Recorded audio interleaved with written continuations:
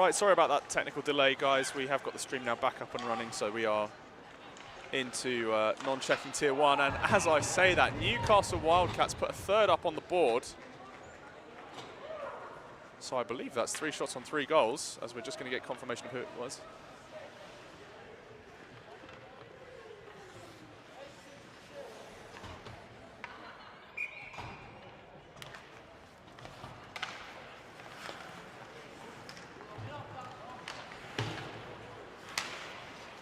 So as we just get confirmation on who that goal was, because we appear to have... Oh, this is the roster issue we ran into yesterday. I believe it's Hayden Richards, but we will just try and figure out. So 8 from 66 at the very least.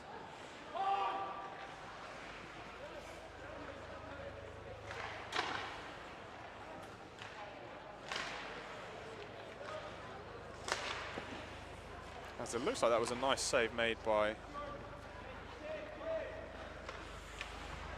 Eric. If you have things to report, there are far better channels than in the YouTube chat. So if there are players with any concerns at all, we encourage them to come and speak to BUIHA Tournament Committee.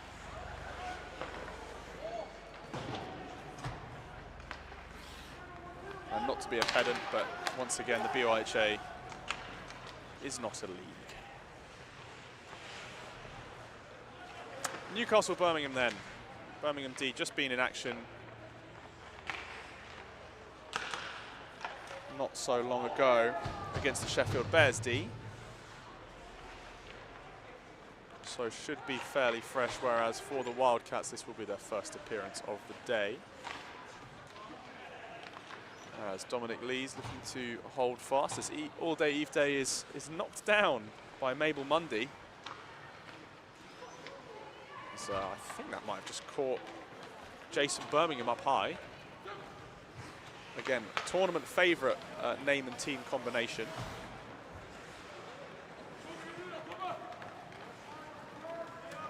As now Sebastian Broman, with some room to manoeuvre, is trying to work in against Dominic Lees, but Dominic Lees, a nice slide to the side to protect his territory.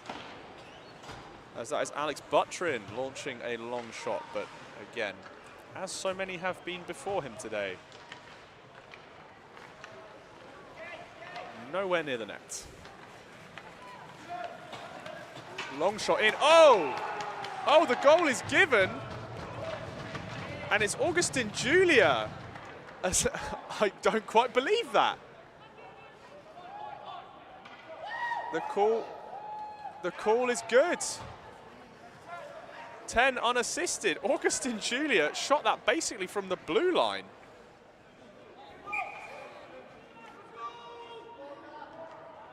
And that is a Brum goal, so I've got the wrong team.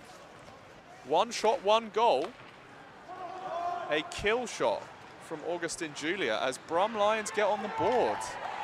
And it's a diving attempt from Edward Dunmore to try and hold the defense. Milne doesn't quite find the connection. Dominic Lees, pad save. And now the Wildcats going around the world. No, look at the score. Oh, it's 3-2. I can't see it because of the speakers. Beth's just rejoining me on the desk to remind me of my numerical failings, as there's another couple of shots in from the Wildcats. As Cats lead 3-2. That's right, I was a languages student. That's my excuse. But again, the Cats with some major pressure here. Drop pass, Ooh, lovely. that was lovely.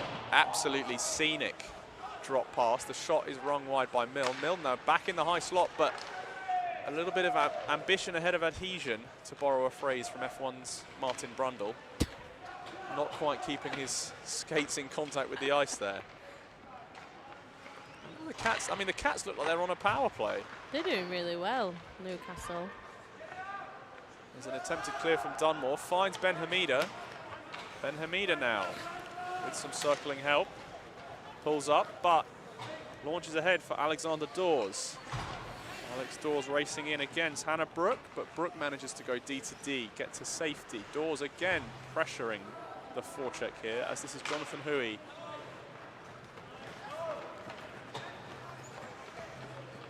This is Jonathan Hui. Ooh. Goes for the backhand, but lovely. well held by Dominic Lees. Dominic Lees warming up into this tournament. It's got to be said.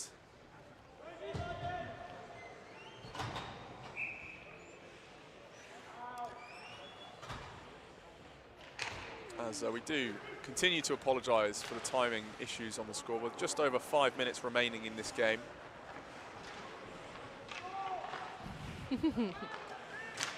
As Jason Birmingham trying to make the defensive play. You're a Can't bit quite behind find on it. there, aren't you? Yeah, well, it's stream delay. Oh, It's built in. It's a feature, not a bug. fancy. Never knew that. Learn something new every day. There you go. Barnaby Davidson is the one trying to hold the line, but it's... Oh, lovely pass there. Oh, lovely goal there. That was nice. Oh, that. this is the one that's wearing the wrong jersey, isn't it? I think this is Hayden Richards wearing number 8. 91 from 8. This is the 8 that we don't actually have Where's the existing, 8? so Oh, yeah, over there. some goals. Maybe misaligned, but Newcastle, if you complain about this in your stats, it's because you submitted the wrong jersey numbers, so I have little sympathy, but well done on scoring some goals. Oh, a lovely chip ahead from Sherlaw to Lydia Morris, but Morris just didn't quite have enough momentum to catch and pick it up. This looks like this is Milne now. No, not Milne. Oh, I like the blue This and is blue. Sebastian Broman again. We were saying these look like skinny jeans. They look These really good, actually. gone out in your formal hockey wear. They do look Oh, like thrown in skinny. front. Oh, Oh, and it's lovely. a finish. And we're never quite going to know who this one is. This might be McDonald. This might be Hayden Richards. Again, Newcastle. Sort it out. 5? 5 is not a number we have. So Wait, because no, it might be. we have 2 5s, and 5 does not appear on this board. So it's going to go to number 1 again. Don't know who number 1 is. the goalie. Goalie's going to get loads of assists. Hugo Taylor, you're welcome. Slip me a fiver after the game, and I'll just keep padding your stats. Again, Newcastle, my sympathies remain diminished. Eric, as previously mentioned, if you have something to report, please do so through official channels. A YouTube chat is not going to get you anywhere. So if you need to contact people, please do so.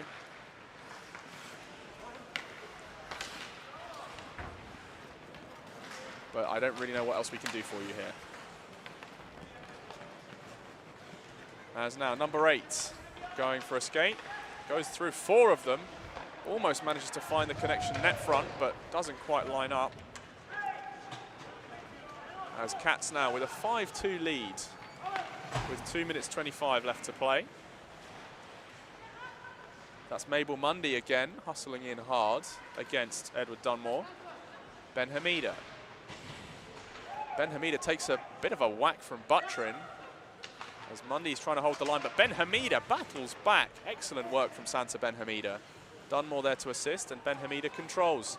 Has help ahead, can't quite get the connection to push that forward into the waiting arms of Alex Dawes. Now Dunmore taking time. Birmingham looking to get a reset. That is sent all the way up. And with Dawes racing in, Dawes actually looking to win the foot race as a bump from 2 players, neither of which were even looking at the puck. But I have to say that would have been a soft interference call, although that one, perhaps less so. As Ben Hamida looking to try and get some clearance. Head to Tamrin Ahmed. Newcastle. This is Broman with some serious pressure.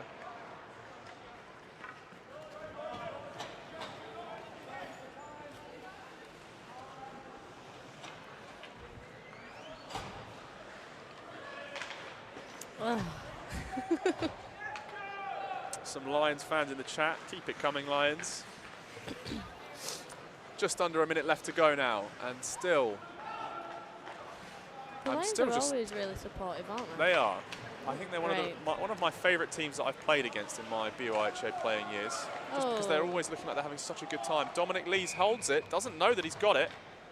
but has in fact made the stop. Thank you. It's all right. I'm too tired.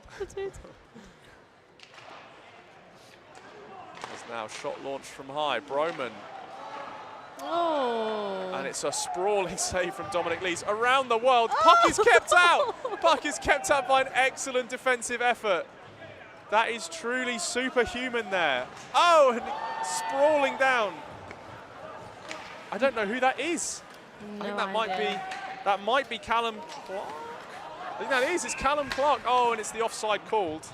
But Callum Clark with a diving hand save into another diving chase down. We've had a We Love You, Press Sherlock. We love you, Prez Sherlock. Joe Sherlock. I didn't realise he was the president. Smiling Joe Sherlock. Oh, no. Never mind. Sherlock. Sherlock. There is a Sherlock and a Sherlock. Oh. Oh, interesting. We did wonder that yesterday when we saw the Sherlock sign in a heart. Are you sure? Are we sure about this? We did wonder if it was an actual, like, they just missed the W off. Yeah. That won't go anywhere, and it will be the Cats that take a 5-2 win over the Lions.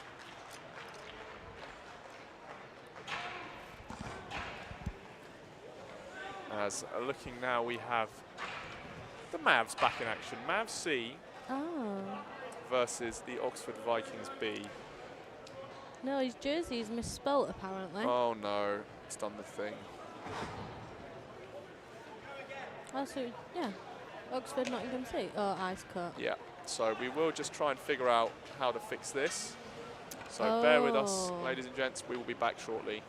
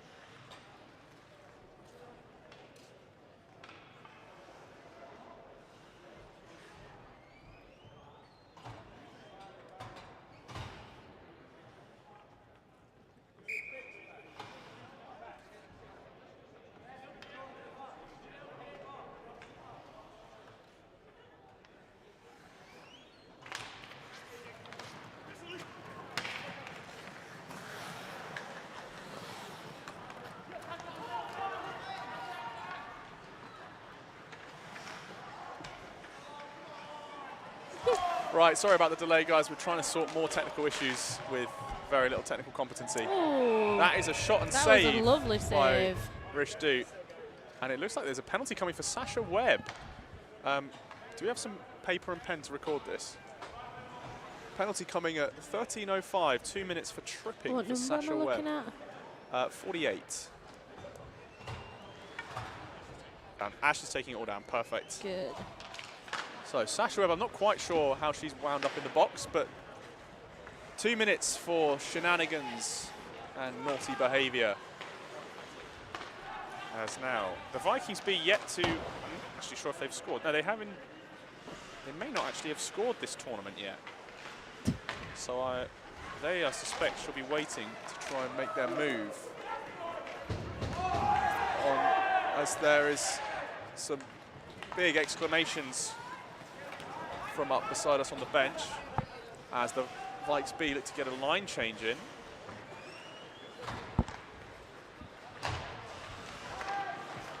I'm not quite sure. Oh, we do have.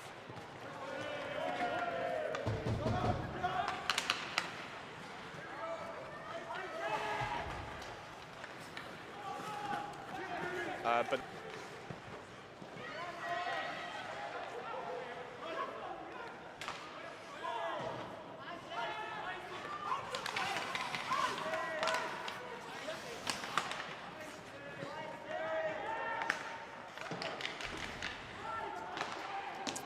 Oxford still then on the kill for another 45 seconds with the first 3.5 so minutes of play behind them. So Nottingham will very much be hoping to try and get something on the board as well because of that, in their eyes, probably slightly disappointing performance against UEA. As the shot comes in from number 81. That is Dan Trokey. No, it's not, it's Joseph Tarr. I do apologise. As now Dixon looks to wind up. Dan Kwok, team captain, tries to get in front of it, but is tapped away instead by Alex Chan, returning defenseman for the Vikings B. Rishdut trying to seal up on the post, but it's through the wickets. And it's Jacob Giles, no, Joseph Tarr again, 81. I'm just waiting to see who the assist might be from. 81, 88.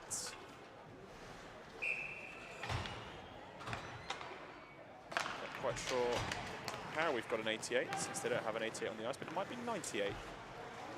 So we suspect that might be Joseph Tarr from Josh Wood. Boot Giranantawat trying to set. Oh! And there is going to be a call drawn there as 2 Oxford players down. Joe Smith takes a tumble. 2 minutes for body checking will go against Daniel Trokey, number 13. As I didn't quite catch who went down. Might have been Hugo Fung, number 10. But it almost looked like there was a number 11 jersey on there.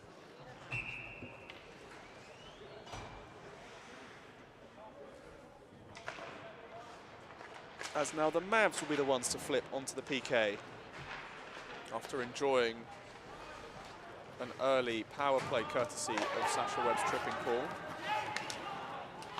As somehow Jack Bannister has been allowed to walk in almost entirely unguarded right to the danger zone, and now Giranantawat takes on Cyril. Razai Martin with a lovely touch, but Cyril and Cyril pinching together. Now Ollie Warren, long-time Vikes B player, Cyril going round the outside, but loses an edge, and the crowd love that one. As puck just kept in behind the net now. Alex Chan goes D to D to a phantom D partner. Ollie Warren will rise to the challenge, but dispossessed by Eleanor Cooper. Welford tries to launch one in, but only manages to tag Eleanor Cooper in the back of the shins, so I'm sure she won't be feeling too great about that one. Now Joe Smith with some time and space. Chooses to offload. up the road to Jack Fulford. Fulford now keeping it in. Smith unable to hold the line though. As Jiran Antawat coming back. Coming back on Cyril. And it is going to be given through the wickets again of Rish Doot. As I believe that is 92 Cyril. Not sure the assist just yet. 92 short-handed, unassisted is given.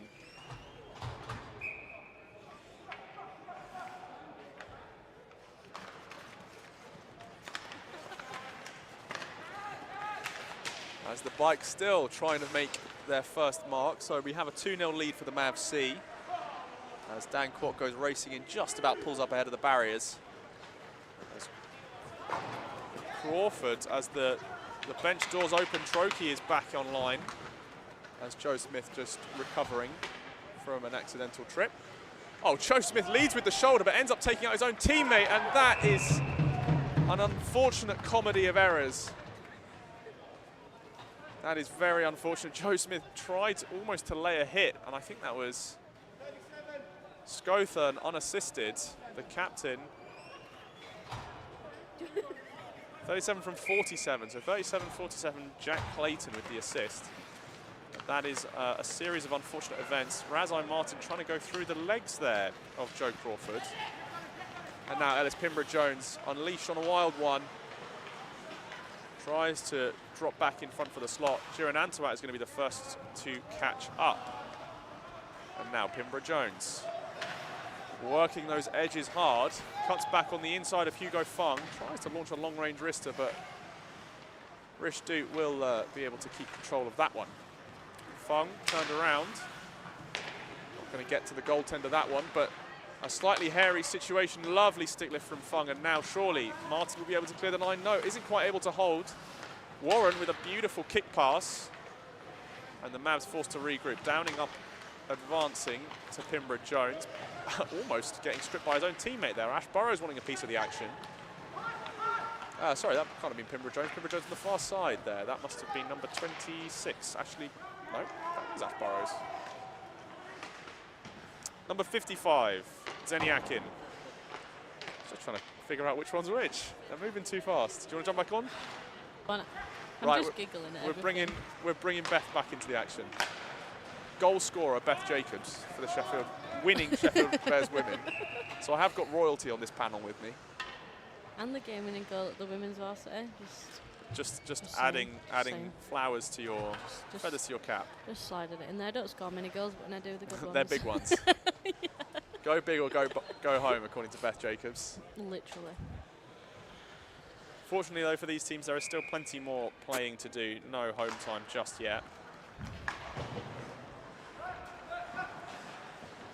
After this, we do have UEA coming up against the Sheffield Bears D before we flip over to Group 2. Which will see the return of the Huskies, the Kings, the Spitfires B, Stags B, Kings B, Mavs D, Bears C, Vikings, Mavs D, and Stags B again. Oh, I've said a couple of duplicates there, but you get the idea.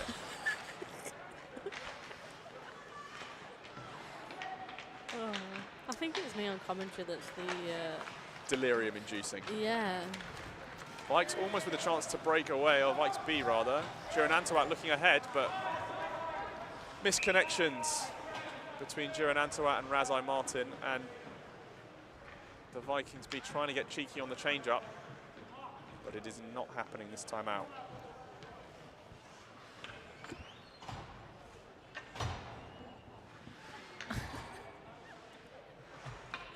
Where is UEA? UEA are on next, I think. believe, against the Sheffield Bears D team. My team. One of your many teams. We've just got too many. So it will be UEA against Sheffield D. As now Razai Martin racing in, almost pulling up a bit too soon. Something some of the Bikes players have a tendency to do is make the chase, make the play, and then lift and coast a bit too early. Whereas the Mavs definitely do seem to be more likely to play all the way up to the wall. Bikes? Why do you call them bikes? Vikings B, bicycles. Oh. So we have the Vikes, the bikes, and now Vikings C, which are the trikes. Oh, Oh, like penalty called. Who is it going to be? It's Joe Smith, number 7, alternate captain. Joe Smith is picking up the puck just for good measure. Oh, that's so polite. 2 minutes for interfering. I didn't quite catch what manner of naughty business he was getting up to, but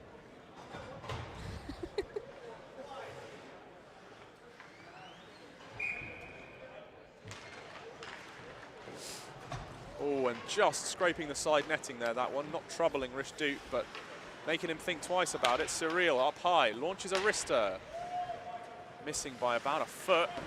Cyril, number 2, other part of the power pairing, as Rishdut tries to slide, but Cyril just giving up on the play there and lamenting the fact that he lost the puck, and it's lost in the feet of Harry Crawford, sorry. As Rishdut down again, but kept clear of the net. That is Alex Grange going for it, as I think that wraparound attempt by Harry Crawford is held away and line gained, zone cleared by Sasha Webb. As Eleanor Cooper already back in on the action on the forecheck. Dan Kwok taking his time, sizing up the competition and choosing to do that. As now Dan Kwok finally with the puck again. As now Cyril, attempt number 2. Has I felt that. Caught a teammate. I think that was, is that Scothen? Might have been Scothen. 37, yeah. Caught Scothen in the hand there and was none too happy about it. As someone's taken a tumble there. Alex Chan being outraced there by Cyril. Hugo Fung closes the feet to close the door. Rishdut can't quite keep the line in. And there's a sliding charge into the net there. I'm not sure if that's considered intentional or not. Probably. But I don't think the refs are too worried.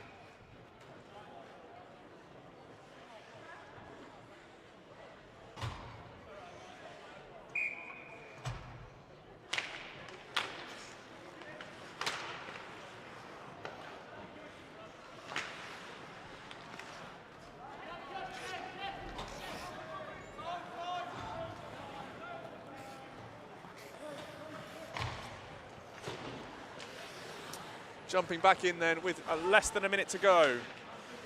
Bikes still scoreless.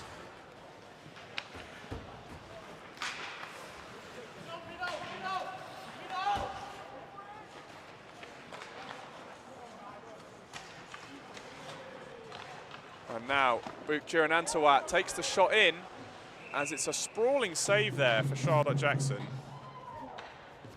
The first she's really been called in to make.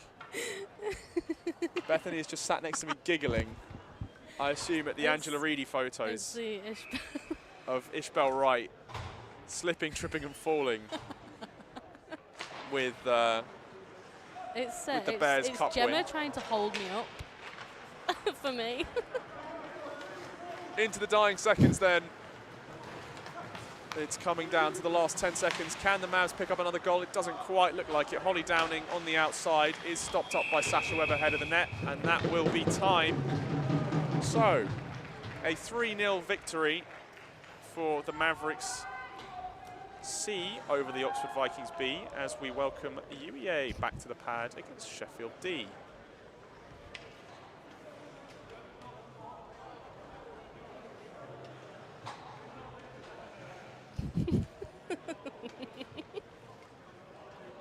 That's Grace's face.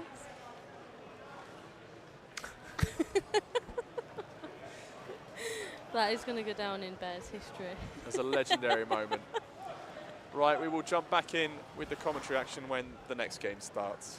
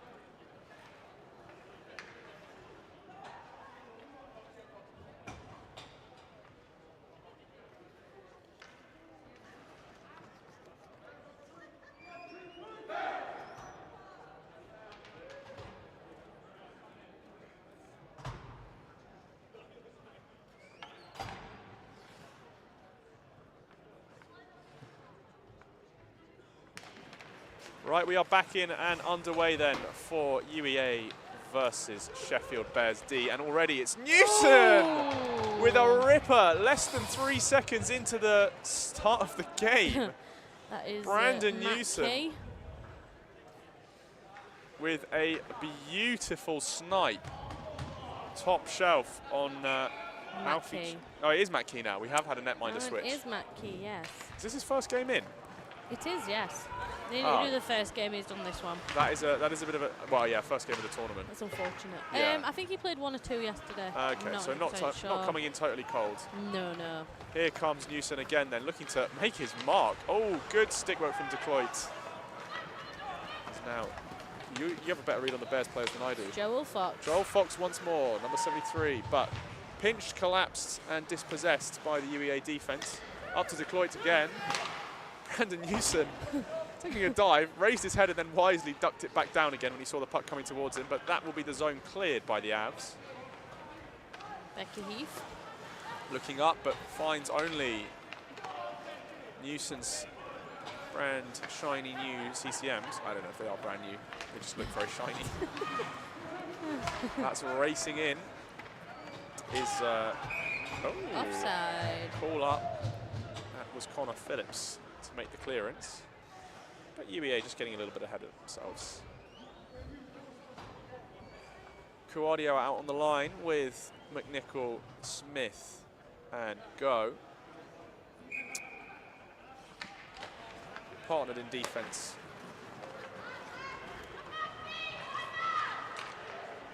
I think that's that sounds like Colin Hewlin again. Just gone for a quick spin round. Aaron Go in deep. Behrman. Go can't quite find the tuck. It's Go against Corinna Lee. Corinna Lee, one of the most tactically physical players of the whole women's tournament, I think, putting the body to excellent use against basically everyone she faced off against. Yeah, she's not scared, Corinna. She will. No. Now here comes Hewlin. Wow. Oh, no, that's Smith, sorry, looked to fake, but lovely Lee did not take the bait. From her foot. Yeah. Go does control, has Cuadio. Cuadio steps out of the way, and now Go looking to do his thing. Toe drags, can't quite get the releases. It's a Bear explosion, as that is a high stick. I think it is, yeah, there's the high sticking, so it could just be a reset. It's a Bear explosion. Ooh, that is a text I like to see. Yeah, she's down there. Do I need to mute you for this?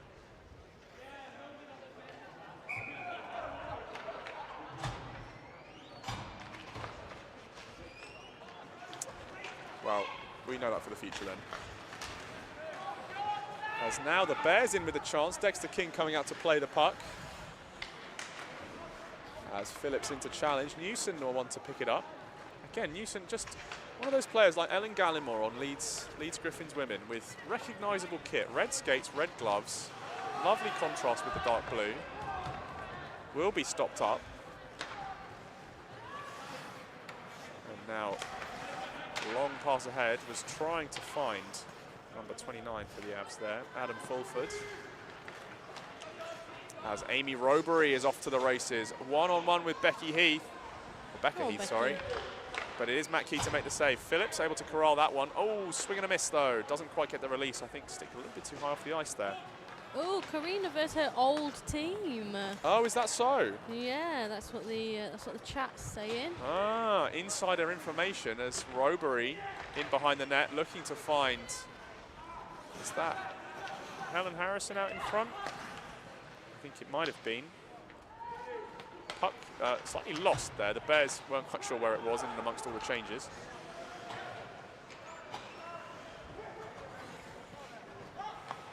Oh, we might have got the score bug back. Oh. Nope, not that one. I was almost too happy about it. We'll see if we can keep all the action going as Newson winding in, has it on the backhand, forehand, doesn't pull the trigger. Oh, that's gone through the lovely wickets, save but there. whoa. Some extracurriculars from the Bears. Hey! Oh, and Newson now. Newson and Green getting What into is it. going on? as there's a couple of shots in. Whoa, Lupu? Jonathan Lupu launching some shots from the back. That is... Lupu getting a bit cheeky there with some almost semi-sucker punches. Time off. Time is off. Fraley is coming to investigate. Where's the scoreboard? We are just fixing the scoreboard as we speak. It is getting done. There we go. There we go. Right, so we're just going to iron out what exactly has gone on with these penalties then. So Dexter King is getting a chatting to from Richard Fraley. Not quite sure what the Avs goaltender is doing. No, I'm not sure if he's been sent to the bench for something. So what's going on now?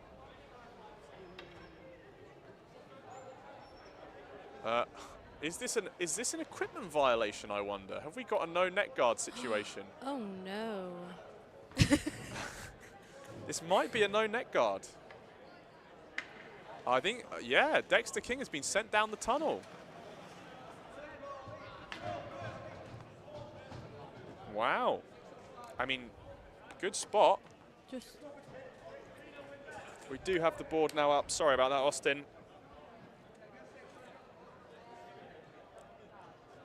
Nice to see you tuning in as well. And I believe we now have Dexter King back in action, appropriately kitted. I wonder if that was a net guard issue. I mean, if so, keen eyes from Team Stripes.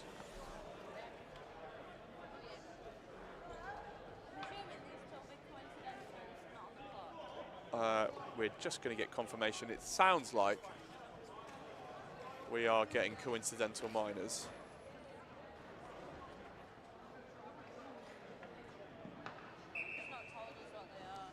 No, so we're not quite sure what they're for. Presumably roughing or general shenaniganery. Kawadia now. Off to Hewlin. Hewlin launches but can't connect. Kawadio recoups. Looks to chip ahead, but nice stick work from Joel Fox. Hewlin again in, but stick down by Corinna Lee. Slightly dangerous, but does manage to pay off. Zone cleared. Beardman takes a trip, as that is chipped ahead by Hewlin. On to Jennifer Orthman. But Corinna Lee is the one that has wound up with the puck. Aaron Go just circling in. Prowling. Has Kawadio in the slot. Taking his time and almost too much time, allowing the return as it's a shot there by Orthman. Doesn't trouble Matt Key.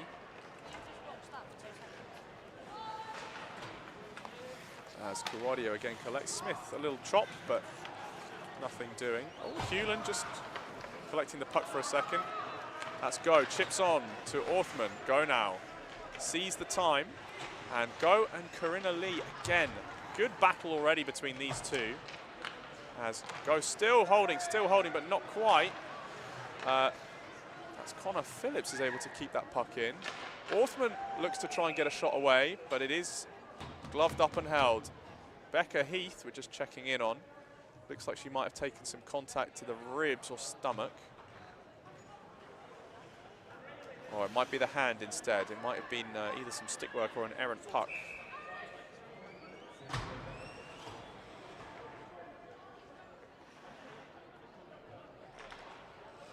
But so far the Avs with the lead. It's just over, just under 8 minutes rather still to play. 7 minutes 50 on the clock. As circling is Amy Robury. Club president this year. Actually, that I might need to fact check that. I believe Amy Robury is the team, not the team captain.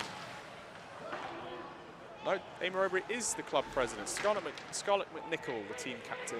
So, club president Robury out on patrol. Becca Heath holding that one in as Connor Phillips plays ahead. No icing, which somewhat frees up Harvey Smith to come flying on in as Fulford tries to send something through traffic. Phillips is not going to be the first one to that puck, and that's a dicey little move there from Joshua Walters to skip ahead, but now Fulford back in control. Pinkney, Zach Pinkney, able to gain entry again for his team, but Avs retain possession. Robury just going to circle off, so Phillips has an option. As Harrison getting tied up there with Lucien Ducloit. Robury now looks to move free. Robury moving free now. Has a 4-on-2 rush, 3-on-2 rush developing. Has Smith in the middle with Fulford. Robury does it all herself. Outstanding performance from Amy Robury to go coast to coast, end to end. And it's a 23 solo special to put UEA 2 clear on the Bears.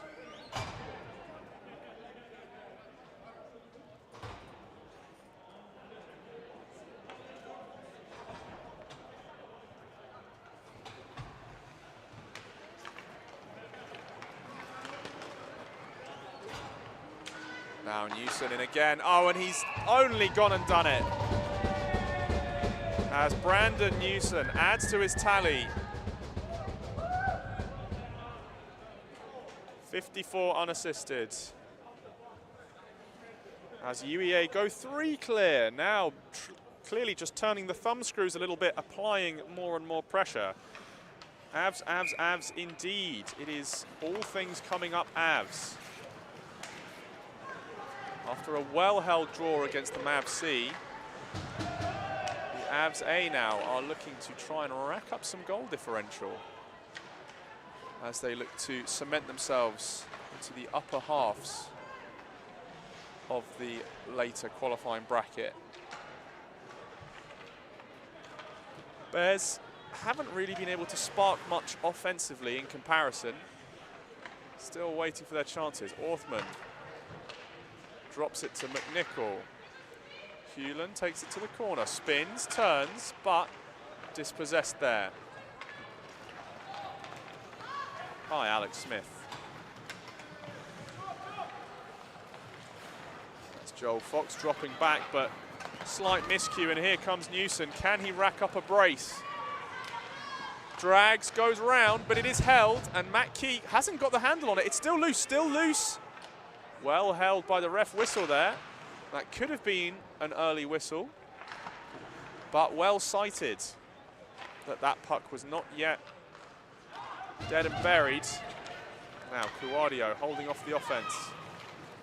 Long range, Dexter King drops down, takes the shot. Prefers the blocker drop rather than the butterfly, as Kuadio dancing beautifully around. Kuadio one-on-one, shoots into the waiting legs of Matthew Green. Kuadio looking to find the help in front, can't connect, and now Green coming the other way. Connor Phillips is able to get a backhand on it, and now Aaron Go unleashed into the corner against Becca Heath. Becca with a good stick touch, and Go again comes back, scoops up, looking to score, and does in spectacular fashion. It's Aaron Go for UEA. Number 21 puts himself on the board alongside Amy Robury and Brandon Newsom, who's racked up 2 already. UEA 4 clear.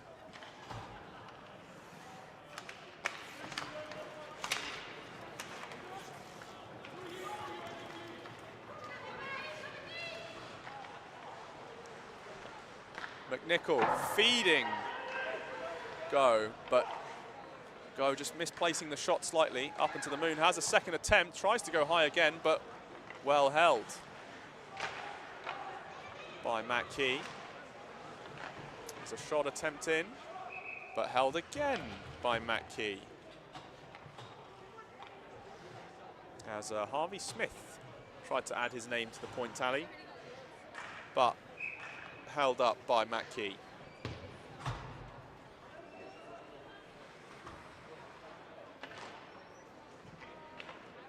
UEA wins the draw. Hewland now down to Harrison. Newson in against Corinna Lee. Lee drops down, Didn't look like there was much contact in it. Kuadio trying to hold the line, but just miscues it. Lupu now, previously in the box alongside Newson for some roughhousing.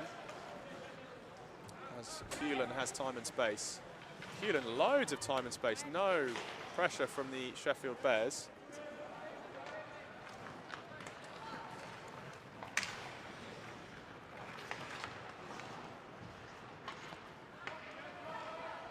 Newson now in again on the corner. Sweeps it back. Kuadio has plenty of time and space. Lupu in front. And that is held up by Matt Key. As I think that might have caught Michael Werry. It is 4-0.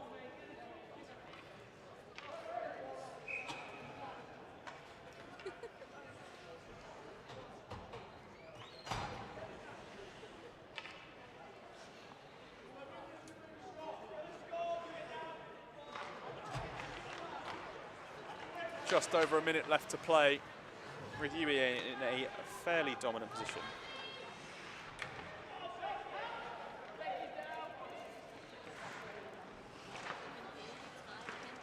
Can you?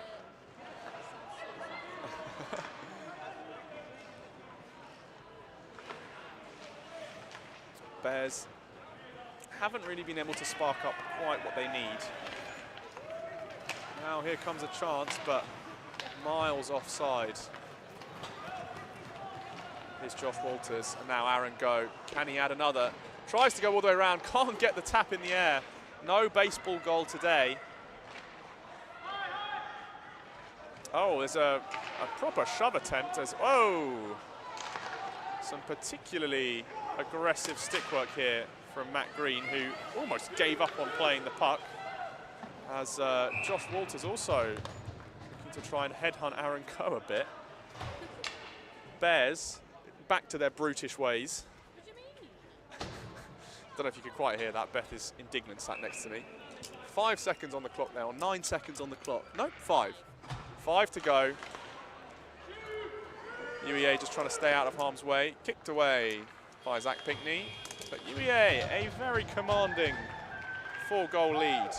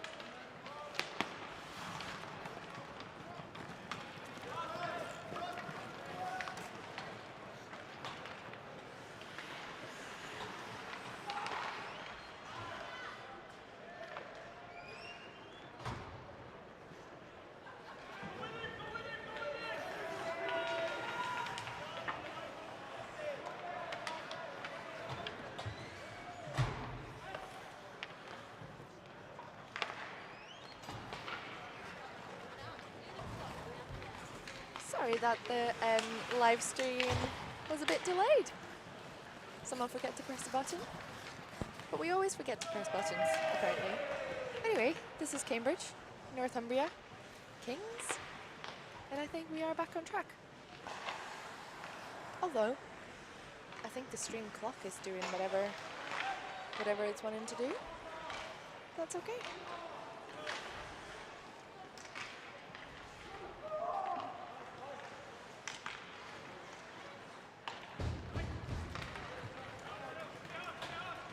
No icing here.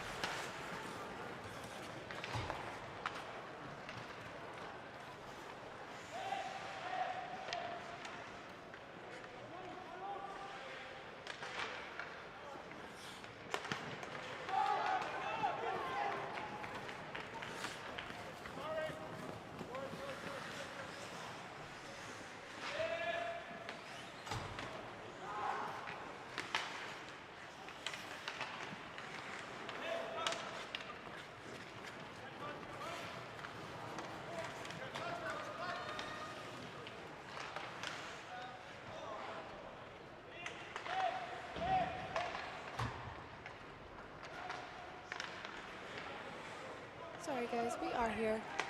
We just have some technical difficulties.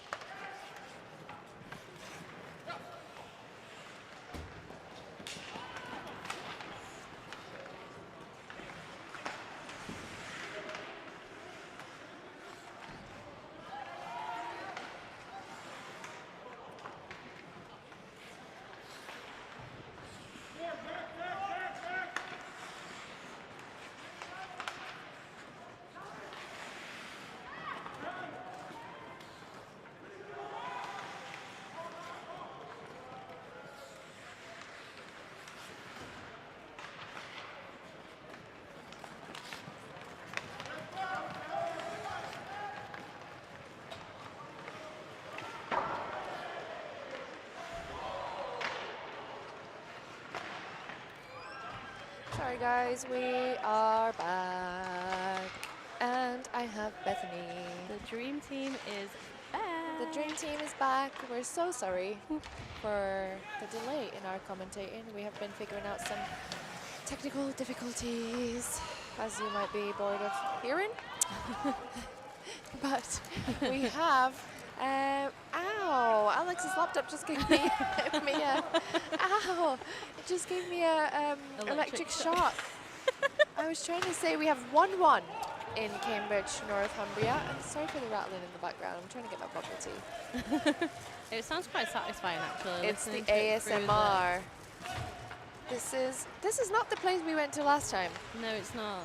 The place we went to last time was Meadow Hall. Oh, thank you. Anyway, quite a good start for this game. Thank you. That was a beautiful goal. We did see it on the replay. Very nice tip in. Very nice tip in from Northumbria. We've got 6 minutes left, I believe.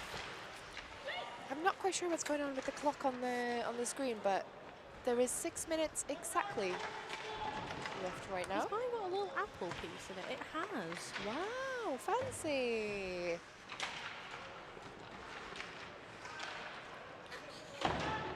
Oh, that's strong. Quite nice. I'm just going to pull up the... I do have the chat in front of me. Someone asked when the Glasgow Stags are playing next. And I believe that is the Stags lined up in the tunnel. I believe the Stags play next. That's okay. We have everything under control, Alex. The dream team is back. It is back. We just had some technical difficulties, and I believe that was a... That was a shot. That was a shot.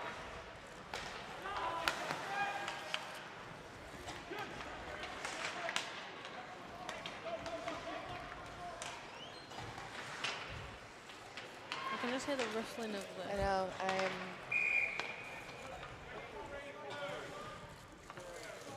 It sounds so satisfying. So you can just hear me say technical difficulties in the live chat.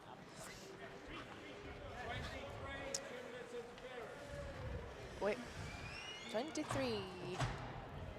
2 minutes for interference.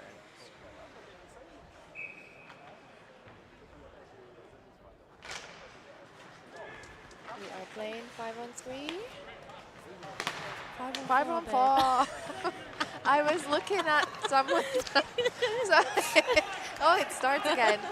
Damn it. I was looking at someone's jersey with the, oh my god. It started already. Oh, near there. I don't know why I say this stuff. For anybody that was here last week, welcome back. Yeah, anyone who listened to this. And the thing is, it's not even 9 p.m. It's 4. It is 4 p.m. and I am already talking nonsense. Northumbria is not going to get this chance because that is whistled. I was going to say they've got an opportunity here, but they will regroup. They will regroup. Have we answered the live chat when someone said, does anyone know when Glasgow starts? Yeah, they currently looks like Don't let us on this live chat. They are. They are. You can see they them look right like there. they're lined up. You can see them between the benches right now. Wow. Oh, goodness gracious. Goodness gracious. Right, Northumbria looking. They've got a spot here. Oh, blocked nicely by Cambridge.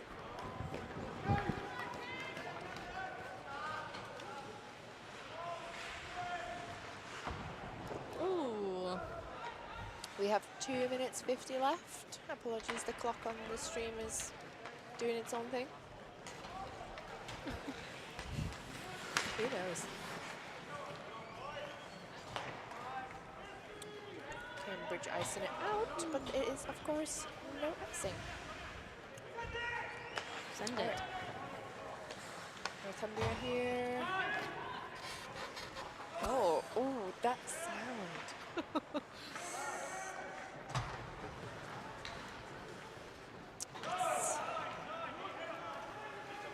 It is going from end to end. Coast to coast. Coast to coast. Nobody's taking it coast to coast. Cambridge is doing what they should be doing on a penalty, which is ice it away. Oh, that was a little bit too wide. A great shot. Got a spot there. Nice block by Cambridge. Number 5. There's a corner open there. Oh, oh, falling, falling.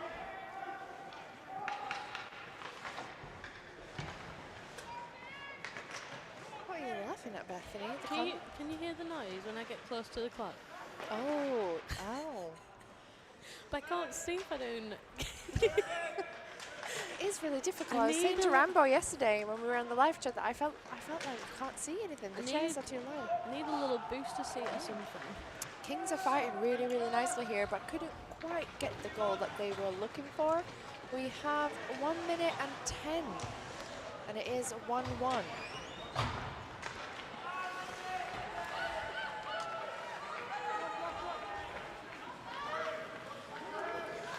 Another 1-on-3, chipped away by Cambridge. Less than a minute to go now.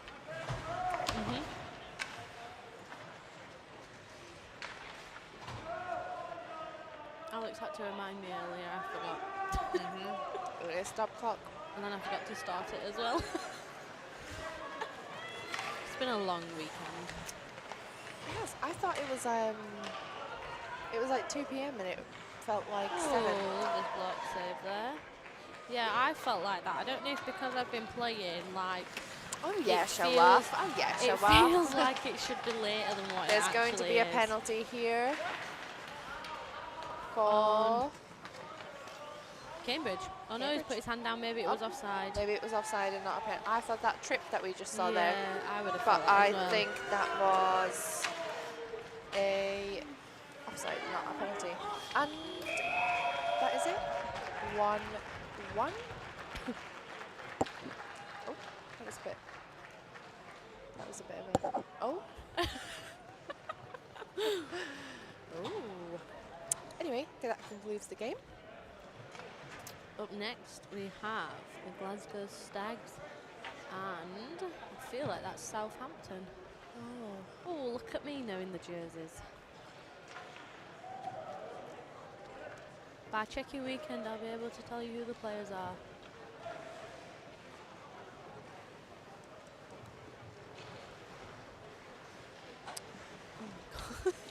That is not correct for the shots on goal, but that's okay. I think it was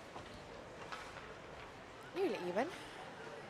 5 for Cambridge, 6 for Northumbria, if I am not mistaken.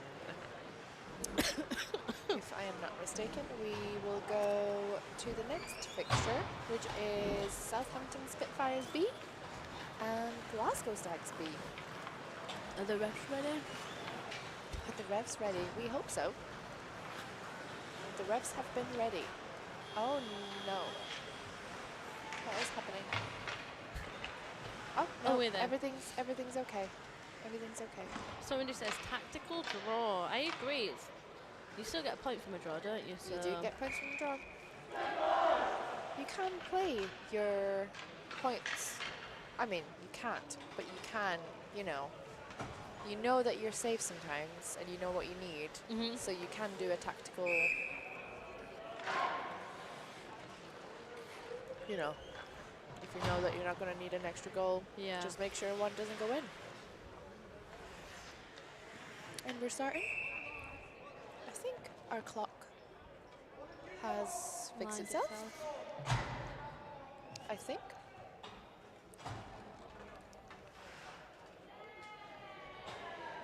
Well done, both teams. Yes. We love both teams. We love all teams. As we said last week, hockey is the real winner. Hockey is the real winner. There is a Go Sports sign in the crowd, and that is what I think anyway, should go.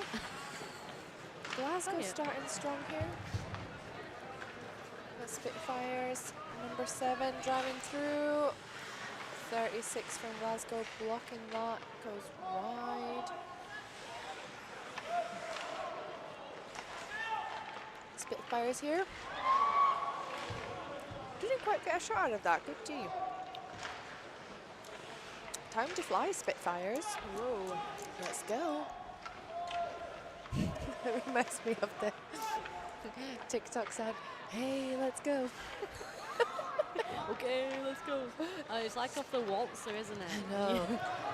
Glasgow, get it out.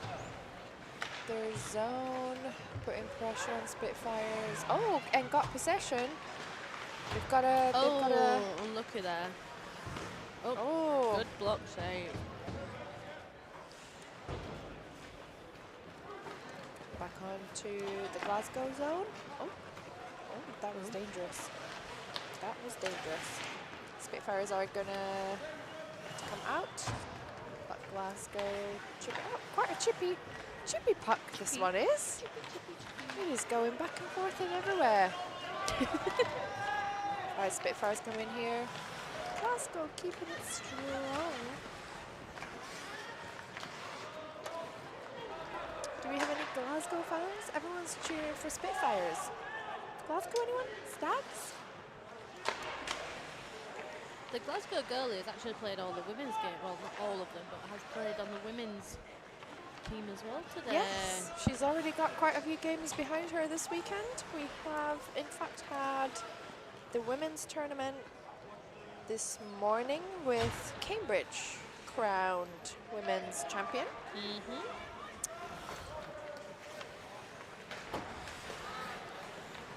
Who won the bronze game in the women's? We played the bronze game. Southampton and Sirens. Southampton actually won. Lovely. Oh! Neve said go Stags. Yay! We have a Stags fan here. Good Stags. We have 84 people on the live. Whoa. 84 people listening to us talk about BUIHA hockey. How many did we have last week? We had quite a lot last week. We had as well. 90, 95, 96. I was told yesterday I'm not allowed to go in the live stream because every time I joined Rambo, something bad happened. And I was called elsewhere. That is a shot by Glasgow, but I believe that is the goal. Goal going. There is a shot there, however, then the goalie. Oh no, it's a player. It's a player that moves into the goal. Maybe it wasn't wasn't you. That was a bad look. Maybe it was Rambo. Oh, maybe it was Rambo. Go Zebras. Let's go Zebras. Go Revs! We do really appreciate our Team Stripes who work really hard here. Offside. We are at the rink for about, that will be offside.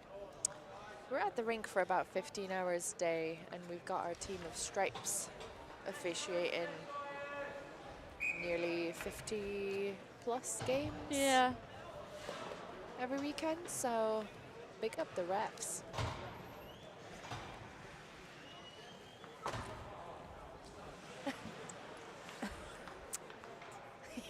He's just chuckling about our bubble tea. It's the highlight of nationals. Right, Glasgow keeping possession. Still keeping. Oh, good chat. Let's see. Oh, good save. We've got a glove on the floor. Spitfires getting it out. Glasgow are going to pick this up. Oh, that was a grunt. No, I can't get comfy on this chair. Petition to donate the BUIHA some comfy commentating chairs. Thank you. We need some taller ones. We do. Right, Glasgow. Oh, Glasgow coming through. Oh, Lovely. and that is a goal. Number 8. Looks like 86. What are we calling that? 86 unassisted. Sorry, it's not pulling it up on the screen, but that was 86 from Glasgow, scoring the first goal of the game. Oh, lovely couple of saves there from the Southampton goalie. Southampton yet to get a proper shot on goal, but here it almost came. I thought you was going to jinx it then. Here it almost came, just went a little bit too wide. They've had a couple of shots just either being disrupted by Glasgow or they have gone slightly too wide. But Glasgow clearly putting in a lot more effort, not effort, God, a lot more pressure. You're Jesus, gonna upset people. that was good. That was gonna be, that was good. That's just ignore me. Pressure is the word I was looking for. A little bit more pressure from Glasgow to stay in the Spitfires zone. However, Spitfires did spend, oh, and they are back into Glasgow zone here. That's so bad. Why does the words come out my mouth like that? That is definitely not what I meant.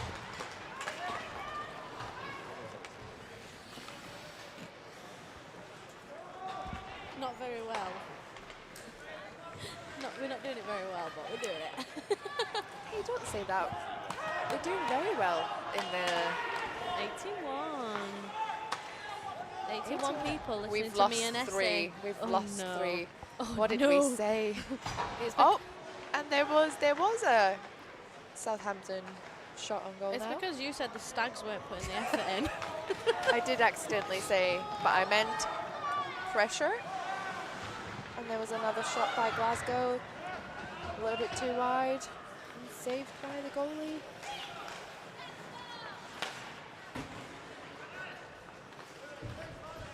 Ah, one came back. It's 82 now. Oh, I like those laces. Glasgow coming again. They're going to have someone to help them out here. Spitfires gain possession.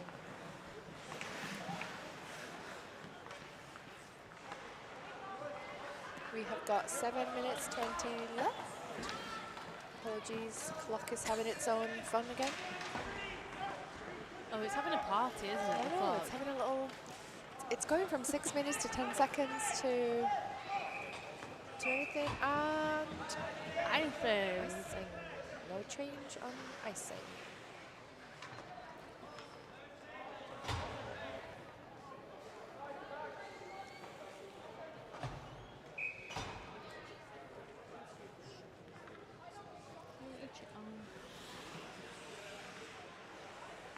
Still 1-0, even though Glasgow has more shots on goal than Spitfires.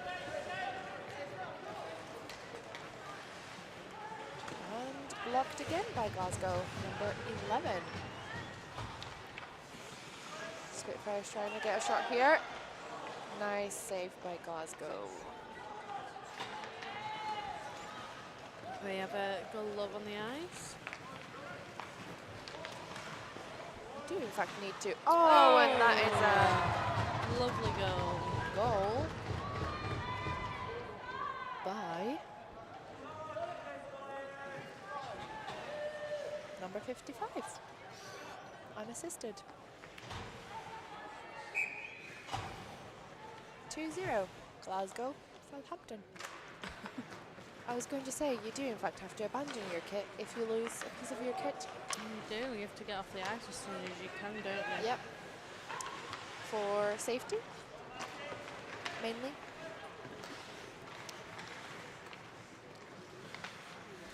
Glasgow coming through again, 86. Blocked by Spitfires. Looking to end. Well, entering the zone, but not in possession.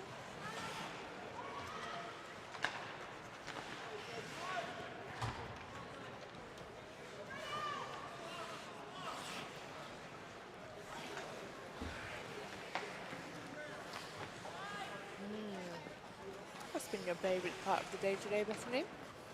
Winning. You did win. You did win, didn't you?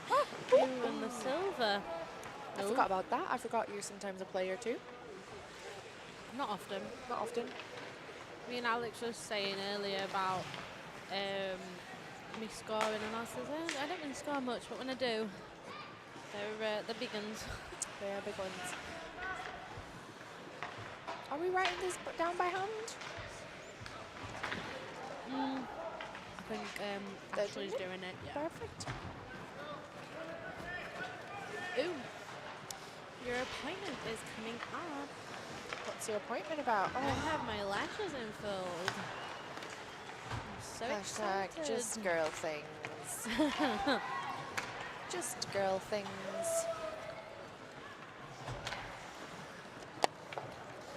It's actually very practical, and I believe that is. I don't know what that is. Hold on. Too many men? No. Too many men? It is too many men, right? No. Yep. Too Yeah, many. too many. That's just a bench. There's too many men for number 17. Too many men, too many men. Too many men, too many men. I did sing that when I got too many men call earlier. Rambo was singing it yesterday as well. We've started it. We've started something. We have started something. We've started Rambo. a trend. Rambo was in fact here for a visit to do his infamous commentating. He's back next weekend. And isn't he's he, back next Rambo? weekend, so you won't have to miss him too much longer.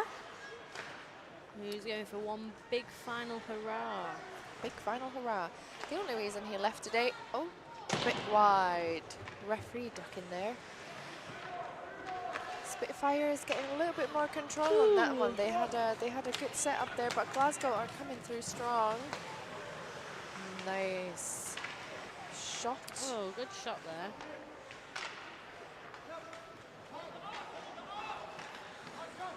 Yeah, Rambo will be back. He just had a women's game against Kingston, I believe, for the Steel Queens, who are, for the first time in 3 years, not in the BUIHA women's.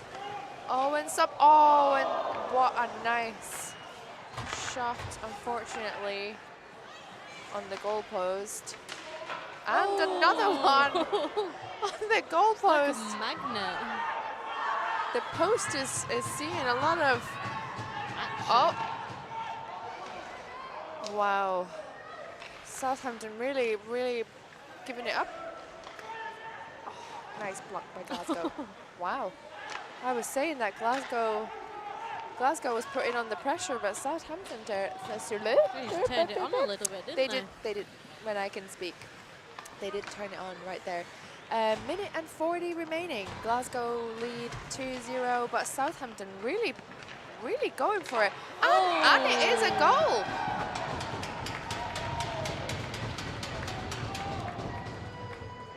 That one looked like it went off the post and in, didn't it? Yeah, let's have a look. Whoa! Oh no! Nice, That nice was goal. a nice goal, that one. Did you? I don't know why I looked to see who scored. It doesn't make a difference. Did they say 22 or 42? We have no 22, I believe. I believe I can fly. I always think of when I hear I believe, you know, the TikTok sound where Yeah. it's the American chant, so I believe that we are.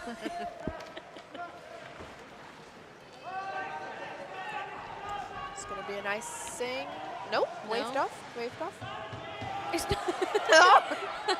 Spitfire 76, a little bit confused there whether it was waved off or not. he was winning the foot battle, wasn't he? So one more to go. 20 seconds left. There is time. There is time, but Spitfires have to keep possession, which they do. You can do it. Words of motivation from the commentating team.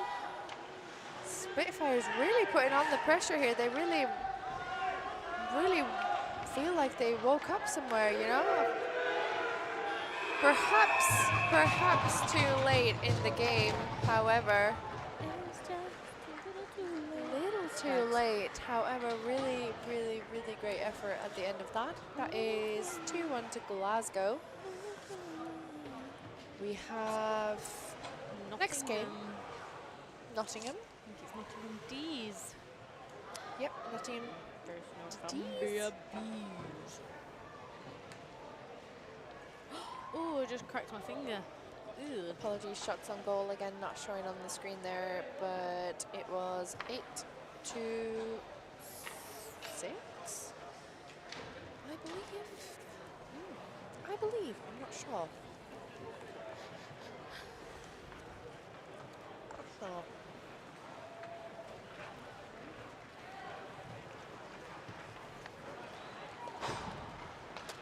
I really want to eat my apples. There's like really entertainment that they put apples in it. Really enjoyed my bubble tea. I got lychee, black tea, regular, less ice, tropical poppin' pearls, half sugar. See, you went the healthy option. I went apple tea, regular ice, strawberry bubbles, extra sugar. Nice. Should we bust them in? Let's do it.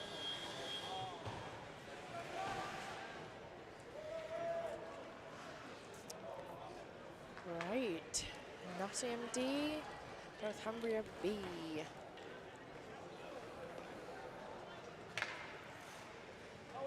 And we are gonna get going. Oh wow. We did yesterday when me and Rambo were opening our Pepsi Max cans right before I had to run off again. I did open it in the mic and it was like that ASMR thing that I was talking about last week. Nottingham there, getting off to a strong start, but Northumbria looking to take it off. Bethany's trying not to chew her apple on the mic. I think that would be quite good ASMR. Well done, Glasgow. Well done indeed.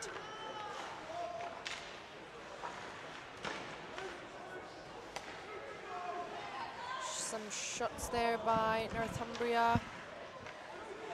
Loose, and it's a goal. Let's have a look, a battle on the on the net there. Goalie had it, and it unfortunately went through. That is through the legs. Oh, gosh. 35-94 from 94. Apologies. It's 1-0 to Northumbria.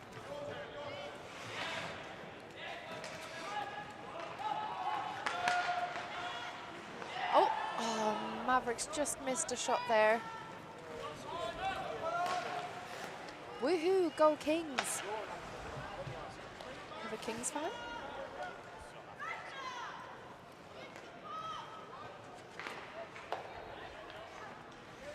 Quick goal by Northumbria to start nice this off. as well. That was exactly as they coach. Stay in front of the net because you never know when the puck is loose.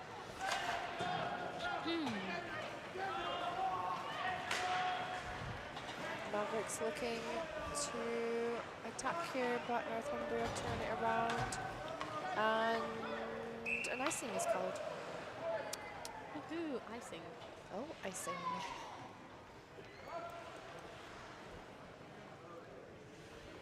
I haven't got my watch on charge yet. This is not good. I have charged my watch. We have our smart watch through here. Mavericks trying to get in there, but Northumbria keeping it in. However, puck is bouncing. We're doing a little bit of. I'm really anxious about, like, you can hear the ice, listen. People like ASMR, you know?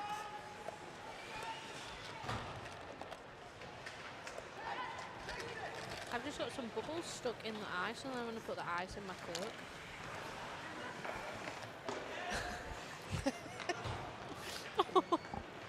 Put your ice in your Coke.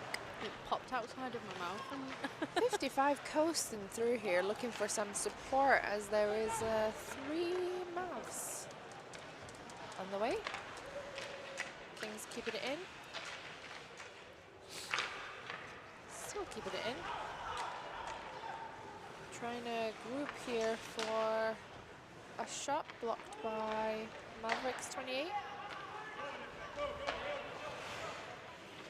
Mavericks looking to break out here, but a little bit bouncy on the That stick was stick. still is going. flying. Stick is flying. Northumbria Oh, there's a lovely little poke chip there from the Nottingham Mavericks. going to get a shot here. Yes, Oh. they have. Straight to the glove. Nice glove save. Although I think that might have been too high anyway, but that was a nice glove Yeah. save. Lots of Kings fans. Let's go Kings, let's go Kings, woohoo Kings. I wonder if we have any international I know, fans like last week. we had lots of Canadians. I don't know if we had anyone else, but lots of Canadians. It'd be good to know if we have more. More this time. Keep losing viewers and then regaining what's going on. Where are you guys going?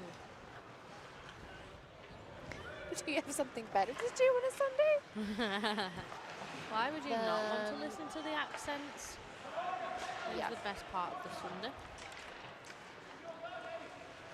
Let's go Mavs. Oh, finally a Mavs fan. This has been quite a long shift for these players. Looking, looking to get a shot there, but didn't quite realize where the puck was going. Mavs looking to break out. Need some support because there is a king in the way. King in the way. Oh, and that is kept in by Kings as well. I smell a Kings defensive blue line goal. Whoa. It is looking very, very strong on the blue line. You know, Kings are keeping it in every chance they get. Mavs have got to put some pressure to get that puck out.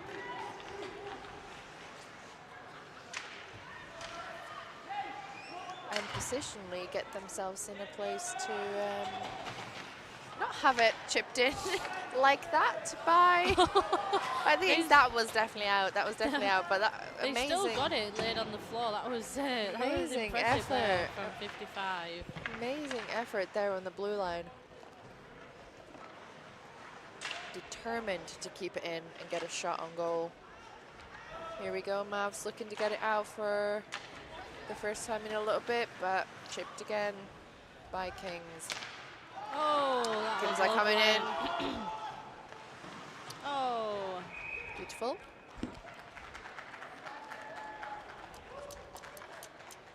One on zero here. Just a little too wide on the corner. Goalie's guarding the post.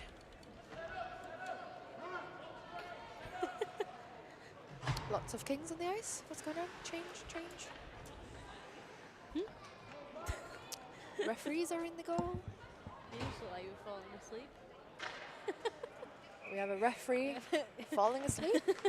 Not on the ice. Not on the ice. We do have more than 2 referees, by the way, doing this tournament. Not just the. Oh, nice! Finally a shot on goal by the Mavericks. Saved by Kings goalie, and Kings are coming straight in for repay, and it's bounced back. Come on, Mavs, play like you want it. Yes.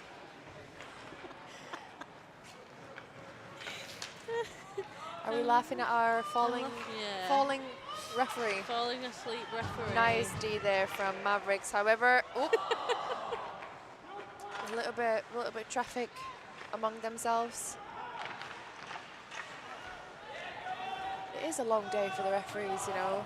On your break, I'm sure you would fall asleep if you had a break. Oh, wow! Let's see if I got that on camera. There was a shot there that came from down in the corner. Oh, just missed. Mavs replaced Turbo with a brick wall and nobody even noticed. Turbo. What does that mean? I don't, is that the goalie's nickname? Come on, again, Mavs. Let's have some more of that. Yeah, that was great effort. That was a good opportunity. And shooting again, just a little wide, but another shot. Oh, we can see Nick Winters lining up in the tunnel. Nick Winters and Northumbria trying to come through again. We have 6 minutes remaining for those following at home, because unfortunately the clock is not working on screen. I mean, it's there. It's just Says we're 4 seconds. doing its own thing. Let's not bully the tired referee. Needs their beauty sleep before the next set of. Northumbria coming in here.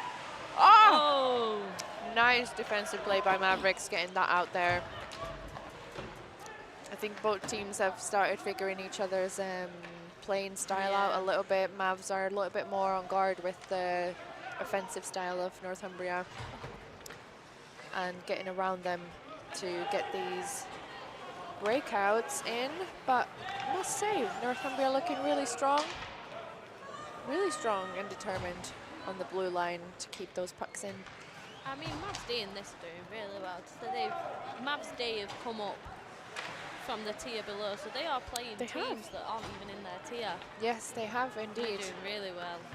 And considering the pressure that Northumbria's put in, 1-0 is not a bad place to be with 5 minutes to go. Plenty of time to answer and score. The referee has fallen asleep. These chairs aren't the most comfortable, so he must be very tired. That's okay. We'll let the referee sleep. We'll let him sleep. Let's not. You close your eyes and have your rest. Do you want us to sing you a lullaby? Sing me to sleep. I was thinking about Twinkle Twinkle Little Star. Twinkle, twinkle, little star, that's an offside call. Ta-da. Oh dear. I won't bully the referee anymore. He's tired. And sometimes, sometimes we need to take a little power nap. Even if it is on uncomfortable chairs on the media balcony of Ice Sheffield. He's not sleeping, he's just resting his eyes. Resting. Ready to make the calls in the next game. Ready. It's, the referees do so much eye tracking and movement and decision making. Sometimes they gotta rest their eyes. I can imagine it can be quite draining. Oh, chance for Northumbria. What was that? It can be quite tiring, and also I have lined before, Bethany. I did a season of being a linesman, and it is hard work, especially if you've been a player before. Shot here, blocked by Mavericks. If you've been a player before, it's actually quite tricky when you start lining and refereeing, because you're having to look at the game a completely different way. Yeah. You're not following the puck anymore. You're looking at the players, and that can be tricky for people sometimes. I suppose it's the full game time as well when you're a player. You go and sit on the bench, and I know when I sit on the bench I zone out. Yeah. Until I'm ready to go again. Mavericks breaking out here, coming through. Lovely little skate here. Chance. Oh. Shot on goal there. With 2 minutes and 20 to go. Northumbria chipping that out with a race. Oh. And very well saved. 94 rushed that through by himself.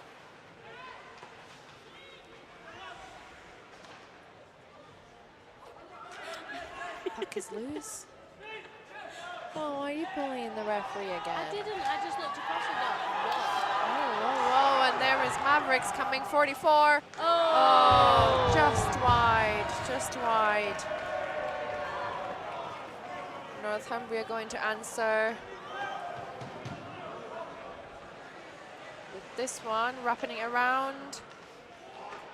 Puck is still loose and whistled. Oh, damn. I'm not sure that got on camera. Oh, it did. Kind of. Lots of, oh, it was loose, and then the goalie saved it under the glove. What are you laughing at? Oh, yes. We have a minute left of this game. Oh, Mavericks still have some time. It is only 1-0, despite Northumbria's pressure. I was actually giggle when you say 1-0. 0. 1-0. What do I say? 1-0? 1-0. 1-0. What is nil? Nil is Yeah. null. 0. But 1-0. yeah, but nil as in like It's like null. means nothing. Exactly. Because they've scored nothing. There you go. I'm a foreigner. Northumbria looking for one of the last chances potentially in the last 10 seconds. 15 seconds, sorry. I can't see the clock. We've got one side of the clock now not in the working. Last 10 seconds of the game. Now we are. One more Now we are chance, looking for potentially. Oh. nice defensive work by Mavericks. And there we have it. Kings have won by 1 goal. 0. 1-0. Not 1-0. Us foreigners don't know how to say nil. Nil. Nil. Nil. Right. Next up we have got the Sheffield Bears Bears C. and Oxford Vikings. Oh, that should be a good one. Bears are currently at the top We have Nick of the Winters group. Oh, Nick. in the goal. We don't have Nick.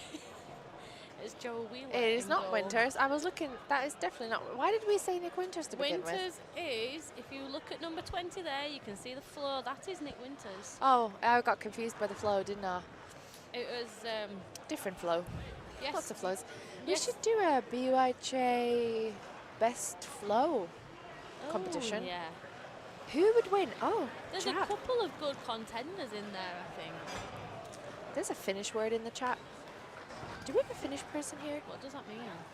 Aikamois, that means like, what's the direct translation? I don't know. I would say that, you know if I said about the game and I'd go, oh, bloody hell. Oh, yeah. That's what I would say. Oh, it's like, yeah. The way Yeah. you say it sounds really like a, Yeah, like, wow. is this these guys' first game? Wow, bloody hell. What do you mean? Of the day? Oxford. They both have played elsewhere. Well done, Kings. Exactly, well done, Kings. Also well done, Mavs, for keeping those shots in. What's Alex doing? Alex is doing Alex things. Right, buzz him in. Shall we buzz him in? No stretching, Oxford. We're gonna call that out. You should be stretching off the ice, not on the The ice. BUIHA National Guidebook says no static stretches on the ice. It makes you cold. There are Finnish people in the chat. That's what I it means. don't know what Try that and say that, means. Bethany. Please Which one? read. Which one? Read the shorter one, the one that starts with K. First. I feel like the last bit looks like a la, but it's not a Oh my god! Just try and read it. Just try and read it. Kyla on. Gulla. Kula. Kyllä. There's no U. KY. Gulla. Kyllä on. Suomalaisia käsissä. Huh? I was close. I Actually, mean, Kyla. Kyla. Kyla. Oh dear. It's the You guys should Yorkshire. hear how they talk about my name. For most Oxford really coming in strong and having a shot there. Oh, whoa. The way that people say my last name in the BUIHA, Yeah, I've never attempted your last name. no. And it is really funny. When I was a player, No. Do it, do it, That do reminds me it, of do a it. really long train station in Wales, and it's the really long one, and it ends in like go, go, go. Go, go, go. I can say it. Go on, say it. I'm really bad at this stuff as well, though. Go, go, go. Lentokone, suihkuturbiini, moottori, apumekaanikko, aliupseeri, oppilas. See, I would have not done that. I'd have started with lento, Lento. It's like a lentil. konesu, Kone, suihku. konesu, Suihku. Quite good. and then the last bit would have been pilas. Oppilas. That's That the means a student. That's the Yorkshire. That means student. That's what you are. Where Student, Are? I am from next year. you yeah. are. You are I am doing in your September. masters. You're doing your masters, aren't you? No. Actually, talking about Finnish people, we have quite a few Finnish people in the BUIHA. There used to be a Northumbria Kings player, Sara, Oh. and that's a shot by Oxford. We used to have Sara in Northumbria. Mavericks from last weekend, one of their teams, they have a Finnish player, and I believe there is a Finnish player on one of the other teams. All I know is that their last name ends with Nen, and that is a call for my own people. So that's all I know. No, that's what I'm trying to. You won't understand what he said, but No, I don't read Finnish. no, he's talking. I know who's talking now because, or what we're talking about. That's exactly what I was talking about because there is a Finnish guy and this is the last name. Oh, it is him. That's exactly who I was talking about. It's the Mavericks Finnish guy that I mentioned. Oh, that's That's- him that's commenting. That's him that's commenting. Oh, you've had a little shout out. I know, and he's just saying that they misspell his last name every time they talk about him. Oh, Because do they'll probably say keto or, something along those lines. Kilo. Yeah, kilo or keto. But in Finnish, kelo. And that's another shot. By Oxford. We are watching hockey still. Vikings. Woo. Vikings, we are, yes. Sorry for the Finnish chat. It's every time the Finns just find each other, it becomes about Finland. We are still watching hockey, and we are still 0-0. About 11:40 to go, and there is something going on. It was a whistle. Was a whistle. Let's have a look. The Oh, Bears netminder doesn't look too happy. let's have a look. Oh, I think, did he cover that? And then And then it came back out a little bit, didn't it? yeah, Heikkinen is the UCL player's name. Oh, ref has finally fallen asleep. Yeah, Heikkinen is the UCL player's name from last weekend, and that's how everyone knew he was Finnish, because it's the Nen. Did you have a nice nap? Did you have a nice nap? Just let him sleep, Bethany. He's I didn't do tired. anything. Let him sleep. He woke up on himself. Should I just start speaking Finnish on this chat and see how No. many we can get? We've got one. We can get Heikkinen on the chat too, and then I think we have somebody else in the BRJ that's Finnish as well. Although I don't know if they were here for just last year, just 1 year. We can just start our own thing. I feel very excluded. Finnish. I can't speak Finnish. No. You have to teach me Finnish so I can read the chat. Good luck. Oxford, number 10. We spent a lot of times in the Bears zone, but still 0-0. Oh, Nick Winters. Oh! And Winter is not coming today. Oh, Bears Winter. keeping it in though. Nearly. Go Oxford. Yay! I believe this is the last game potentially of this Set of 4. set of 4 or 5. Is And this the last then of the group stages as well? I think it is. might be. We have an ice cup. Well, we do have a nice do. That's what I was trying to say. We do have a nice cut after this, but that is icing. Not a nice cut.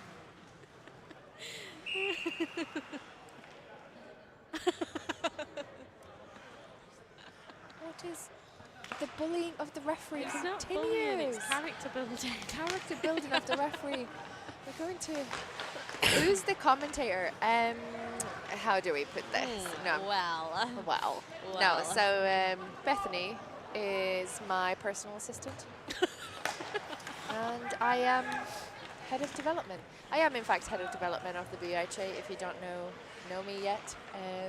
My name is Essie, and I am Finnish. Well, shot on goal by Oxford. And with me is Bethany, who...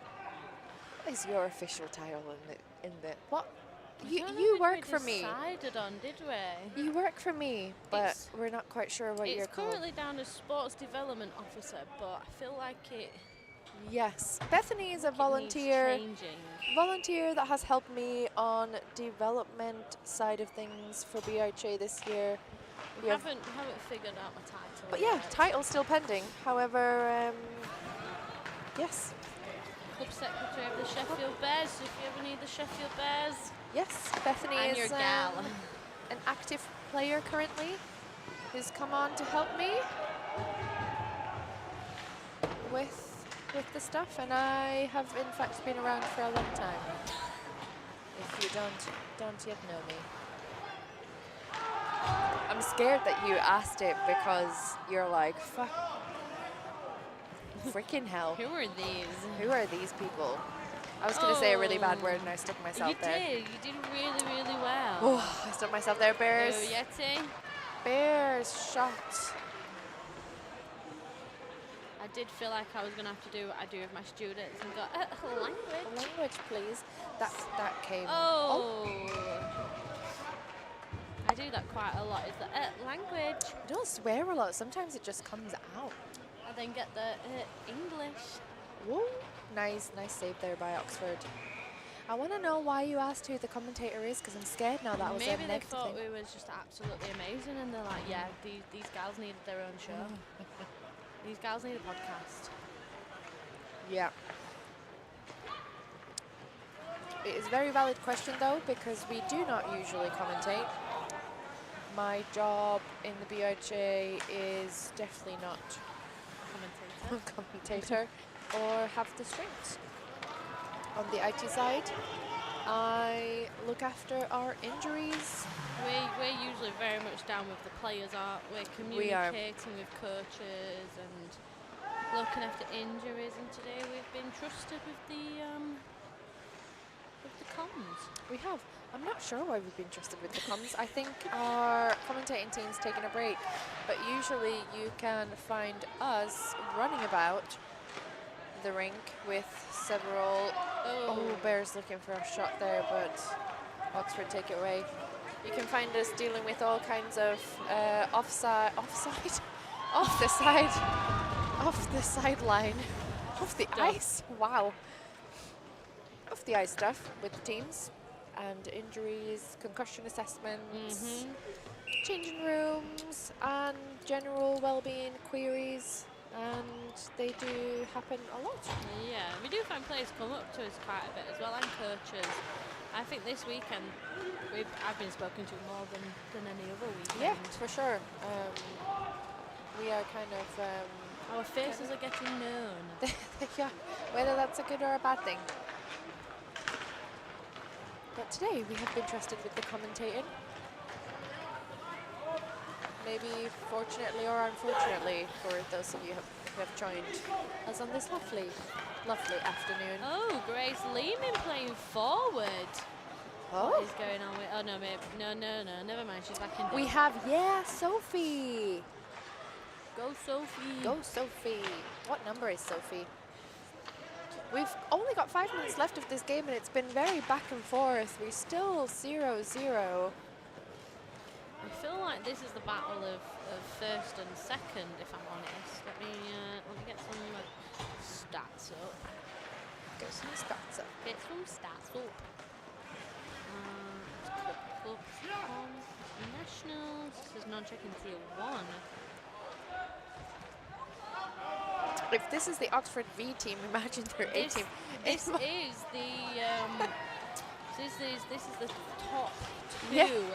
Both on Oh, is it? Oh. both on 4 wins, both on 4 draws, 1 draw, both on 9 points. Oxford coming 2-on-2 here, 2-on-3, and Lovely. saved. If this game goes to a draw, Sheffield will still be on BUIHA. top because they have a plus Nice. 11. Oh, They are currently plus 11 and Oxford are plus 9. So the Bears really need a win or a draw from this game, win or a draw. and they finish top of the group. I mean, draw is also looking likely considering 3 minutes 40 left. However, lots of time still. Lots of time.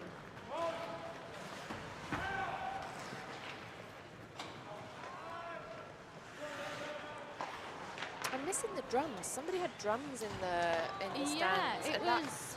that really brought up. Oh, well, we know what that's going to be. I know exactly what's going to happen now. Penalty for Oxford. Yeah. I believe it's number 6. 2 minutes for check-in. Illegal check-in. You're not allowed to check in non-check-in. Thank you.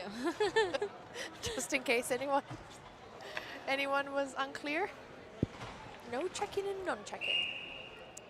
But that was quite a clear check, wasn't it? Yeah.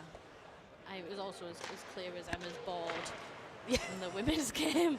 That was clear. It was the same player. It was Emma that just got boarded. It got checked. Oxford coming 1-on-2 here. Not quite shot on goal, but trying again. Yep. Saved by Wheeler.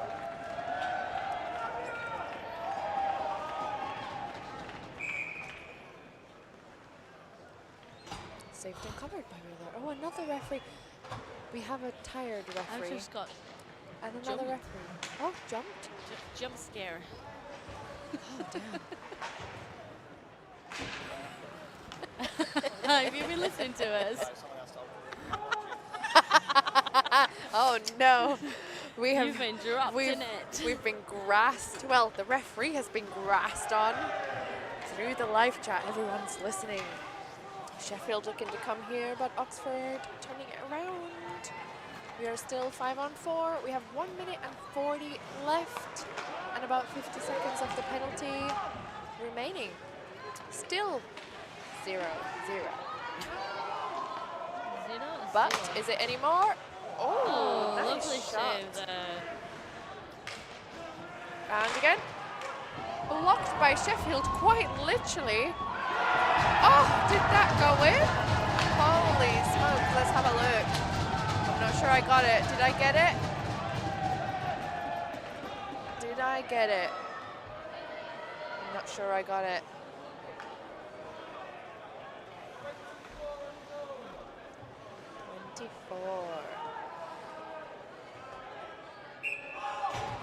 So we have a goal. 50 seconds clock. Alright. We have a goal. First goal of the game. 1-0 to Oxford. I'm not sure if the replay catched the goal.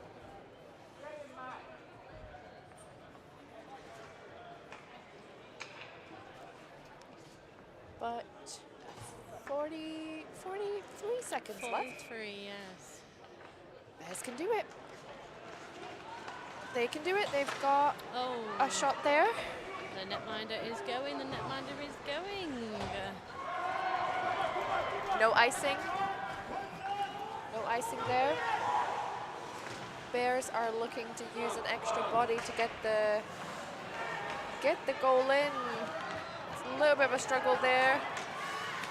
Oxford turning it around. Bears chipping it in. It is not offside. We've got 10 seconds left, but we have a penalty coming for Sheffield.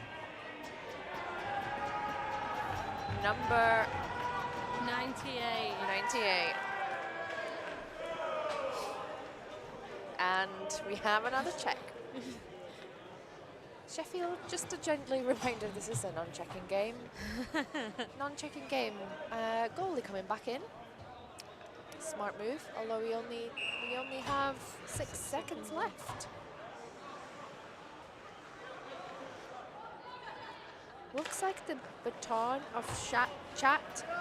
There's too many words for me as a foreigner. Looks like the baton of chat monologuer has been passed to me. Oh. Who's it been with before? That was too many difficult words for the foreigner in me. Oxford won this game, 1-0. I think we were mistaken. We still have one more. Oh, One more. one more. And then I think we need a break. I think you guys need a break from listening, to be honest. From this Who have we nonsense. got? We've got the Glasgow Stags. The Stags are back. It looks like the Mavs are back as well. Oh, Stags and Mavs are back. Well, welcome back, Stags. Welcome. I'm coming for you, whoever checked Jacob. Don't go for anyone. This is all friendly family show. Remember, hockey is the winner. Hockey is the winner. Sports, go sports. Love everyone on and off the ice.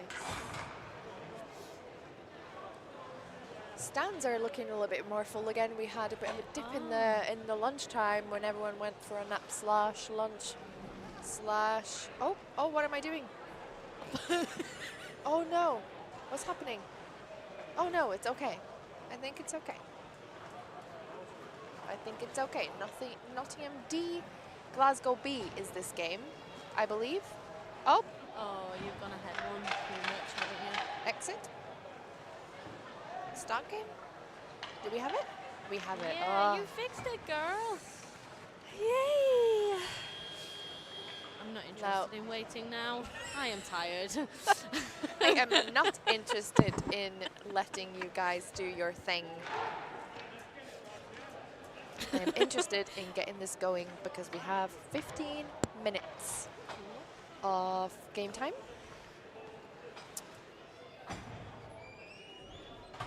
Let's go Stags!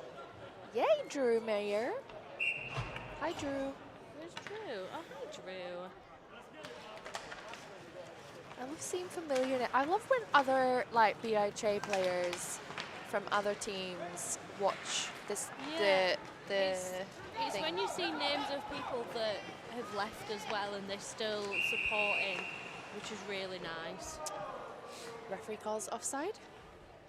Yeah, I love it because it is just, support from all around. Oh, that is interesting. Because Sheffield play Oxford in the Fix the playoff mic, game. girl. Sorry. Can you hear me now? I hear you now. That was so American. Can you hear me now? Yeah, I hear you now. Anyway, what were you saying? Ooh, that's a good question. Chili for dinner. Chili for dinner. I'm gonna let the chat decide. Chili for dinner? Chili for dinner, or do we order something else? And if so, what do we order? I mean, I am a vegetarian. Well, pescatarian.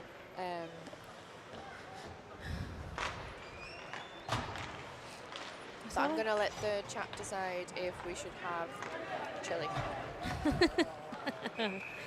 We're still on about Mitchell from last weekend. That's icing or something? Yep, icing. It is icing. Ice, baby. Dum, dum, dum, dum, dum, dum.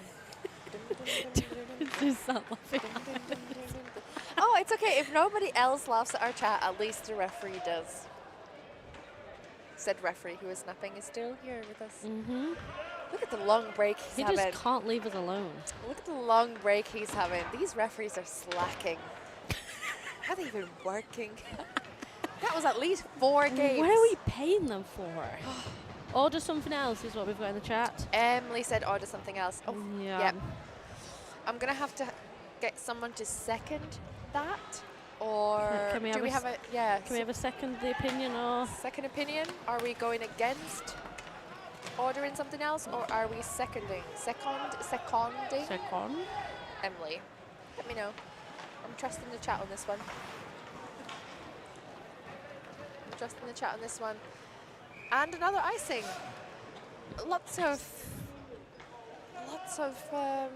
how would you describe this? Back and forth. Lots of icing it, I guess. It's like a tennis game. It's a tennis game, except we are playing for a spot and we are on the ice. It's like a tennis game, but we're playing ice hockey. Ice hockey. Ice hockey. Hockey that is on ice. Hockey, hockey, hockey. Aye. We love ice hockey. We love ice hockey. Hockey is the real winner. He is the real winner. And don't tell me it's another. No, it's not another icing. Touched it. She touched it. Not icing. That reminds me of Lilo and Stitch. And she goes, she touched me. She touched me. Nottingham need to get a system going here where they manage the breakout without icing it, because there has been no shots on goal yet. Oh, that was a really nice save there from the Nottingham's netminder. Glasgow heating it up. Not like our chili, but like a goal. Head of operations looking at me like you're about to be fired. By referee. Fired for this Fired. chat. If I lose my job, you know why. No one's seconded. Seconded. So I seconded it myself. Yeah, maybe you can comment on the. Just to, you know, validate. Oh, no, that's off the Bears account. I'm not I mean, no, the Bears can validate ordering something else for us. Glasgow looking for some shots here, but traffic up and goal. I mean, should I say no more?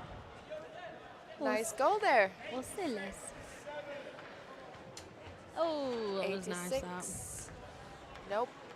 86. We've been asked if we can turn up the voice a little bit. Do we need to shout? I'm not sure how much louder I can talk. Oh, goalie having a bit of a blip there. Is this... I feel like the mic's really close to my face now. It is. You know, I'm really struggling with this because I think, can you turn up the chat a bit? Turn up the chat a bit as well? What would you like us to talk about? What do you think? What do you mean turn up the chat? The voice a bit. The voice? Volume is a bit low. Maybe we need to speak louder. I'm a very quiet person though. I feel like I'm talking now, but I don't know. I don't know if I'm talking loud or if I'm absolutely shouting. See, this was Rambo told me this last week as well, that we're not talking loud enough. But then if the mic is too close to my face, I feel like I'm shouting. Yeah. Or that you can literally hear every breath I take. I can hear mine, and it's like no, I feel like it's like Darth Vader. Go. We'll not let the Mavericks come into their zone. Will the Mavericks let Glasgow come in again? Oh, very nice save there from the Mavericks goalie. Mavericks goalie. Goalie. Number 35. Can the chat just let us know if the voices, the sound on his voices is better? Because if not, we can do something else about it. No, but like microphones have a volume knot. These ones don't. These ones are directly connected into a mixer system. Don't mean to got a penalty. You have not upset us, don't worry. To be fair, there probably is a volume. What number am I looking at? 86? 86 got a penalty for... Stags. What did we get a penalty for? I missed it. I missed it as well.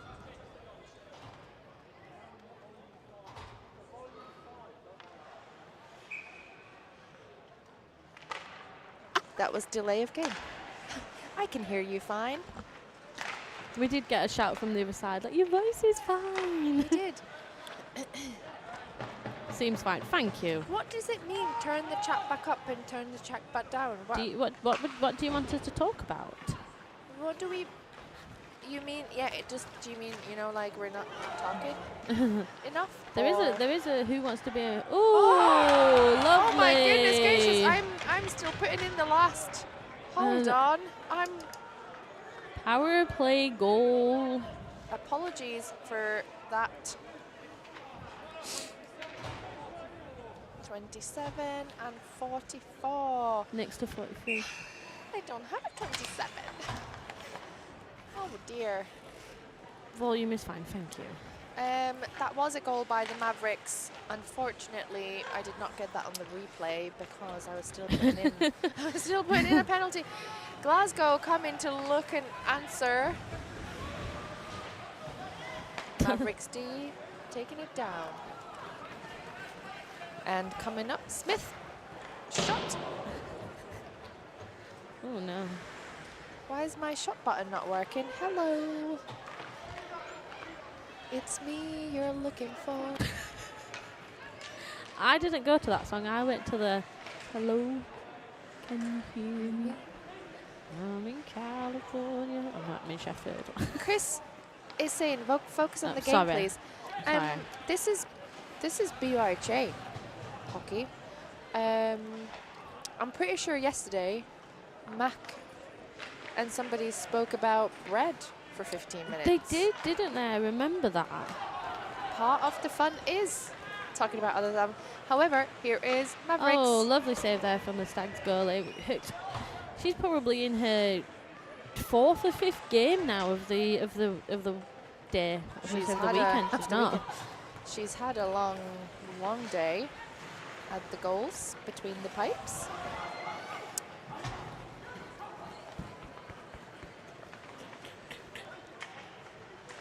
We're not professional commentators, by the way, Chris. We are just two gals. Just a baby. We're just two gals trying to keep entertainment going. So we are trying our best. The level of tired I've hit now. We are trying our best here. It was when I was doing comms with Alex, and Alex just goes. Alex is absolutely on it. I know, Alex. And I was sat there and I was like, may as well just turn my mic off. Oh, lovely save there.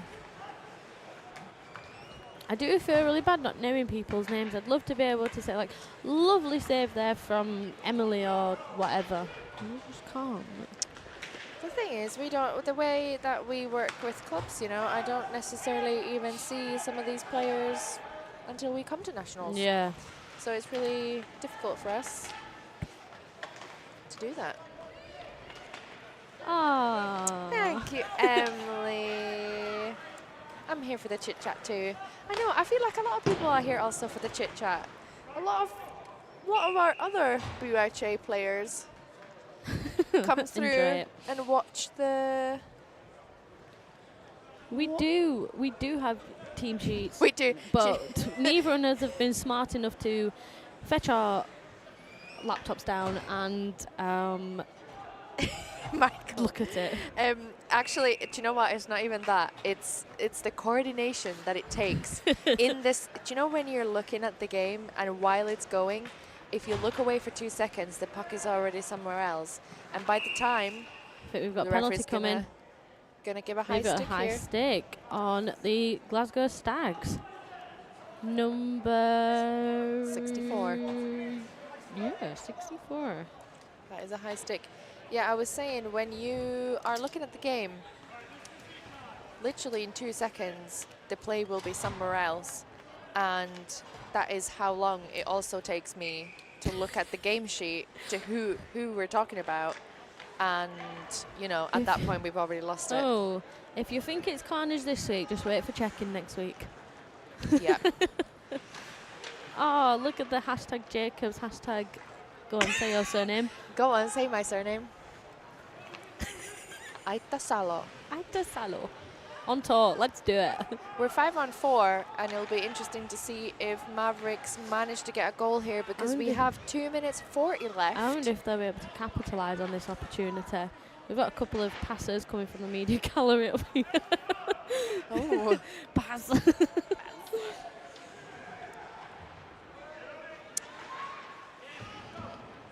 looking to gain it here. Glasgow get it out. The Mavs are going to regroup. 1 minute. Oh, yawning again. I know. So tired you are. She's had a hard weekend playing women's nationals and winning things at the women's tournament. 1 minute remaining on the power play. Do we think the Mavs are going to capitalise on this? There's still time. There's still time. Glasgow looking strong, getting the puck out though in the zone. Turning it around, chucking it away. So Mavs will have to be quite aggressive on this one because we are getting to the last minute and a half of this game. And I do believe after this one, we do have a nice cut. We do have because we go into the semi-finals now after this game. This is the last of the group stages. That's when the exciting part starts. Excitement starts. We're getting closer to the last minute of the game. Mavs haven't quite managed to get a strong chance there. Oh, and that was a lovely poke check number there. 86, six. Poke checking that puck away from Mavericks and turning it around. Let's see if we can get a shot here. We get a shot. Lovely glove save there. Oh. Whoa, let's have a look at what happened there, because we got a glove save. Oh, he dropped it. Yeah, it like bounced, didn't it? Like bounced in and out. Bounced it bounced in and out. Oh, a bit of a dive, and a Glasgow player tripped on the dive. I see, we've got 90 people listening to us. Woohoo! We are last 50 seconds of this game. Mavericks or Glasgow now. We'll have to... Net is off. Have to do it. Net is off. We should be whistling now. Unless the referee will notice it. Oh, the referee is fixing it. How lovely. Lovely. Thank you, referee. Oh, lovely turn. Lovely turn by 82 from Glasgow. Determined to not let Mavericks take this goal opportunity. Last 10 seconds. Oh, nearly. Unlucky. 86 coming again with the last, potentially last opportunity. Pick up oranges, fruit of the gods. I like oranges. Oh, I do like oranges. I like oranges. That is 1-1. Nottingham, Uno. Glasgow. Uno. Ux. Is that you say it in French? On. Un, 1, 2, 3, 4, 5, 6. Anyway, 1-1. And we are going to go for an ice cut. and Please then don't go anywhere because we are starting semis. semis, yes. Semis for this non-check-in tier 1. Right after the ice cut, which will take a few minutes. Nonine Mavs. Yep, Nonine. Nonine is like, come on, not come on. That's the right. Do you know it's really difficult because I feel like sometimes there's words that you can't translate, but then it goes the same. Yeah. I just don't know what it, I know exactly what it means, but I don't know what it means. Yeah, like you can say it, but you won't be able to If that makes any sense. easily translate it. You guys are fluent in Japanese. I know, Eric. Yappy. Huh? Japanese. Is that because we're just chatting? Because we're just chit-chatting. Chit-chat. We have got a Who Wants to Be a Millionaire question somewhere. The Sheffield Bears like to do that in their commentary in the period breaks. We have ice cut, so we will leave you for 45 pins. a couple of minutes. just a couple of minutes until the Zamboni makes its rounds. Floods our beautiful Ice Sheffield Bower pad. And then we will be back with, you know, semi-finals. Semis. Semis. Let's go. Yappy. Ha ha ha. On that note, don't go anywhere because we will be back. well, I can't promise that it will be us two, but the BUIHA will be back in a couple of minutes. See you then. Goodbye.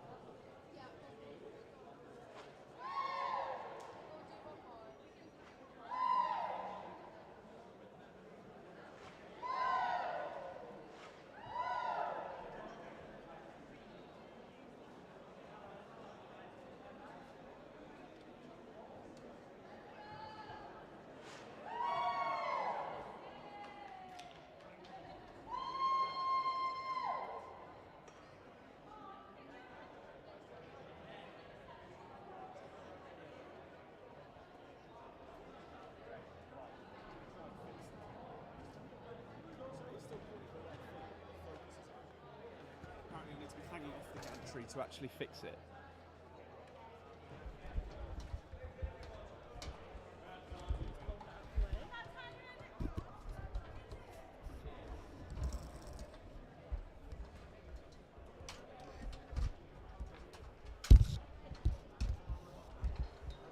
Yeah. Can you what? Yeah. I was just going to try and fix the OCR cam.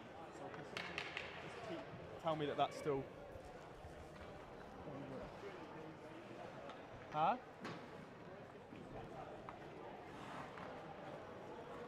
Is that doing it?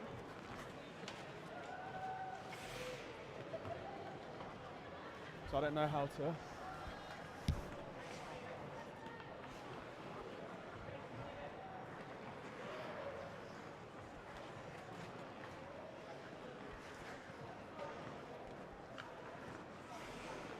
The problem is, I don't know...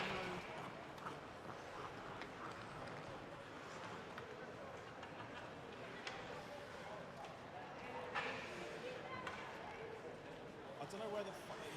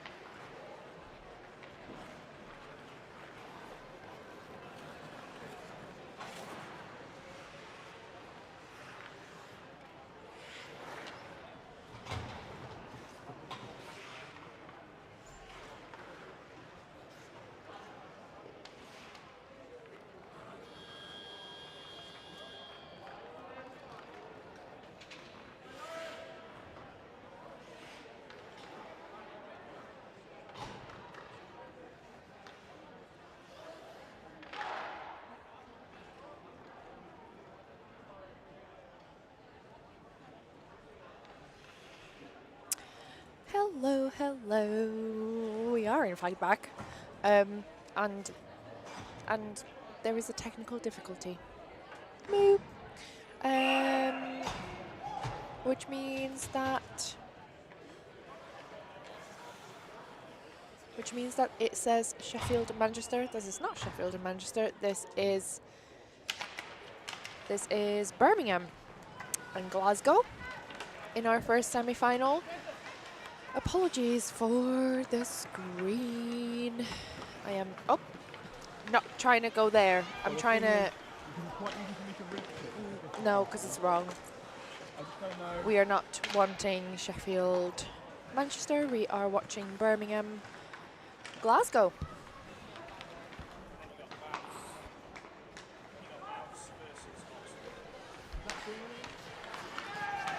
Oh, lovely.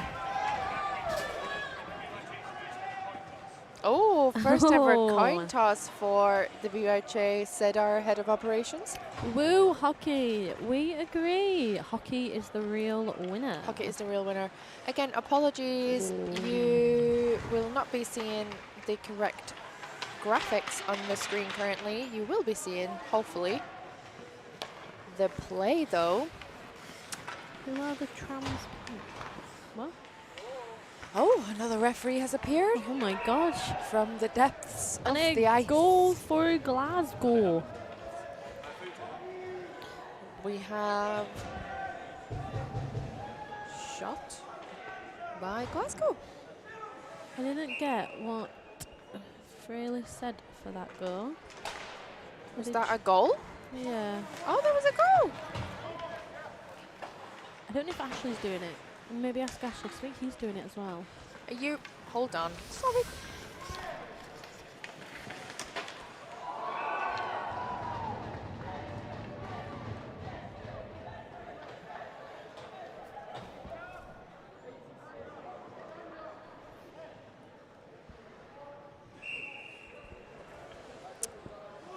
That's the second goal by Glasgow.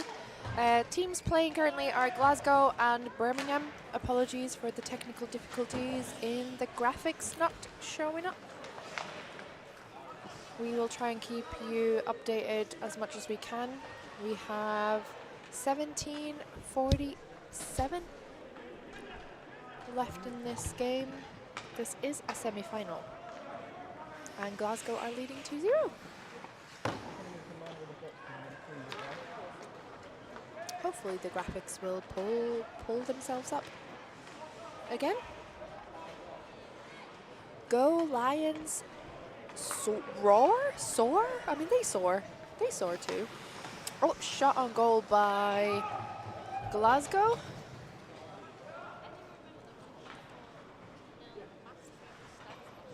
Oh, you're not on, Bethany. Sorry about that. No, you are. I can't remember that. No. We have another Go Team Stripes. Oh, Emily, we love the stripes as well. We're very appreciative of the stripes. Birmingham always will be. looking for a breakout here coming through. Get a shot on goal. Yes, they will, and they answer. They answer. That was lovely, that. Lovely goal by Birmingham. Lovely. Lovely jubbly. 78 from 41. Did you hear that? Yep. I think that's how I got. Oh, what was that? What was that? That was a hiccup. That was a hiccup. That was a hiccup. That was not. That wasn't good. 2-1 2-1 for Glasgow, Birmingham. Will this be a high-scoring game? Because we're only 4 minutes in, and 3 goals have been given. We have another Woo Lions, and Drew is in with the, I'm assuming that is a stag emoji. Birmingham looking for a shot. Number 11, Glasgow. Trying to bounce it out the zone. Got too many bodies in the way.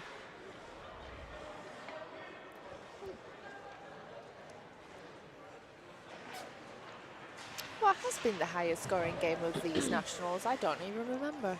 I'm not sure. I actually don't remember. know. Someone in the chat can tell us who's been following these games more than we have, because guys, can we also be really nice in the chat, because We're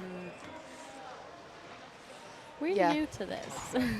No, it's not even about that. This is, you know, the committee and the volunteers and all the teams are at the rink for 15 hours a day doing this voluntarily.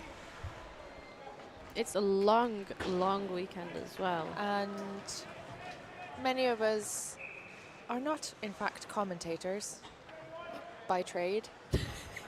We just jump on so that the line is not quiet while our commentators are busy doing other things and having other lives. Eating, resting, or working. So let's be nice here to everyone who's doing this willingly. Ooh. Just like we are nice to everyone who's playing and refereeing. A lovely little chase there from Birmingham.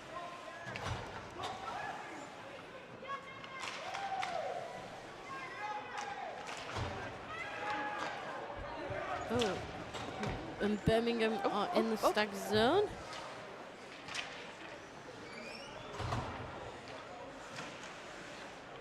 We have 13:47 remaining. I don't know why I looked over there when I've got it in front of me. This is really difficult. You guys can't see where we're sitting at the rink, but there's a pole directly in front of the view to the clock, because the clock on the other side of the pad is broken. What a surprise. And it's icing, and we're going back into the Glasgow Stags zone. Started off with lots of goals, and now the teams have calmed down a little bit. I think that's the best way to be. Start the game off, bang a couple, and then whoever's leading work on the Defensive play. Score early. There we go, Oh, here we Birmingham. go. Look at that, Birmingham. Oh, lovely. Oh, we can't do replays. Sorry, guys. I was really excited to do that because that was 1-0 and went straight in. Not much goalie can do in that instance. Defense couldn't quite catch up.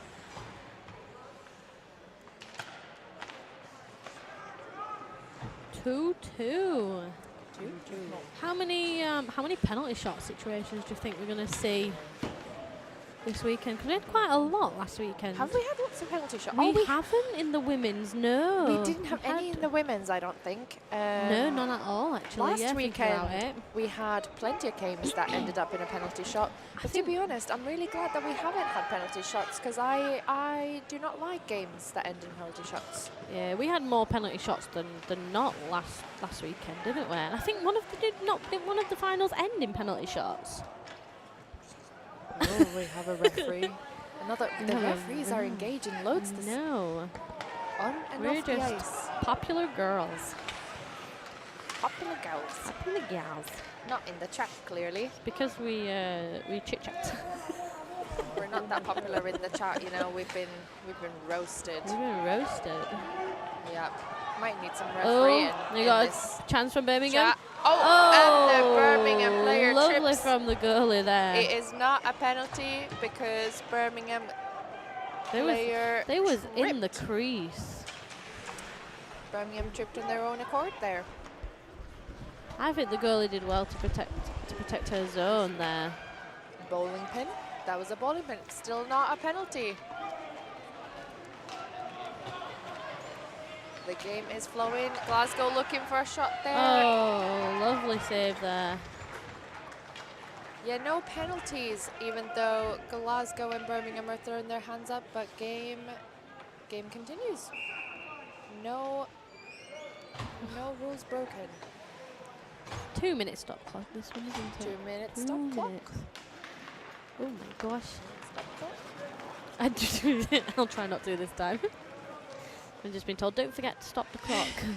We have 10 minutes 26 left. I know you guys still can't see it on the screens. Apologies for that. Apologies for that. We will try to get it back up and running. Oh, Birmingham. Birmingham And through. was that an offside? I'm not sure. I Maybe. don't think so, I no. think it was. Oh, both missed it. That would have been beautiful there if the Stags player had picked it up and skated through. That was a beautiful opportunity. Oh, I've heard the boards. Usually when you hear the boards, someone has gone into the boards.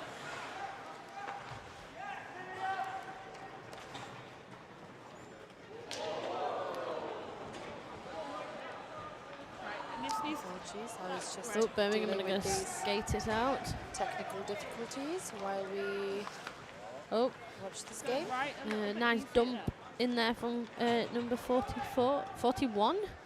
Oh, God. 44, 41. I'm still thinking of my the number. Same thing. Kind of the same thing. Just a wee bit eye. Wee bit eye. For those who... Oh, goodness gracious. Got me again. Heart attacks. Maybe we should get the referees commentating for a game. I mean, McKinnon did it, and he talked about bread for a while. 84 there and lost the stick and tried to do some form of a football situation. I think that's going to get There called. is going to be a penalty there. I believe it's going to get called on number 7. Interference. Yep. Number 7 is slightly confused at the call. However, that is the call. Sherlock Not is going happy to with sit that. for 2 seconds. And I mean, the box. I hope more than 2 seconds. 2 minutes. 2 minutes. 2 minutes. 2 minutes. And Glasgow will have an opportunity to score here. It's 2-2. Or maybe they won't. Maybe Birmingham will come and shorthand this. They get it out the zone.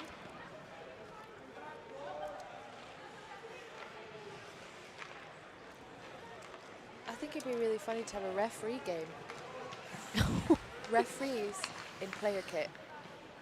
Some of them do play, to be fair. I know most referees do or have played before, but a lot have retired as players. Yeah. Get our president out of the box. Well, your president needs to stay out of the box, don't they? 86. McKeown? Keown? I always, honestly, these names, I have a friend as well who has the exact last name, same last name. Shot goes wide, and I never know how to pronounce it. But she's been really good this weekend. Also played women's. Number 86 for Glasgow, that is. Good player, good player, says our referee. Very good player indeed. She's been really strong this weekend in the women's as well, and you can tell she's a strong utility player for the Stags. Birmingham player here all by himself, not getting much support, so dumps it in and goes for a change.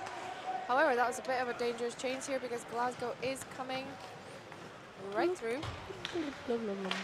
Oh, lovely save there from the Birmingham netminder. I like his pads. His pads and his blocker match. And that's really, I think that's so satisfying. Do they not match for most colours? Most do, but they're typically just the black and white combo, aren't they? For those who are not enjoying the commentating, Alex will be coming back after he's had a little bit of a break. Because we are 10 hours into the live stream, I believe, and sometimes our commentators need a break. But he is coming back. Alex does talk hockey as well. Alex does not do the chit chat. No, so the queen of the Japanese will be leaving you gracefully, at least for a little bit. Until we join you later. 78 just coasting through. Oh, lovely. What shot. Oh, lovely save. I keep going to do the replay and I can't. I'm devastated, actually. But at least you guys can see it on the stream.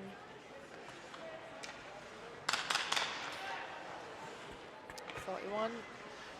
Dumps it in. Dump. Dump it in.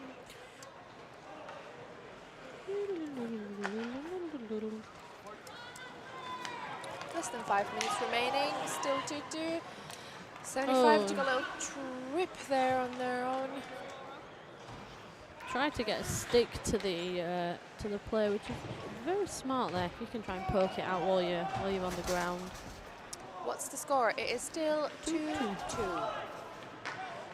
But my chat is little bit behind. You need to refresh your live stream. Refresh. Yep, it is 2-2 for Glasgow and Birmingham, and we have 4 minutes 20 remaining in this game. 21. This is a semi-final game. Oh, she's through. And 86 is coming. Oh, and saved. It is saved. That was very, very lucky from the Birmingham netminder. It looks he just got the top of the glove to it. I did try to look at the replay, but there is none. There is, unfortunately. I'm so sorry, guys. We are trying to fix it. Well, not we. Our beautiful Our IT technical gurus are trying to fix it. We are not let near that side of things. I will stick with the hockey. Yes. And the injuries. Glasgow coming in. Oh, they've got an open. No, they don't. No, they don't. Birmingham keeps it tight. Oh, stays in. That is still onside. Birmingham are doing really well in this game. I'm quite impressed. Quite an even game, must Oh! say. That hits the goalpost. The ding. Oh, that is a penalty We've got right a penalty there. coming. That is a penalty right there, coming for Glasgow. I can't start. I keep reaching for the What buttons. number am I looking at? Is that 88? 88 is in the box. 2 minutes for hooking for Glasgow. We've got 2 minutes and 30 left of this game. So Birmingham looking to score on this power play, while Glasgow play 4 on 5.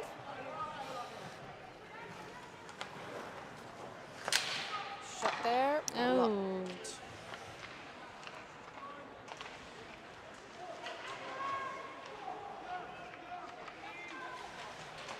Glasgow determined to get the puck out, which they did.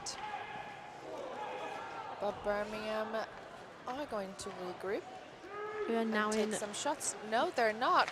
No, they're not. Because Glasgow are up. 86, Oh. 86 is going to make sure that they're not. We're now in stop clock territory. Stop clock territory. Exciting. Still 2-2 here in Ice Sheffield. Minute and a half to go. And minute and 5 seconds on the penalty still. Yep. So nearly to the end of this game. We'll play power play for Birmingham. Oh. 86 has got it. Oh, that was a lovely move there. Oh, very well saved.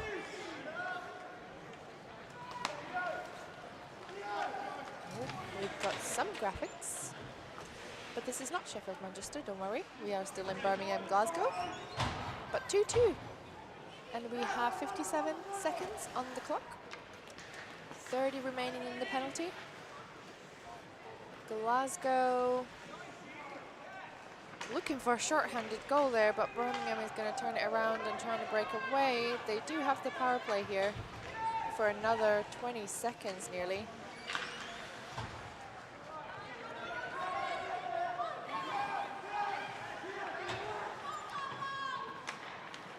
Last 20 seconds of the game coming up. Oh. Still time, still time. Oh. That sound is one of the most satisfying sounds, unless it's your shot. Unless it's your shot. Another shot blocked by Glasgow. Glasgow 10 seconds left on the play. Held this PK together. No goals by Birmingham. Oh. And Oh, save. very well saved there. So, Right until the end. we jinxed it. We jinxed it. We 2-2. jinxed it after penalty shots. It has gone to penalty shots, indeed. We did jinx it. We just said that there has been no penalty shots in this weekend's tournament. Last weekend we had loads, Now we've got penalty shots. but now we will. We've done it. We've done it So- now, and it's going to be the same for every single game. Best of 3. We'll try our best to commentate the penalty shots. Rules are best of 3. Mhm. Teams will Yep. toss a coin. And they will choose 3 players to take a shot, For alternating each side. For the penalty shots as well, for everybody watching the stream, it is done on Skynet, not by hand. So Yep. if it's a little bit behind or ahead, that is why. And for those of you joining, it is not Sheffield and Manchester. It is Birmingham, Glasgow. I needed to cough so bad, and it just went. My legs are going numb. Our head of operations is just explaining The rules. rules to the teams out of camera view for you guys, and then we'll get going with our first penalty shot Of the day. of the day. These chairs on my head and now I've stood up. I should really stand up the whole game so I can see everything. It's a much better view when I'm stood up. I but know, these chairs are way too low. Are we still ahead of schedule? Oh, I haven't even looked at the schedule, not gonna lie. I'm just moving. Thank you. That's so polite from Birmingham. Our players are usually very polite. We've got some really nice players in the BUIHA. I lined up for a face-off. I was going to say I faced up for a lineup then. Faced up for a lineup. Lined up for a face-off and got told my lashes look really nice by one of the North East Angels players. Ah, Made my day a little bit. hashtag girl support. So we have Birmingham shooting Move. first. Number 71? 70. 72? Nope. 78. 78 is going first. And that's And a a goal. goal for Birmingham. It's a goal. The Skynet is tracking. It's just a little bit blurry sometimes. Glasgow will go next with number 55. Middleton. I really should put my glasses on when I'm reading the numbers. Remember, this is best of 3.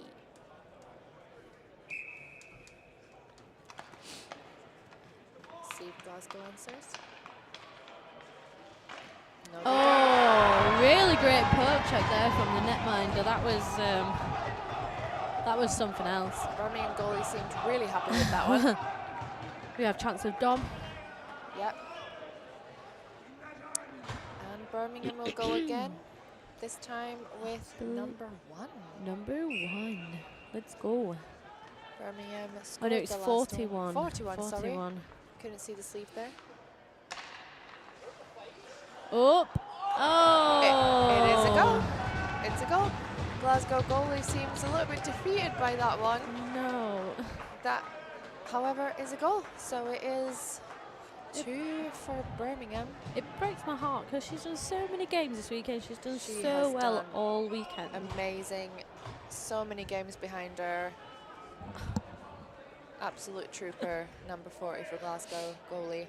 Right, Glasgow looking to score here. Just waiting Birmingham's for the got goalie 2. to get off the ice. Yeah, goalie must go for a bit. We've got 84 for Glasgow.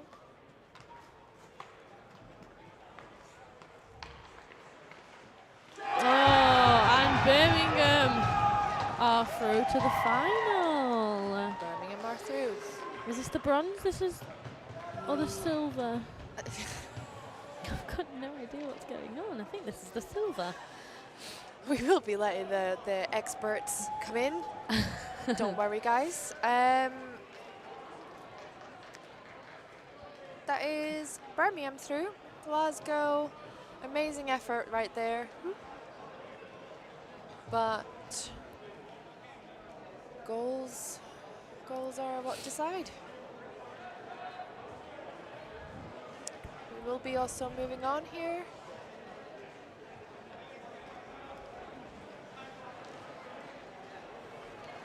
Oh. What camera is that? What is happening?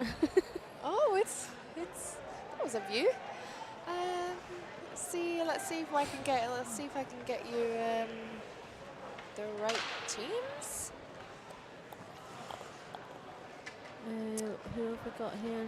It's still Sheffield and Manchester, isn't it? Oh, look, they're on time. Who? Everyone's hey, I think most of our teams have turned up on time. I don't know if they're on about the games? the lateness yesterday Oh, lateness. of Oxford. Oh, when yes, we moved there to was when we moved to the other pad. there was a bit of a situation with the pad, wasn't there? We did about 5 games across there, didn't we? And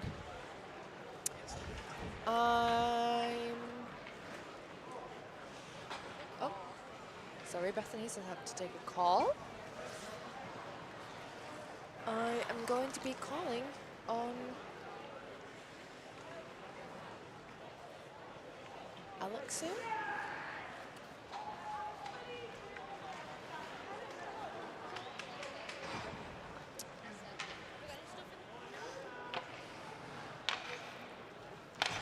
Sorry, I'm not sure what's happening with these graphics.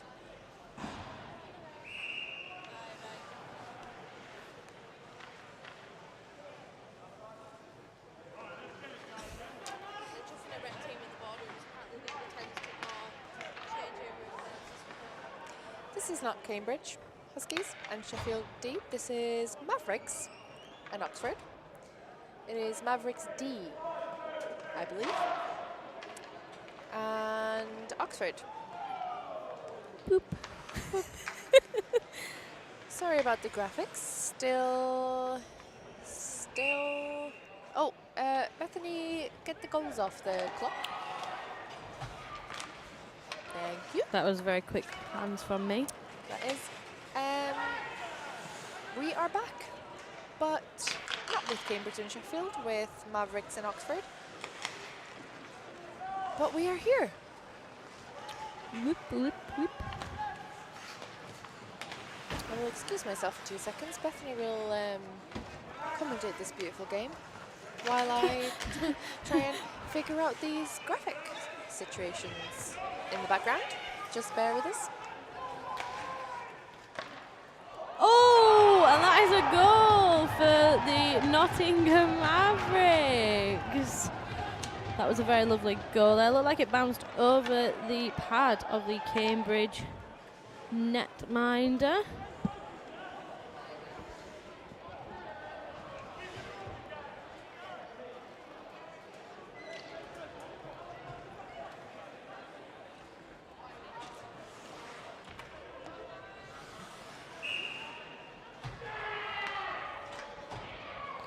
And we are lined up for a face-off. Nottingham again putting the pressure on in the... What was saying with Cambridge? I said, oh my gosh. Oxford, I'm so sorry. It's been a very long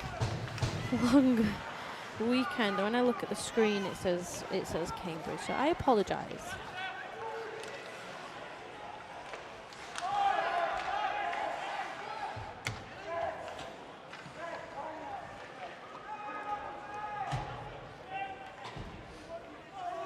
Huge draw from both teams with no ice time.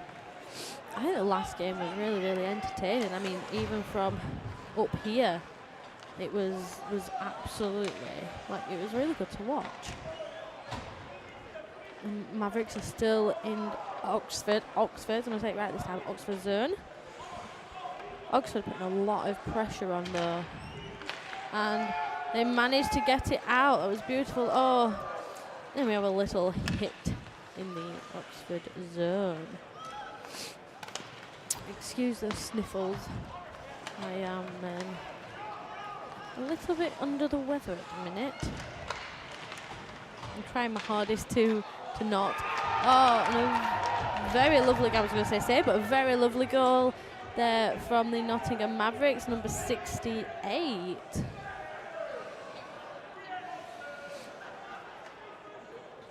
Very lovely goal there. Oxford player trying to...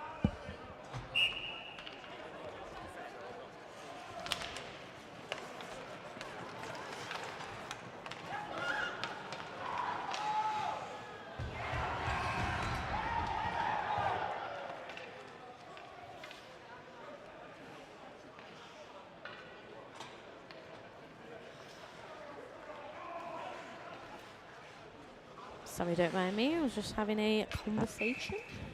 Just had a visitor down this end.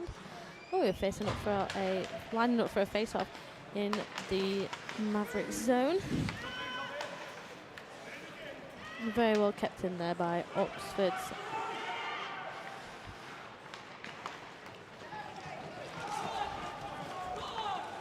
Oh, you've got the... You've got the proper commentator coming back soon. You don't have to listen to my rambles. Oh, and Oxford are having to skate down. Oh, we have a 3-on-2 situation going on down here. With a lovely shot off. Just hit the post.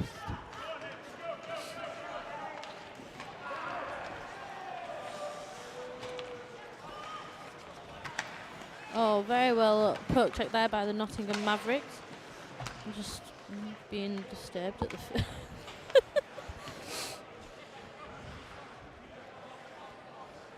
I can't find the book. Oh, here we are. Down in Cambridge's zone. And Cambridge will look to get it out. Oh, we've got a little bit of a 3-on-2 here, 2-on-2. Oh, that was a lovely play there from Oxford. A little bit of a spin. Very lovely shot there from from Oxford's player. I need to come off this now. Everybody's looking like everybody at the minute.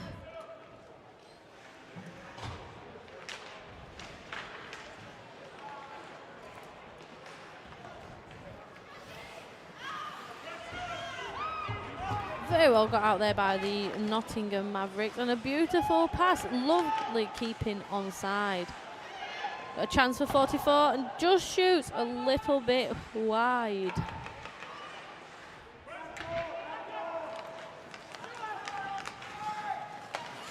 Lovely pass there to the Oxford player number 39. Oh.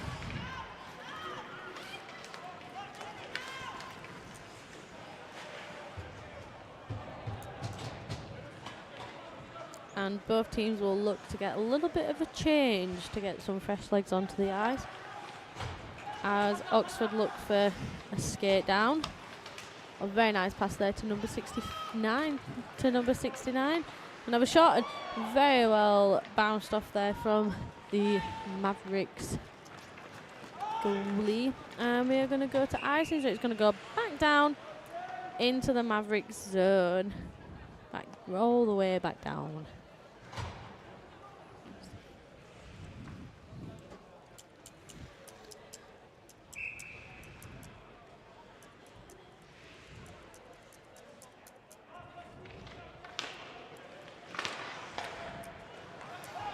Oh, that was very well kept in there by Oxford, but then brilliantly played out by the Mavericks. Oh, Mavericks going to look to get it onside, but it is just chipped back out by Oxford's players.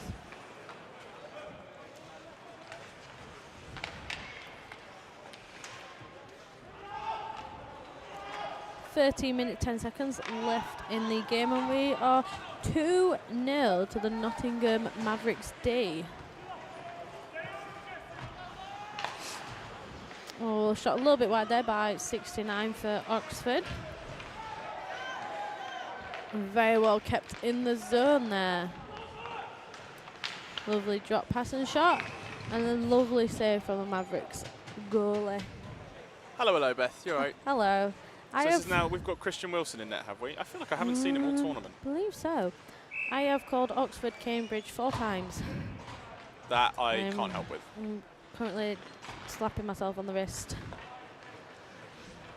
Let's go, Mavs. Oh, What is hi, welcome the story of back. the tape so far? Let's go, Mavs. It is 2-0 at the minute. Nottingham scored very, very early on in the game. I believe it was in the first 10 to 15 seconds. It was a really lovely goal as well.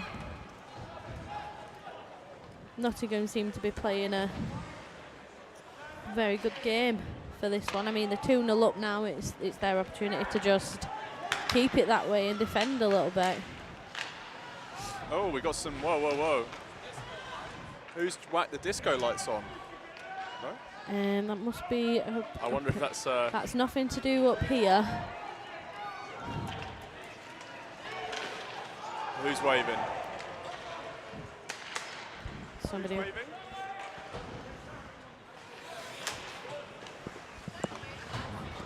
We're not quite sure what's going on. We got some... Is it? It's not Nick, is it? No, I can't. I don't think so. Doesn't look like Nick from here. I haven't got my glasses on. I can't see I have, anything and it's that's not going helping. on. I think it's I think they're off now. reception or something. I don't know. Nothing's changed on the lighting panel. When's the so Kings back on next? I will have a look for you. I can tell you that. I can tell you in just a second. Oh. And that was offside there. Only just, but it was offside. Kings are the next game back after these. So Oh. UEA versus Kings B will be... I actually don't know which. You've got about 10 minutes to wait Yeah. No, for that one. That'll be the gold quarterfinal number 1. Oh.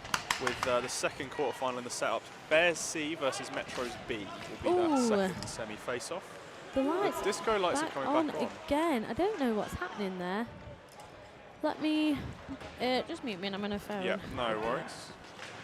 So Beth's going to investigate our party spirits in a minute.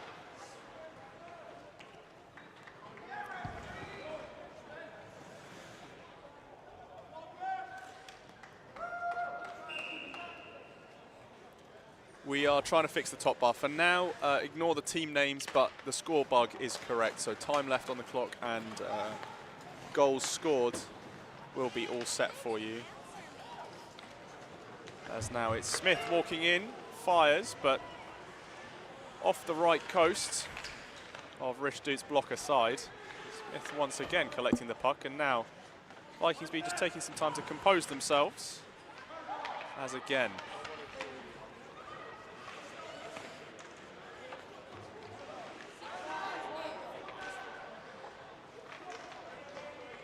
Vikings now in their own zone. Alex Chan trying to find the clearance up the line to Simon Kolarek. Kolarek with the puck in his feet is being hassled there by Howard. But now some clear space. Vikings B just taking things maybe a bit too slow, given that they are 2 goals down. In need perhaps of a slight energy injection. Smith backhands that out. Oh! Well held there by the Mavs, and it's Alexander Grange wearing number 12, trying to find his own entry, but that is quickly chipped back out. Book Giranantawat with the puck is being muscled all over by Jake Tinkler. Some jawing after the fact, but no call given. Razai Martin now on the zone entry, takes a couple of whacks from what looks like either a 27 or a 28, going all the way around. But again, Bike's just struggling to hold the formation a little bit. Ollie Warren bulldozing in, takes the puck. Hugo Fung now with some space. That shot is a little bit low power, didn't quite hit the mark. Ollie Warren though steps in to intercept. Duran Antwerp almost getting in his way. Hugo Fung trying to find the sweep, but is kept out by the net minding of Christian Wilson. There's an attempt from long from alternate captain Joe Smith. As the Bike's now seeming to find something of a rhythm as Hugo Fung goes inside 1. Joe Smith crashing the net, has Jiran Antawat at the top. Webb now racing across to try and hold the line. Almost managed to do it, does in fact manage to hold it. Playing the body, but the puck just poke checked out there by Tinkler. Smith looking up to Jiran Antawat. Jiran Antawat now has a rocket of a shot. Can he unleash it? He can! Holsters the rifle as number 69, Book Jiran Antawat, cheering for the crowd, saluting the Mavs bench. Getting Oxford back on the board. And I believe that might just be the first goal of the tourney for the Oxford Vikings B. We will have our fact checkers and stat checkers examine that momentarily. But that might have just opened up their tab at this late stage in the competition. Down, but not out. 7 minutes to play. They currently have 1 goal for previously, so the second of their competition. I'm just trying to dig out who that might have been on the first attempt. In a previous game against UEA, as Duke makes the save. The Vikings now looking for a little bit of energy. So the previous goal coming from Simon Kolarek, assisted by Razai Martin. So Jiran Antawat, the 3rd player to notch a point. As now the Mavs are coming back the other way. Duke outstretches that leg. Second goal, yeah, corrected by our esteemed fact checkers. Oh, but a real diving attempt. The Turtles swing in. Has just put another one past the Oxford netminder. I think that was number 27 from 8. So we will just double check who that is. 27, again, not on the Nottingham lineup. So thank you very much, Mavs, for doing your numbers incorrectly. But the assist from Matthew Howard. So Matthew Howard, with the very least, with an assist. The goal scorer shall remain a mystery for now. But 3-1 in favour of the Mavs with 5:45 still to go. Some signs of life from Oxford still. Giranantowat now takes on 4. Trying to battle past 1. Is still rushing in on this forecheck. So that is now scooped up. Tried to clear. Ollie Warren has held that, but no, is called offside.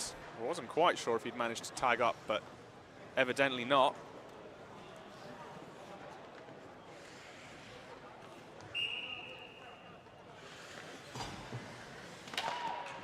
Face off 1, just about by the Vikings B, as there's a whole lot of swinging and missing going on, but Joe Smith now on the far corner, squeaks through the wickets, but just isn't quite on net. That could have been the Oxford second, as now Dan Kwok going in, has support.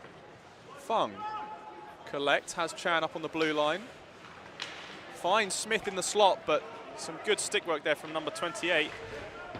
That is Kieran Robertson. That might be Kieran Robertson, so apologies if I've got that wrong, for Nottingham.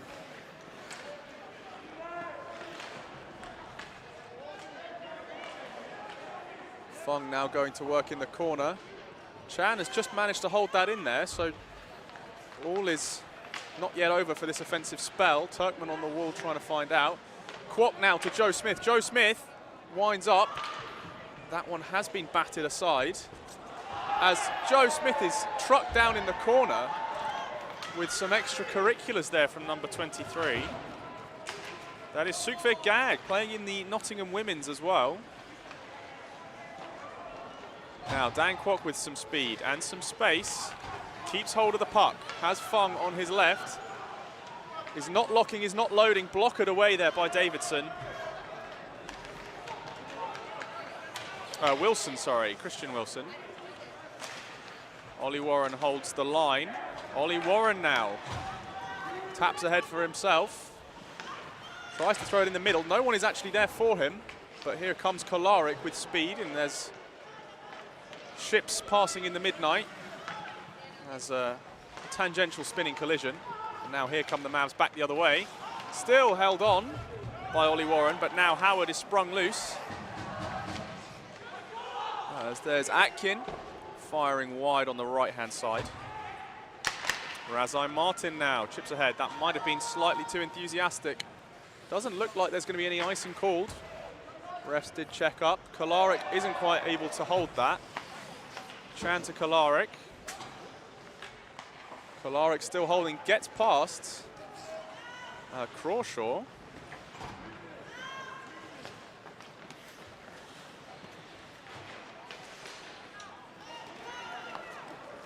As now Maguire, this is the unlisted 27. So if the name is not correct, again, Mavs, your fault for not doing your team sheets. My sympathy is minimal. That is a hand pass being called. So I wonder if that's... So it was the cover that was the issue.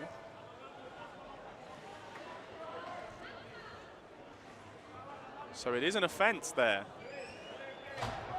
It's the 2 minute for delay of game. The hand pass not the problem, but the covering of the puck was.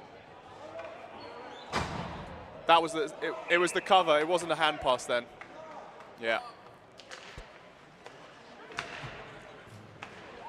Thank you, Mac, my resident rules expert here. So that is a 2 minute delay of game. Buk Giranantowat had some speed.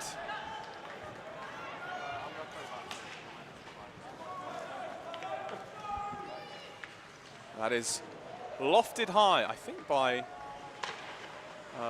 Woodcliffe there. Oh, Buk Giranantowat lays one out. And that, again, just trying to figure out the numbers here as the jerseys are scrunched. Is that Jesse Taylor wearing a different jersey? I've got 2 minute penalty on the clock. There should be 4 minutes on. Just leave it, just leave it. We know.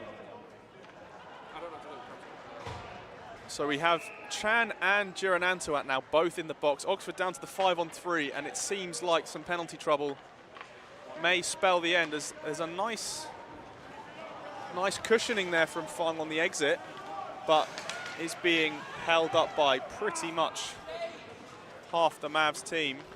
Tinkler lets one fly, but that is not going to trouble anyone in particular. Now time and space for Smith. Smith's dangling in, gets through the wickets, and it's 5-hole for number 4.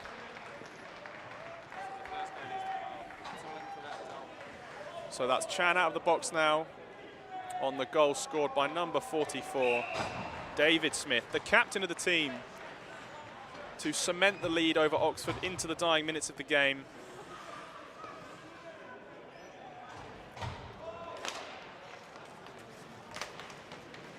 As a commendable effort from the Vikings B in a division above their league division. This will, of course, with their division win, be the natural progression for them next year. So an early taste of next year's competition. Advanced boot camping, if you like. There's a sit down there from Larkman on Smith. Some pleasantries exchanged in the dying seconds. Nice stop away from Rish Doot there. And the Bikes, I think, have seen the writing on the wall. Sending all the way up on the cherry picker for Warren, but I don't know if he's quite going to get there. He is. Oh, goes sprawling, but that is all she wrote. And the Bikes campaign shall come to a close. Dispatched by the Mavs D, Ollie Warren being picked up by one of the Mavericks. A noble effort by the Vikings B.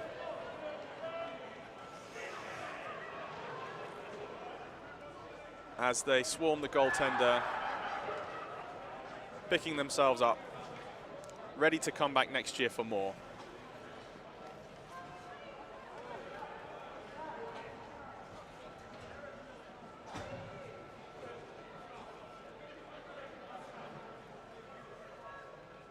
We do indeed have an ice cut now before we hit the next set of games, which, just to confirm, will be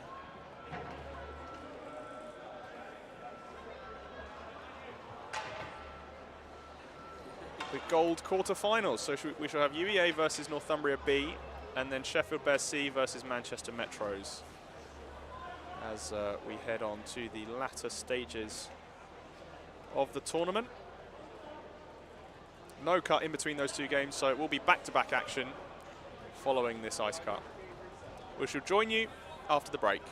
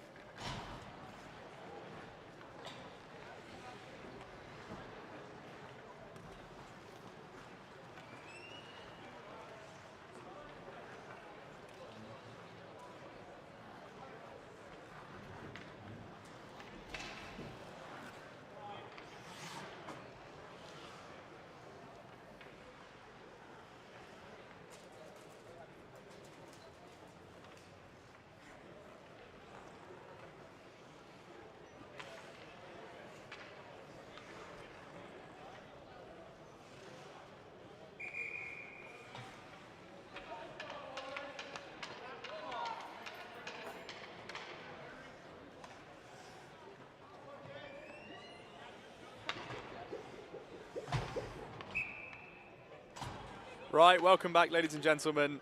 We are getting back into it here in the gold quarter-finals.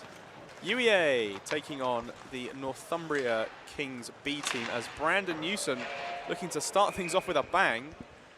I don't think intentionally knocked the net off there, but a collision par hazard with Nathan Dove for the Kings has resulted in the net being shunted off there.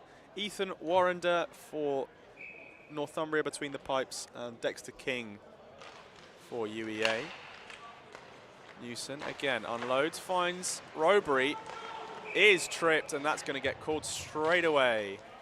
Number 66, Daniel Glimond, will be heading to the box as Dunkley spots that one out.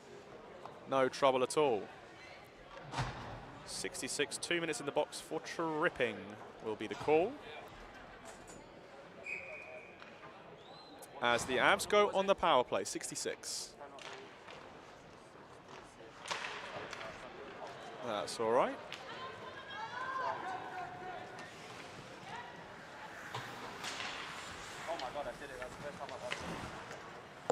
I've got Mac celebrating his technical competence next to me, getting the scoreboard working.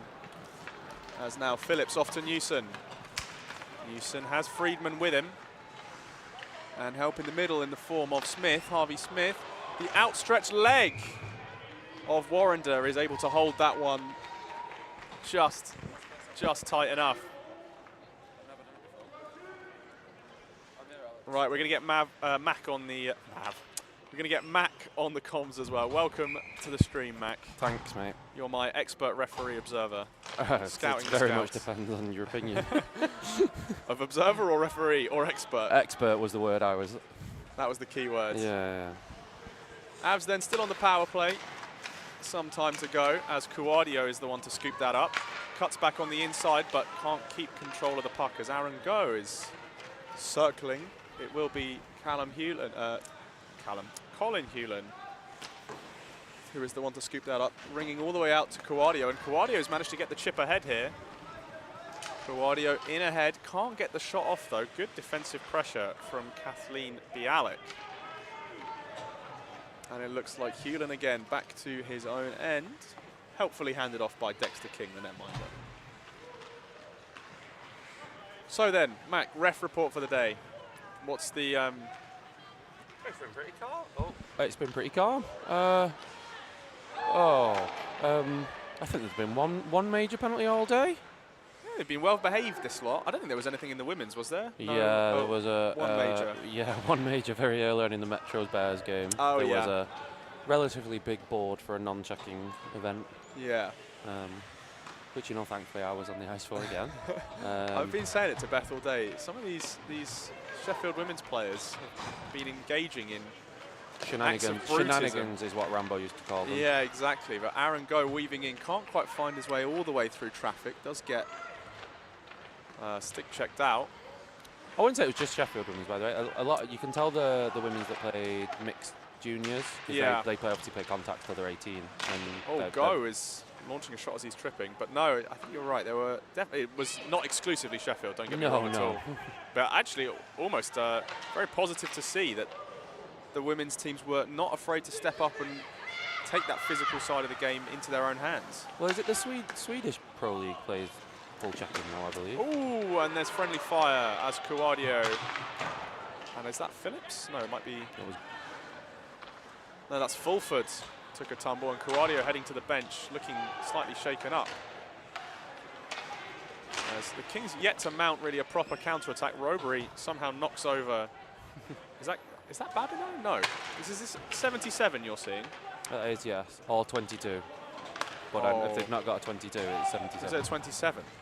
Oh, it could also be a 27. We've got to get the refs on these tucked jerseys here, Mac. It's been making my life hell. I just work on the basis that if they've got the jersey tucked in and I can't see their number, then they don't get a point. And that's their problem, not mine.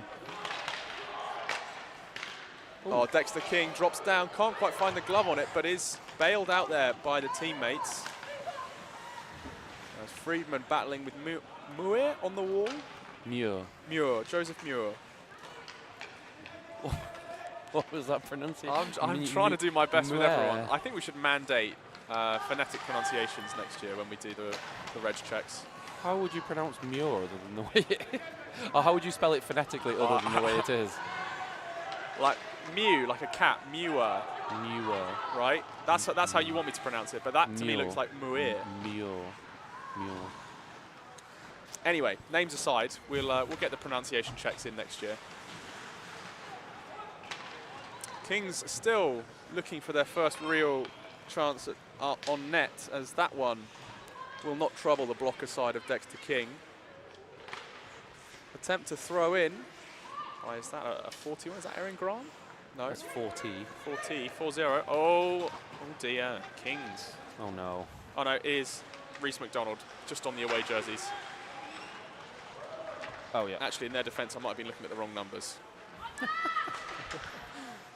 Oh, Newson lets loose a bomb, but that is held up on the way in. Thrust a misfire. That is definitely not kept in. No. But UEA might just be able to get away with it. Freeman. I back the referees though, so if it was, Yeah, if they didn't say it Freeman, was sorry. out, it was in. Oh well, we take the call on the ice as it stands. As that is Reece McDonald. That's ringing not one icing. round. And why wasn't that icing? Excellent question, Mac. Why don't you enlighten the audience as to why that Because wasn't they icing? chose to change and not get the too many men penalty instead of instead of playing the puck. So they chose not to play it, so it's not icing. Intentional, as Go is trying to dance through, gets stood up there by 86, who, is it 86? I think I should expense my eye care to BUIHA. It's getting worse and worse. 66. That's Glimond, Daniel Glimond. There's now Kawadio back on the ice, not looking too much the worse for wear, with an interesting kind of jersey sleeve roll up there. It's Showing better off- than Dove. Has he put them down? I had to tell him off before because he's basically had his entire elbow pads on show. He was wearing a short sleeve top, which is Beachwear. Yes. BUIHA does a beach trip. Maybe that should be our next tagline. Kawadio just looking for options. Sees Go. Go has McNichol. Chooses to go in. Terrible. Did you mean that? I do that on purpose? What? Go chooses to go in. Oh, no, I didn't. I Oh. didn't even think about it. Oh, A professional of my caliber would never. no. As now the Kings have some time in behind the net. Some handy stick work by Go, but does not, in fact, interact with Muir.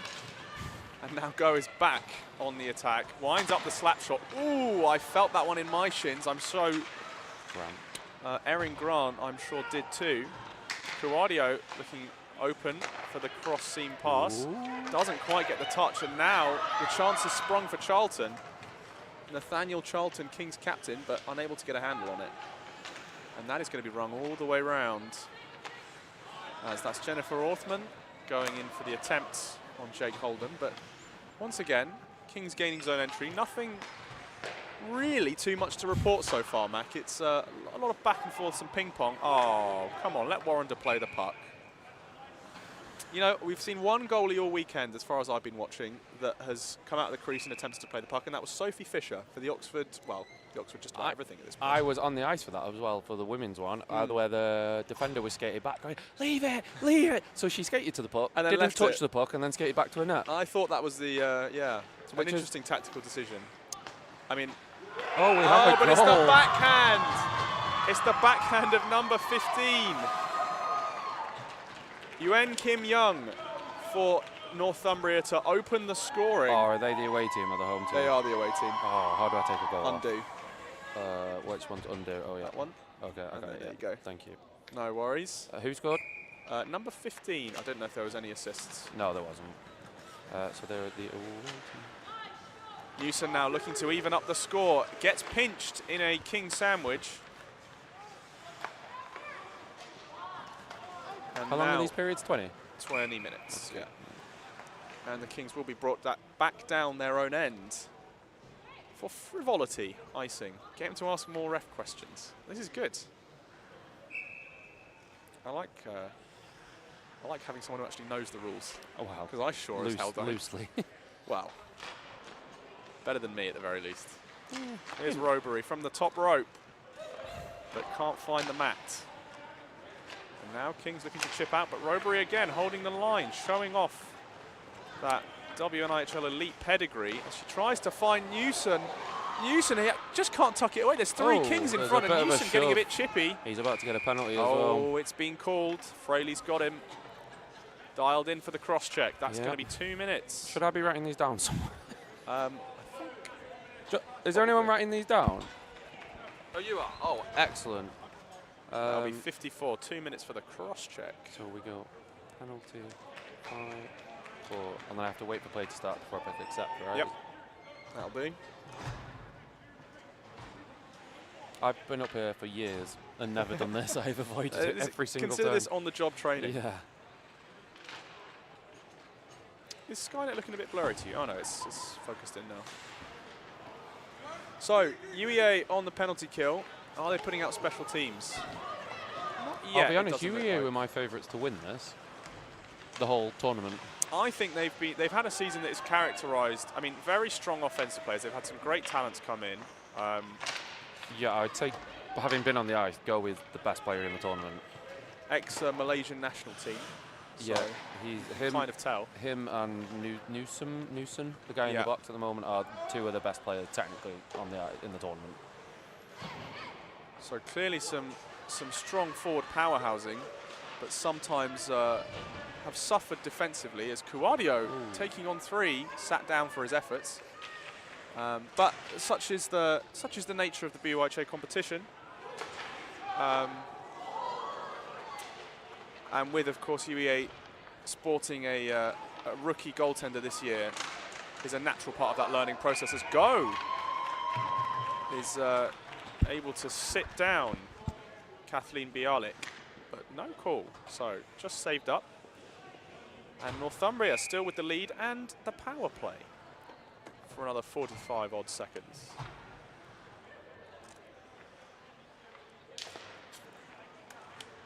Again, looking like they're sticking with the same line. Oh no, they have got a change in. Harrison's entered the field of play, and Go is really trying to do it all. Takes a knock down, but Warrender has got that under control.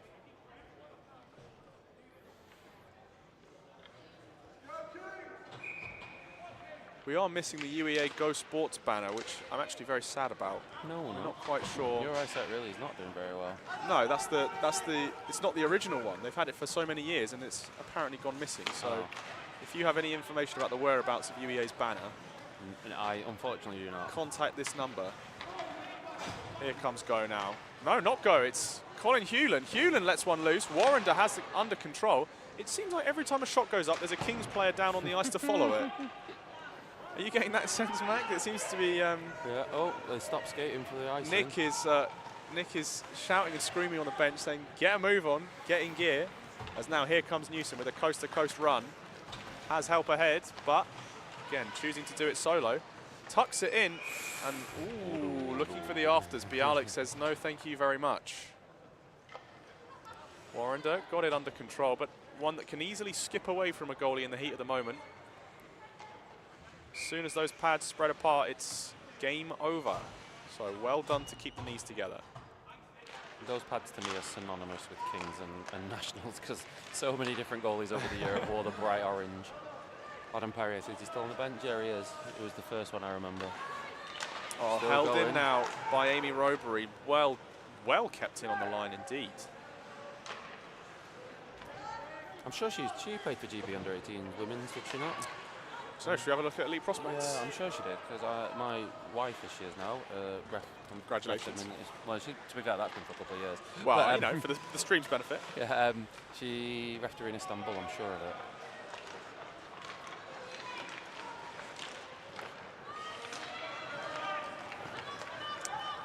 I mean, UEA, one of the clubs I work with, my day job, and always very nice to deal with, has to be said. So we've got Bracknell Bees, junior setup. Oh, Great Britain under-18s. It would have been the 22-23 one, that one. but that's the female. Or was it the one before? So that might have World been. Junior and 18s D2. I do know she made the. I think it was either the long list. I think it was the long I list. think it'll be that This one. one. Is it Yeah. going to give me a redirect? I think she did make the long list for the women's GB squad this year. Yeah, she's a very, very good hockey player. I do not know if she ended up on the final roster, but even still, Oh, yeah, it was this one. yeah. Yeah, Istanbul. There you go. The more you Got to know. the final, I think, lost to Spanish, I think. They absolutely robbed a victory in the semi-finals against the Netherlands. I mean, heavily, heavily outshot and beat them. Which sometimes you got to do that. But they. I mean, it worked for Leeds the whole tournament, pretty much. Oh, I know. I'm very good friends with one of the Leeds players who scored, Alia Drury, who scored the Yeah. the one shot they had. I mean, sometimes one is all you need, right? As Aaron Go again, I think there might be some instructions here to just mob him. I wonder if there's been some tactical coaching going on. UEA not pulling the goalie, do have a delayed penalty coming up. The hand has gone up. Cuadio looks to step in off the shoulder, and there is the touch. So it's 94 to the box. Was that it? Mr. Dove. Cross-checking? Was it Dove? No hook. Hooking, sorry. That was a very square-on hook from Master Fraley. Mr. Wow. Grandmaster Fraley. Grandmaster. Of the referees as he is. It was a hook. There we go. I think I just caught the tail end of it. So is that Mr. Dove? Oh, this touchscreen is a nightmare. Just got to really give it some beans. There's the hook. So UEA once more on the power play. Running out of time though, only 4 minutes to go. And a the goal is 1-0 lead down. for the Kings. There's a slap shot to clear. And I think UEA will be kind of hoping for a little bit more. They haven't hurt for lack of chances. That's a great dive from Wanderer to keep it in. And again, Newson just dropping the hammer. There's been a couple of... look at that commitment from Hewlin. Great effort. This is a very aggressive pressure here from Young. Oh, Kings player's blown a tyre. Hewlin, again, Young is just all over the shop, just causing chaos as Hewlin dancing, ducking and diving. Oh, just good rings it off the save. post on the short side. Oh, that was the lucky break. Cuadio now swings it in. Aaron Go can't get control of it, but Wanderer gloves it away. Down to safety. Oh, hello. That's all right. UEA really pushing for that break now. They've held on against teams such as the Mavs.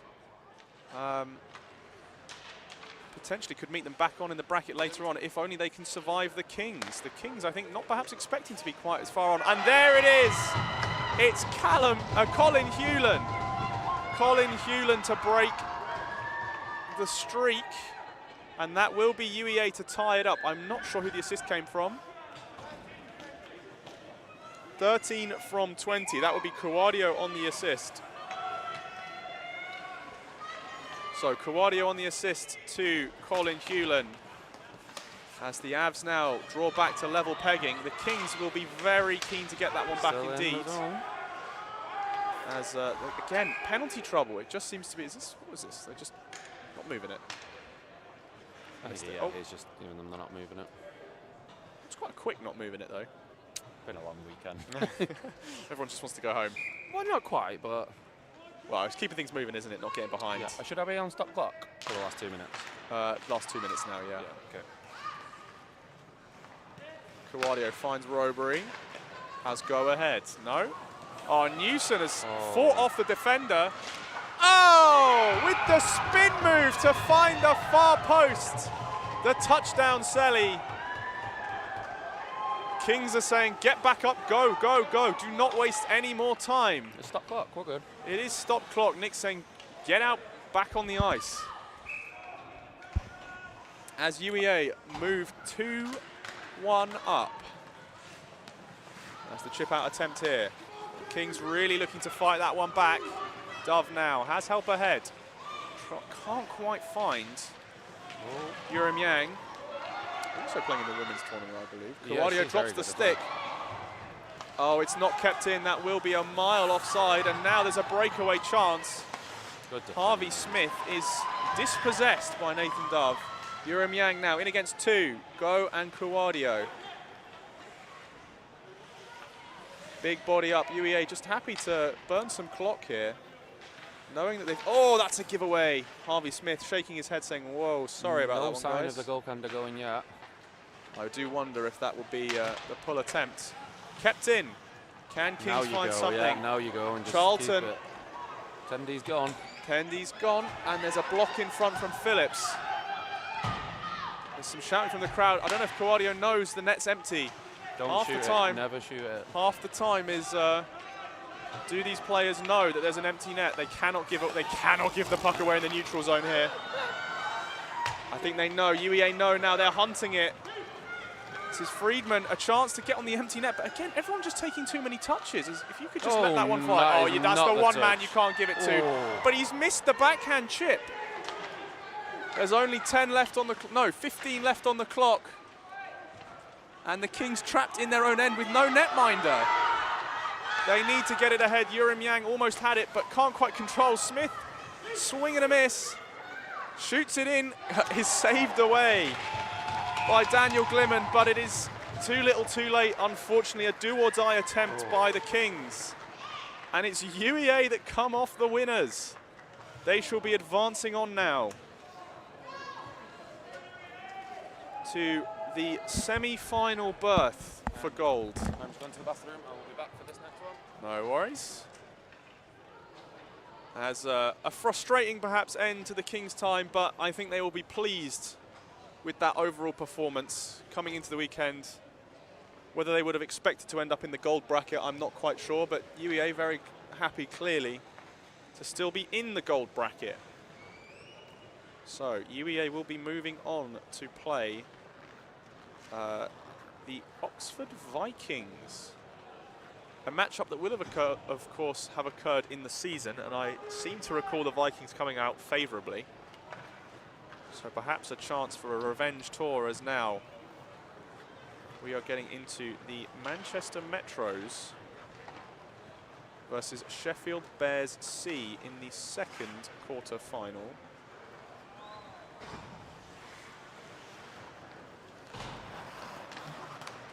Oh, and there's a big spill down on the ice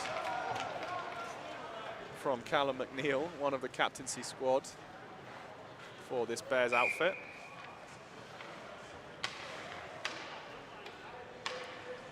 So the Avalanche moving on up.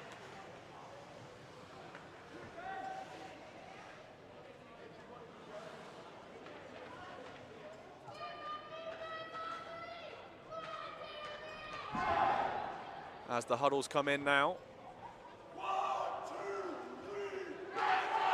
The Metros foregoing the chance of choo-choo. Perhaps we're into the serious contenders now as we get on into the weekend. So gold semi-final 2 will be Oxford Vikings versus the UEA Avalanche.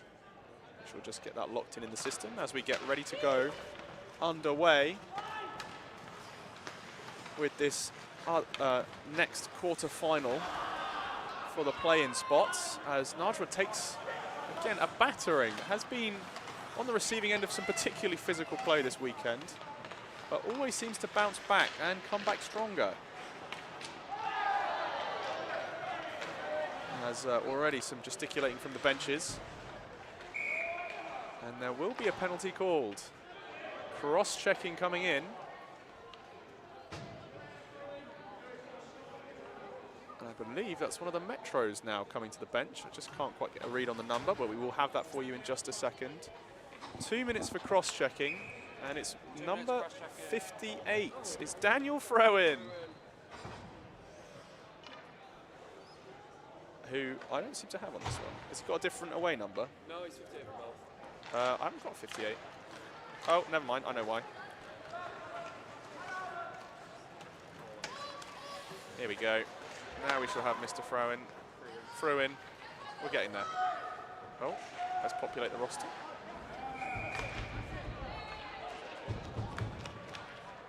His older brother is one of my best friends. Oh, there you go. We got another penalty for the Metros. Oh, joining him in the box. No, Dylan Strickland. Is that Furlan? He's wearing Kieran Furlan, but he's Dylan Strickland. Dylan Strickland, so I haven't got the first penalty even up yet. What was that for? Cross-checking. Second penalty then coming in, so wearing number 68. 86. 86, close enough. Dylan Strickland. This is only his third What was ever that time for? playing. That was another cross-check. That was a crit. And we've got a Bears penalty. Oh my goodness, we're going toe to toe. Trading blow for blow. Interference now coming in. I'm not sure Fraley's the man I'd argue with. What number have we got? No. 93. McNeil. The worst Callum part about McNeil. taking a penalty on this is it wastes so long of the power play that you've Yep. just earned. Callum McNeil will be sat for 2, but Metros have already got quite the party going in the box, so. The lesser spotted 4-on-3.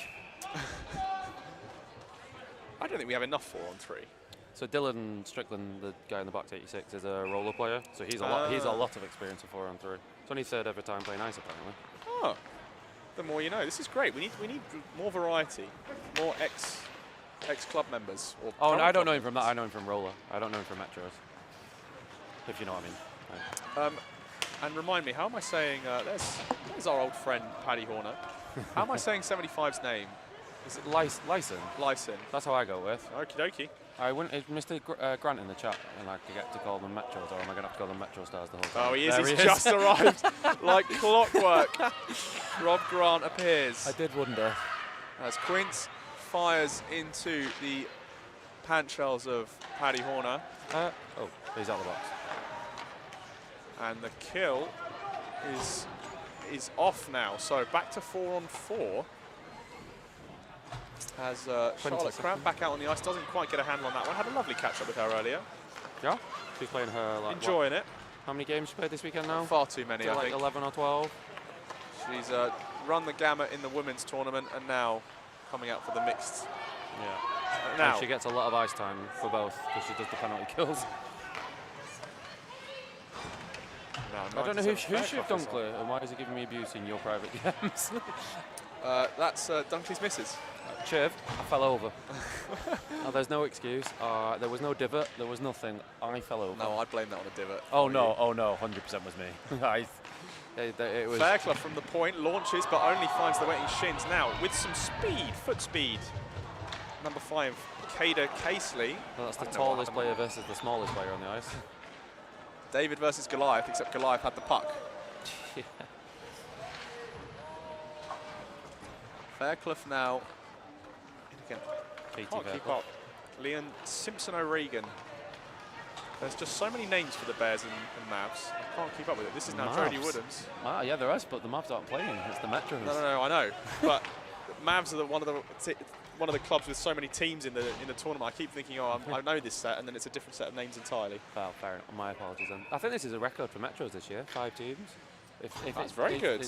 Because it's four in the mixed and 1 women's, which is they might have done 4 in the mixed before a long time Yeah, ago. but not had the independent women's. Yeah, there was a year. Oh, as Horner takes a spill, and then You just play on. That's fine. There was a year Managed that to both the bonk him. Metro C and D team lost in the finals of their respective competitions within the space of about an hour. That was fun. That might have even been when I lost to Nick, actually, as well. was that in living memory? I feel like I remember this. I'm not that old. Well, I don't know. Some of the guys around the BUIHA have been here since the dawn of time, it feels. Yeah, I mean, when, wait, what's the year? Are we in 2024? Yeah, My first 23, season 24. was 12 years ago. Okay, so was I in secondary school at that point? Don't start like this. Caitlin Fraley told me before that she feels old because she turns 20 next week. Oh, that's too young to be saying that. Come on Yeah, I now. know. Oh, That's Daniel Furren. not getting tossed out though. Just being Can't a, get tossed out just anymore. being a cheeky guy. Don't get tossed out anymore. Really? Hasn't been the rule for years. Well, that shows how much attention I'm paying. Because That's why I haven't done my rest course yet. because it wastes time. So the idea is that you get the warning. Yeah. And then is it just a delay of game or something? Yeah, the second one would be a delay game. If you're on a 3-man, it has to be. The second one has to be called by the referee. Not a rule in the NHL. It's still a rule in the NHL though. They'll throw you out in the NHL. Yeah, yeah. I But feel like no. that's what I've seen. Double HF, which is what we played, don't have it. We're just so modern and advanced. Oh, Oh, Horner's not got any idea where the puck is. As it is Chloe Carter back in action. Another one with all the ice time one could ever wish for. Part of the winning Sheffield women's team earlier, alongside our very own Beth Jacobs, goal scorer Beth Jacobs, game-winning goal scorer in the women's varsity, Beth Jacobs. The women's Lest varsity. we forget, in the first inaugural Bears women's varsity, or I suppose it was Hallam Sheffield. As we have got Truncheon between the pipes. Tegan Lavery. She was on the women's tournament. Only for the women's. She's playing for the A's next week. Ah. So yeah, she can. Matchers got a relatively fresh netminder. Oh, that'll that's be a trip, big old surely. trip from Dylan Strickland again. Strickland back to the box as Joe Race takes an almost cartoonish trip to the floor. I was actually quite gutted that we didn't get a choo-choo chant at the start. That's because we're a tram, not a train. Oh. I've been told. Trams are electric, right? I know, they do say choo-choo. I was wondering if that was the teams that take themselves a bit less seriously down the food chain. As opposed to the proper contenders we have. Are you talking about whether the Metro C and D team take it less seriously than the B team? Well, I can possibly speculate. I can tell you that is not true. Oh, I've put the wrong thing in there.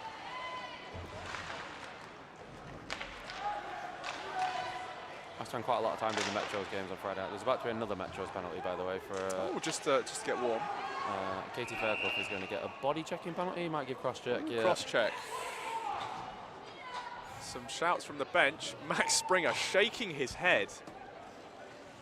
Emphatic. As that is Fairclough to the bench for a cross check. To the box, rather. Katie's a roller player as well. Are you actually just a roller club in disguise? Is that what we're discovering? No, it's just there's been quite an influx of the roller players. Metro's trying to put another player in there. These two both play roller in Atherton, which is where I play, so it's why. Oh, good stretch. Great Good stretch save. from Truncheon. Triple save combo. That's a meal deal savings right there. Sorry, Daniel Furin also plays roller, and Thomas Lyson plays roller in Scotland. So actually what we've discovered is the Metros is just a roller club in disguise. You just got really big, like, fake moustaches and funny hats.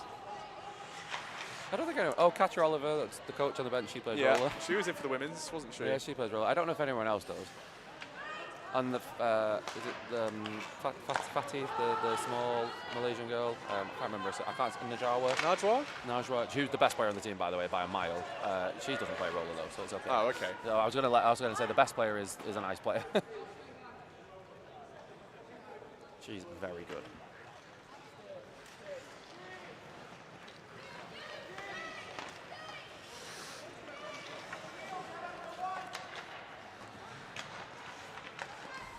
They haven't actually scored yet. I feel like we're still we're in a bit of another damp squib. Yeah, but Truncheon with a couple of impressive saves.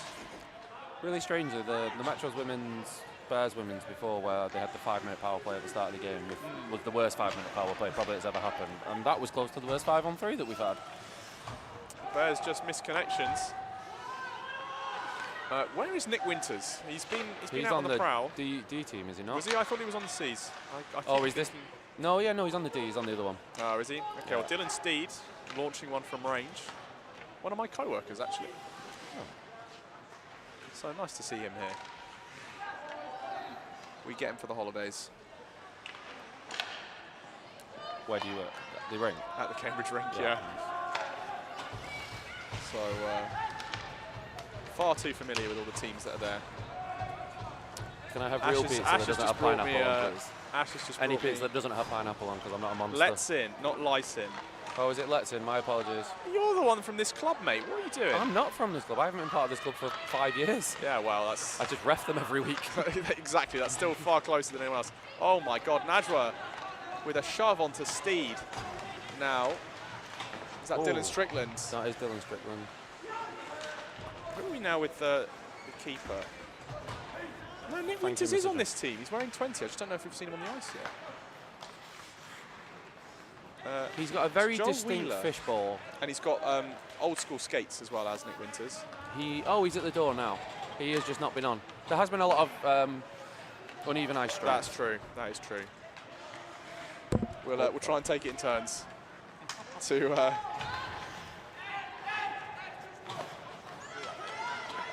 just open another tab, mate. Oh, I can't do that. It doesn't like it. I forget that. Oh, no, it's fixed. Maybe Dave's been doing some magic behind the scenes. Right, Horner now. So he is. He's having a chat. Get in the action, Nick Winters. I think Nick Winters has been the bane of the Oxford setup for so many years. He's robbed them of titles in pretty much every division he's played in. We have an action. Oh, no. Oh, love that. Great effort. Oh, and the beckoning as well. Come on, get in here. Now there is our man, Winters, off to Main. No, Main lost it in the feet.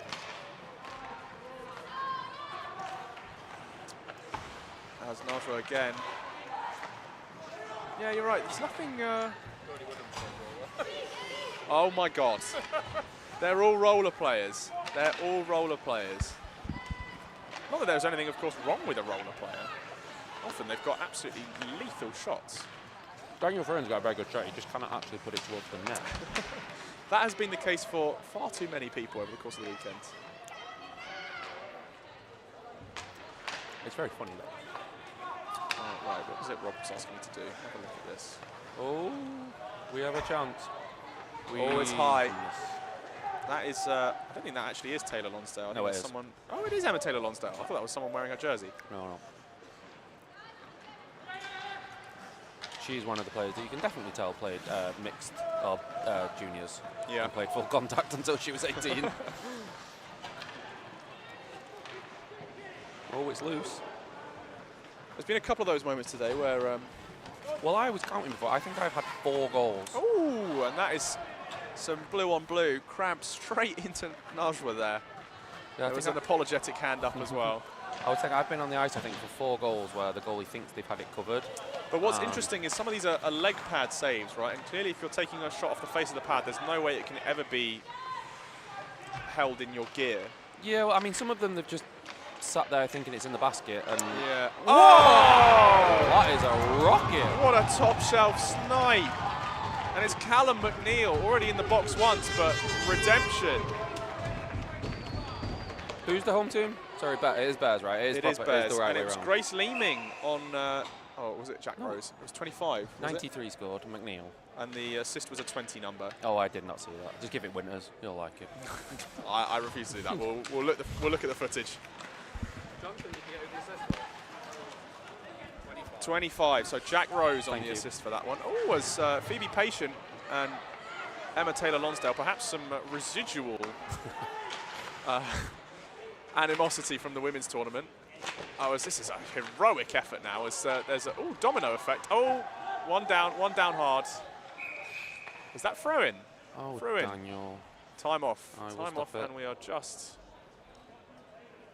going to cut away while we figure out what's going on. Why Horn is don't you down. eat your pizza and go on mute for a second? I think we shall. We're going to have a quick injury break as we have coaching staff to the ice.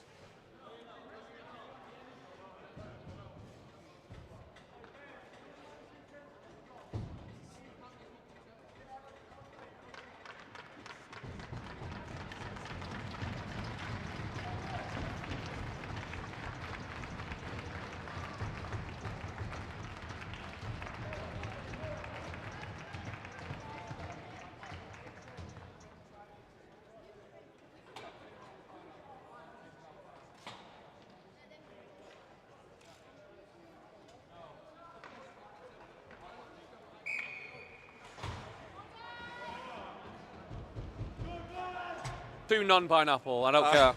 And we've just caught the tail end of the pizza order there. But we are back in the action. One pizza order and one dessert order. Fruin has Made his way come to the back to bench. life. He's being resuscitated on the bench, I think. But hopefully all okay. Managed to get on the Olivia ice. is a physiotherapist, so I that think helps. oh, that's good. Handy to have one of those on standby, isn't there? There's some apologies there for the clock staff. Too busy eating pizza. The bench is not happy with me. Ah, well. Just give him a 2-minute minor next time you see him. Nah, he's my bad. Take it on the chin when you make a mistake as a referee. That's good. I've just been It's told, noble. can we get a comms change? The Manc accent is getting grating. Well, thanks very much, Barton. That's right. That's why you got the soothing southern tones to counteract all this northern Thank you, waffle. Thomas. Thanks, Barrett.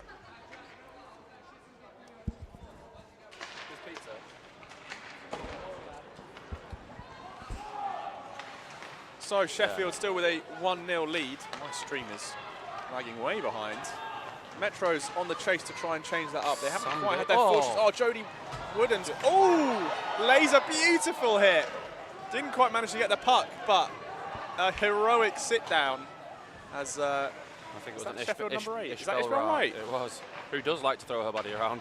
She's very loves the body contact in these games. Simpson O'Regan Very unable to good at control it. Ishbel Wright. Ishbel Wright of trophy dropping fame earlier. Oh, she dropped a trophy? Well, she, on the way to collect, skated back, blew a tyre and managed to slew foot Beth Jacobs and take out about half the team with her. Oh, is that? So I was off the ice, so I did not actually see that. I think our media team have got a full video of it, so. There's Fruin. Look, he's back in the action already. He's fine. He's putting it on.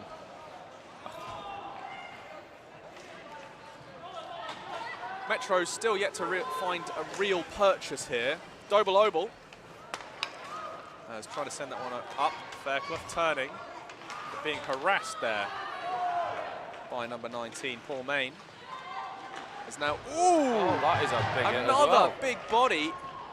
Arms are down. Oh, we've got scuffle, and there's a shove over from Nick Winters onto Najwa. Was that? Well, it was anti-Fairclough.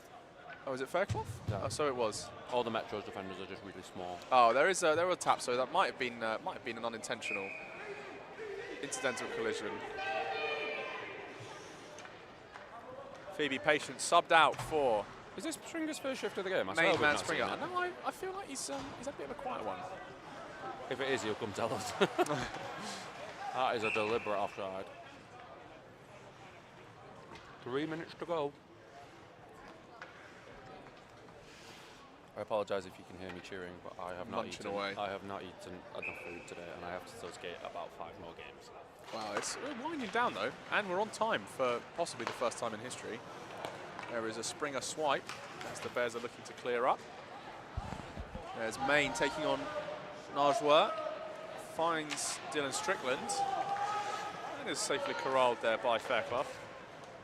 There is Spring Dog Millionaire on the side, gets the stick check from Nick Winters, and Springer launches one from range, gloved. Oh, surely you've got to make them play that one. That was a particularly generous whistle, but I'm sure Metros will take that. And why aren't Bears allowed to change here, Alex? Because they covered it when they could have played it? Nope. I'm failing my refs course, is what we know from this. The puck was shot on net from over halfway. Does that mean they can't change? Yep. Actually means the non-offending side get to pick sides as well. Also means you can't call call a timeout. Oh. Because the general rule of There thumb are is so if you many can't rules. the general rule of thumb is if you can't change, you can't call an icing. Can't call an icing. You can't call a call a timeout. timeout. Sorry. Or you could do what Cambridge or Oxford. Was it Oxford did before? They where- asked for a timeout when that one doesn't exist. and I said no, and then they just stood and wasted 30 seconds. I was They were wondering why they all losing. just went and had a sit down. Well, they were losing as well, so I was like, well, you can take as long as you want, but They were feeling tired. yeah, but you cost yourself some time. It was a good contest. It was a very good game. Oh, Truncheon leaving that short side open a little bit, but has now squeaked up to the post. It's interesting to see the different variations of the RVH, and some goalies employing the Cheetahs RVH. Enlighten me what on earth an RVH is. Reverse vertical horizontal, so depending on who coaches you and what decade they learn. Oh, there's a lovely chip ahead. We'll come back to that point in a second. But it's Strickland unable to corral the puck, and it is going to be ringed round. We have 45 seconds left, by the way. Oh, well, let's go, Metros. Let's have a goalie pull. Truncheon is already halfway out of the crease. Strickland has it. There is Truncheon to the bench now. No, that was fine. Oh, Oh, that is... well high. As now Fruin trying to keep it in. Has had his stick chopped out of his hands. And then put Kicks his it body into the on. middle. Oh, that would almost have surely a distinct kicking motion. No goal. This is getting Oh, this wild. is scrappy. Puck is an going ice. all the way down. That is a nice. Is going to be called watch the clock. We've got it. I got it, don't you worry. And that will be coming all the way back. Truncheon, is she feeling like coming back to the net is the real question, or are they going to stick with the 6-on-5? No, you've got to send. There's only 16 seconds left. Metros earlier this year tried to pull their goalie. The goalie got to the bench, turned around and changed their mind. Unfortunately, the player... Unfortunately, the player had also jumped on, so they had 6 on and the goalie skating back to the net. Ah, that is unfortunate. There's an attempted throw-in, kept in by Fruin. Fruin still looking as time is ticking away. 9 seconds left. Wind-up slap shot from Horner. Doesn't find the mark. And Bears looking desperately to clear. 2 Phoebe seconds. Patient on the wall. It's not going to find it, and the Bears will live to fight further up the bracket. A valiant attempt by Metros, but just not quite enough on this occasion. Have we got a final coming up now? Are they still 20 minutes, these finals? Let's have a look. Let me have a bronze. Are we just 20 for the rest of the night? Yeah. Sweet. Those 25 minutes this afternoon were a killer. So well fought by the Metros as Bears will progress on to the semi-finals against the Maverick C. So Bears C versus Maverick C. On who, Rick? So we will join you back after a quick pause while these teams get set up, and we'll just figure out. We will eat pizza, and we will figure out the last bits of the game sheet from the previous game. So we'll be right back with the bronze final action. Birmingham Lions B in the dark blue versus the Mavericks D in their white away jerseys.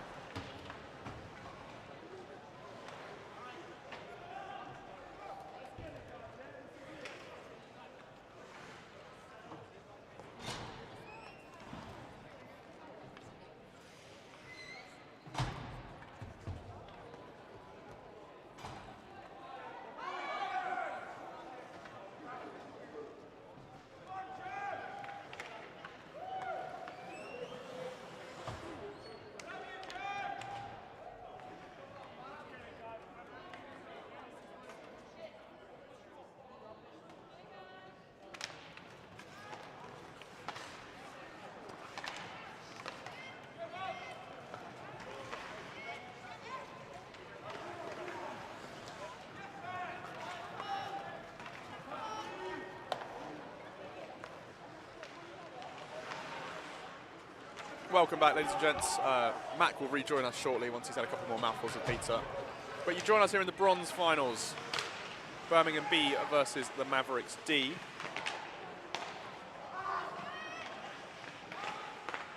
As Birmingham looking to come home with some silverware after a couple of years. It was last year they were absent from the Cup. But I think making a return this year and having a rather hard time of it, but building back. As I think COVID took a bit of a they took a bit of a hit to their operations, as did everyone really.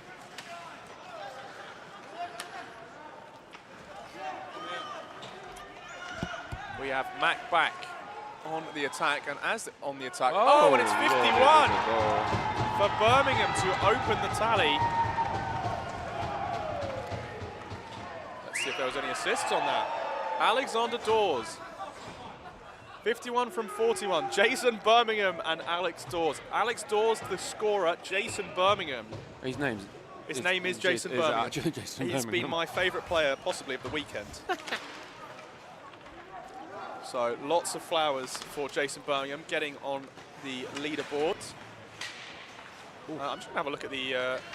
let's see, this hasn't processed yet. We'll fix that in a second. Still hasn't processed. I need some water. Any water up here? I think we might have run out. Yeah, that's fine. I think we've got some. Oh, there's a bottle there, just round the corner. Is it new? Oh, I'm drinking out of there. Thank you. As long as it's not robbed, then I don't get ill. We should have had to quarantine all of this stuff. Oh God, he was not a well boy. We do love you, Rob. Just stay away. Yeah.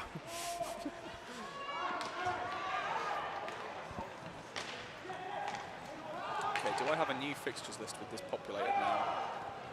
No, it is not populated. This is now the the Mavs D we are playing now.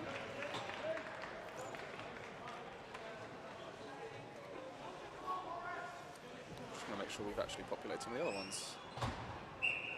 As now the Mavs C. Did we say Sheffield C was going on to play the Mavs? We did, didn't we? Oh, is it Sheffield C versus Mavs C? Yeah, in one of the the gold semis. Oh, great. Guess who's on the ice for that? Is it you? I suspect so. Lucky winner. And then we're just waiting for the... gold semi. If it's the first one, I'm on it. If it's the second one, I'm not. This is the problem now.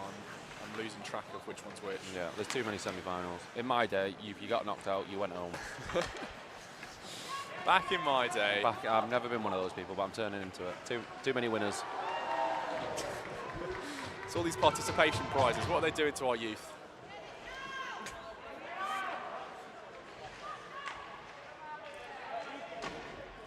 Oh, nice diving save there. And it will be Christian Wilson again back in action.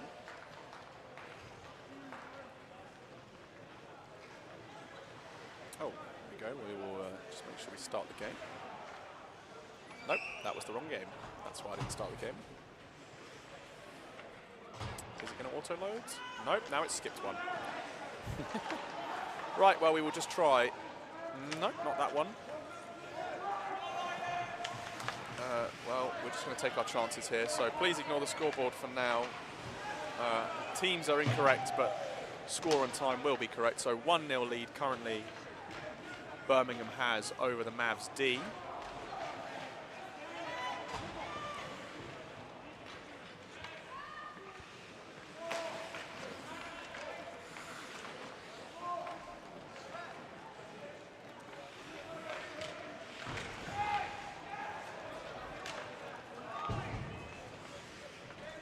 Oh, I've just seen your post, the post about the Go Sports panel missing. Yeah. I didn't realise it went missing today. I thought you just meant in general. No. That was very much current affairs.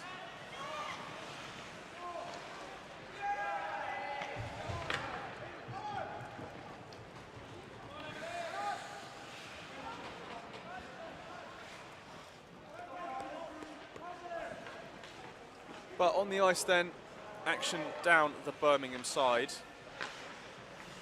As Mavs with a chance in front for Tinkler, and that is covered up by Dominic Lees.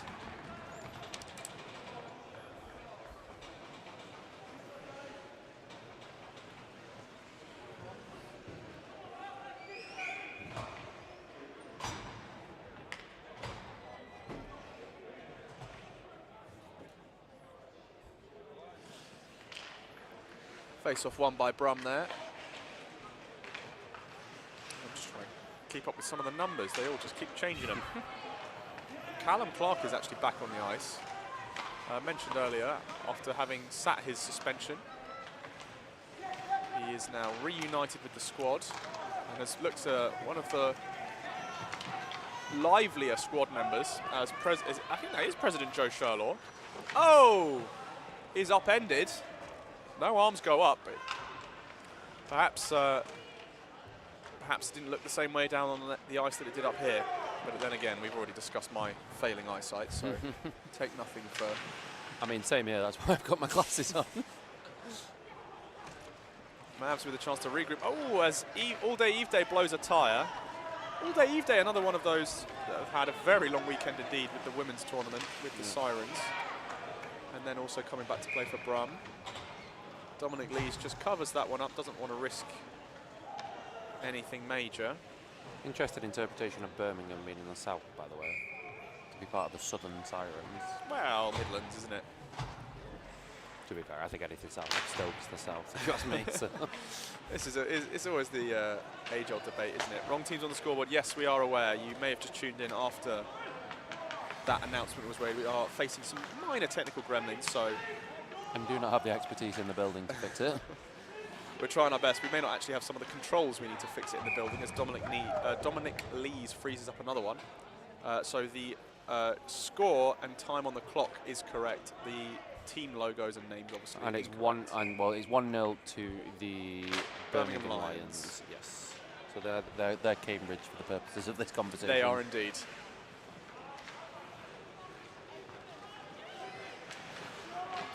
Whereas that's a lovely reverse move by Smith there to try and lock and load, but again, as with so many of the shots today, just not finding the mark. That is not making it. Sprinting ahead is Emily Crudgington, another women's tournament player, along with Sansa Ben Hamida, wearing number 21, the captain of this squad. Oh! And that is Emily Crudgington sat down. Ben Hamida still hustling hard. Has help at the point in the form of Barnaby Davison, sorry. There's Ben Hamida just all over the ice. Oh my lord. That is a big upending. There's a shot attempt, but the Mavs, I think, probably on paper, slightly bigger bodies and putting them to use slightly more effectively, as now McBurke, or someone wearing McBurke's jersey, goes on in. Mavericks D, 228s, both numbers, home and away. So, yeah, they do not have a 27. They don't have a 27, they have two 28s. So, I'll ask. We shall consult with the experts.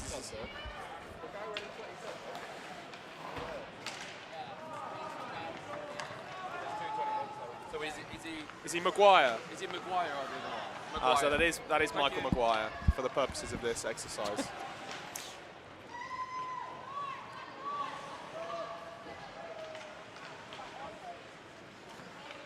Mavs then still with some zone time and entry. Popped out ahead, but no, Tinkler able to collect.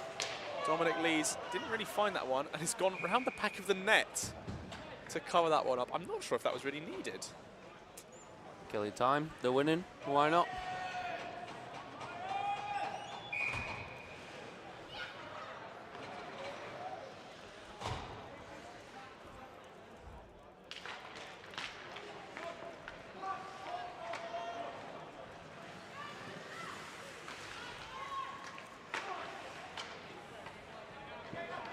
Whilst the silence, my wife has just texted me and said, can I get a shout out for taking the radiator off the wall?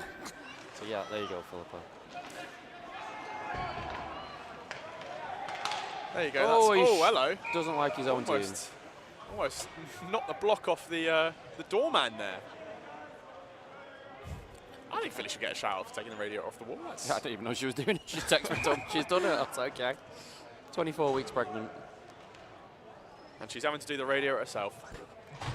I'm here paying. Honestly, I'm here earning the money to replaster the room. You were here yesterday morning when, on the way here, on my drive here, she spent £700 on a Brum, just as I was driving to Sheffield. There you go, that's your weekend covered. Yeah.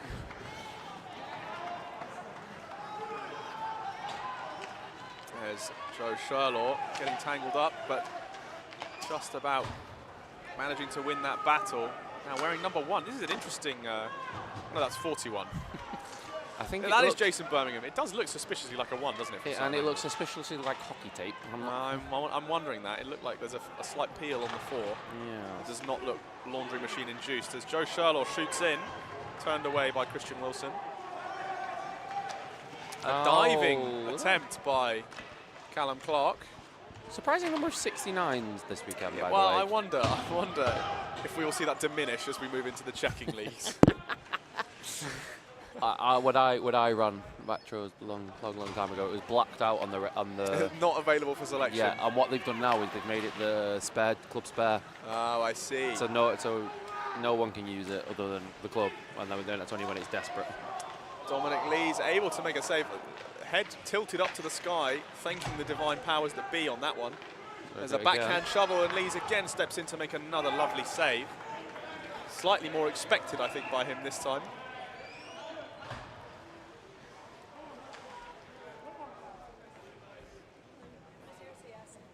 Hello. How's your knee?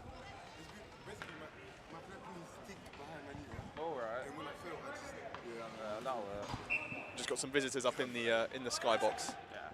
Then the adrenaline kicks in. You're fine. Yeah, good. Oh, it's not me. I'm just there to make sarcastic comments, really. It's normally Alex. Alex is the real commentator. Thank you, thank you. Just chatting to number 20 from UEA, Coadio, up on the top deck.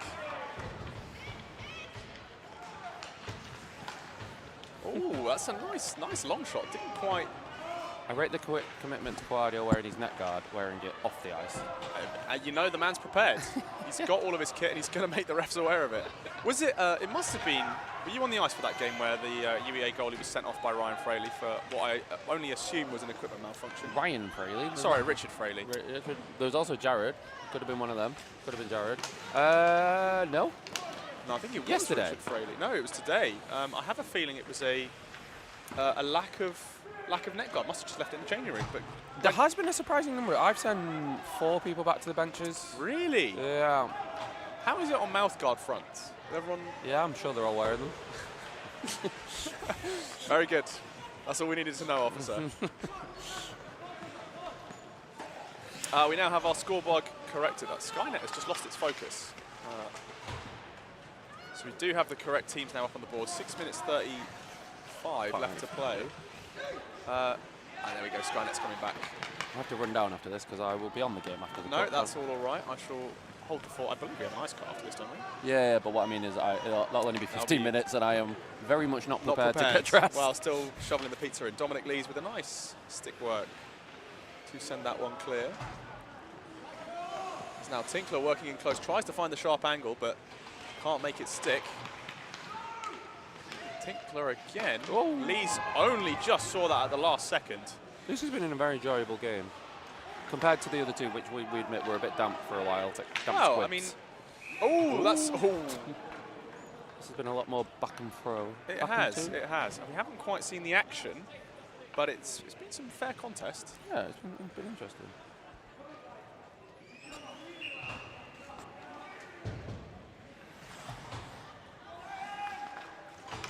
Still with time winding down. Neither team yet scored. I think we've only had one penalty shootout this weekend. Unless I missed some in the women's this morning. Yeah, Metro's won one against Mavs women. It's only this. I'm thinking of a total of 2 penalty shootouts, which might be a Nationals weekend record for. I'm trying to think. Do you know what? I'm just happy we had a coin toss. We did. The first ever, apparently. I know. We've been so close and put in the office. So close so many times. Robbed, I think, last year. Yeah. Was it Ryan Fraley that? Yeah, against Metros. Yeah, Ryan Fraley stole the coin toss. Yeah. We've had one years and years ago. We had shoulder cameras that they used to take down to the ice, and we were all prepared with a coin, the shoulder camera, all to do it at centre ice, and somebody scored with about a minute to go and ruined it. I can't remember the teams. I just remember being very upset. I think I just vividly remember one of the chat messages that just said, Ryan Fraley, you pigeon. I could tell you who did that. It was Eva Harrison that said that. That's who it was. Yeah. Oh, I might be thinking of... No, this is All Day Eve Day. I was thinking Eva Harrison hasn't been in the chat this year. She's in Sweden. I don't know if she's still in Sweden at the moment. She's in Sweden for most of the season. I remember Rob spent most of the weekend chatting to her and catching up. It was nice to have someone with us for the whole ride, basically. It was nice to have some nice people in the chat. That too. So it's all gone quite quiet. Any Metros fans in the chat? Not that they're playing at the minute. I was about to say, why would there be Metros? I suspect not. Because I just saw the trains again. I suspect not. Any Mavs fans? Shoes off if you're a Mavs fan. Send us a shoe emote. And if you're a Lions fan, send us a cat. Also send us a shoe emote. That works. All Day Eve Day. I think she's out. She is. Yeah. She's in Sweden. I'm sure she is. No. Oh. All Day Eve Day is currently on the bench. Oh right. Okay. She might be on the ice, but I haven't seen her in this. You can see the pigtails. Yeah. See the bottom of the helmet. Oh, there's a step inside for Smith as a 1-on-0 develops. Great save. Dominic Lees stands firm and is able to keep that to safety. Tinkler takes a shot, and it's another blocker save for Dominic Lees. That you can almost feel the pressure ramping up a little bit from the Mavs now as they realise, okay, it's time to get a bit more serious. We're in 3 minutes. Not long left on the clock to go. There we go. We got some cats. We got some zebras in the chat from Shiv Dunkley. Let's keep the cats coming. Where's the Sherlaw versus Sherlaw? Is there a second Sherlaw? I was only under the impression there was one Sherlaw. Further murder kitchen. I do just keep reading your phone, by the way. No, that's all right. Next to me, I don't know what any of it means. Just most of my work chats. Waiting for the. Is there a second Sherlock? Have we missed this? Well, I saw something from Or is there BUIHA a memes. Oh, Lauren Sherlock. Oh, I had not appreciated Lauren Sherlock on the Mavs D facing off against Joe Sherlock. Are they related? I believe so. Do we have any intel in the chat as to which is the better Sherlock? I say we Can just we let do a them community square. poll? I say we just let them square up at Centre centre ice, yeah. That's the tiebreaker before the coin toss. Yeah, there. It's And Sherlock if it's a versus score Sherlock. draw, then we go to the coin toss. Yeah. We'll go We're into So- stop clock territory now, by the way. a win by decision. Win by knockout. I'm not sure we can condone that. Essie might have words Yeah, to say about our head injury protocol. it might not work with the head injury protocol. Here comes Tinkler now, collecting, crossing, gets through 3 with speed into the shin pads though of Theodore Hagen. Oh, This is a sit that was down. kind of a quite gentle sit down, but dramatic looking as Matthew Howard takes a spill.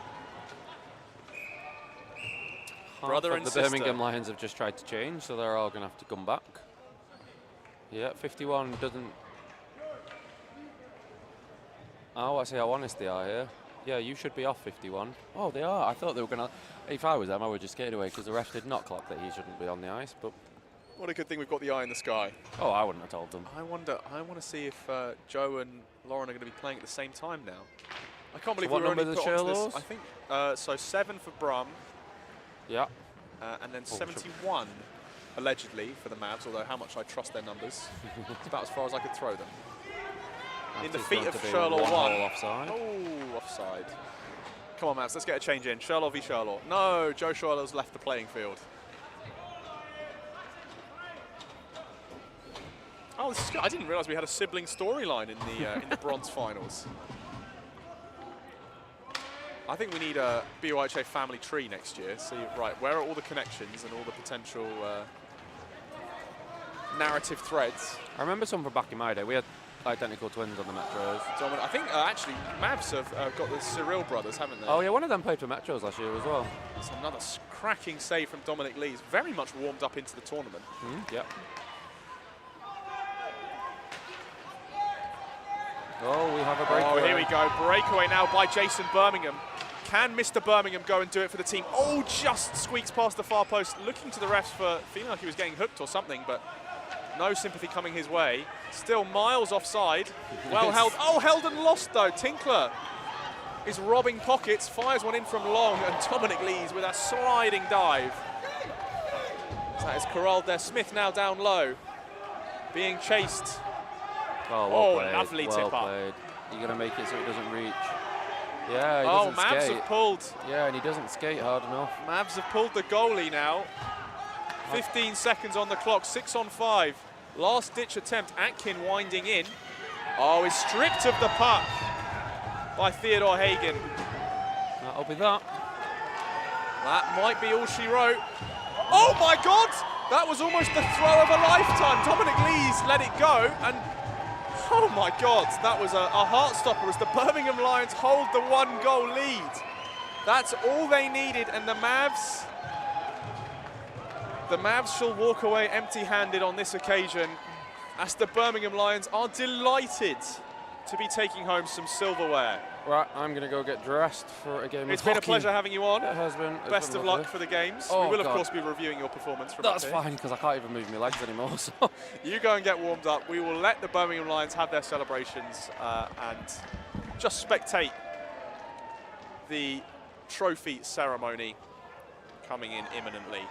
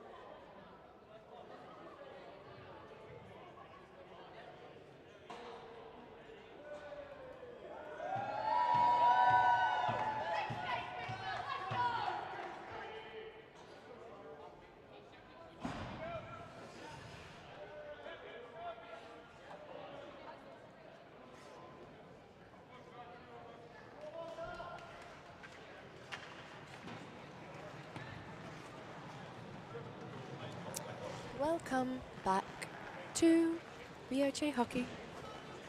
I have. Hold on, that was a pause because we took a photo. I have Rafter from the Glasgow Stags. How's it going? And Steel Queens from previous years, if you know them. Yep, I've heard of them once or twice. I've heard of the Steel Queens, maybe once or twice. Maybe seen them Maybe more. played for them Maybe played for them. every year. Nationals the last 5 years. Maybe we've iced with the Steel Queens a couple of times. I don't know. You know, maybe a few times. Anyway, we are jumping on. Essie's kind of a big deal. I'm quite flattered to be here. I think you're kind of a big deal. Are we both flattered to be here with each other? You've been to the World Universiade Games. I did. I showed up there once. Just, you know, got your name on the roster and Yeah. do the thing. Got jersey. Do the thing. I will open the live chat. Basically, we have been just chatting our way through some games. We are live on YouTube. We have 87 people on the live chat. Guys, hope things have been as entertaining for you as it has been for me. Oh, have you had a good weekend? This has been an absolutely fantastic weekend. Oh, I'm so glad. We have had really good feedback from players from this weekend. Everyone seems to have had a really good time. I have never laughed so hard in all my life than when Josh Middleton let out a massive fart when Aidan was giving a post-game speech after we had won our only game Oh, in the tournament. is there That was a highlight for me, Ezzy. oh, highlight for me?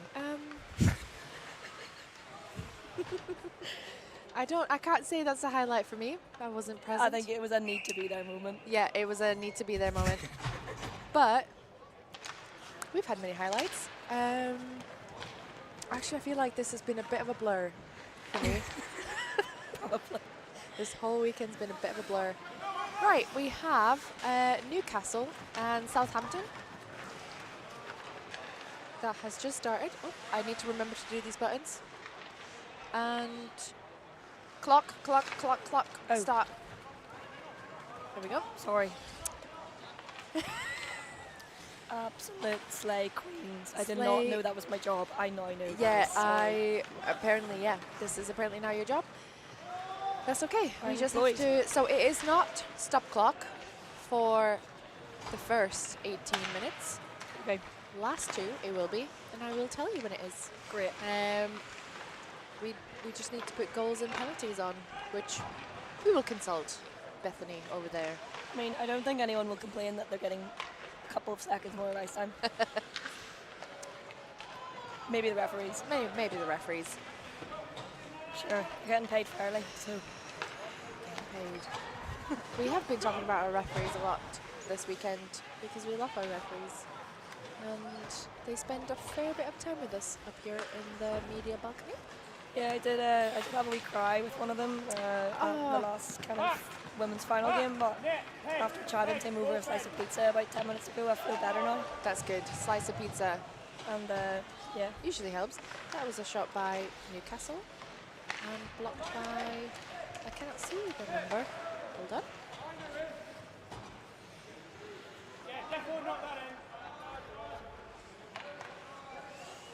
Yeah, definitely that in.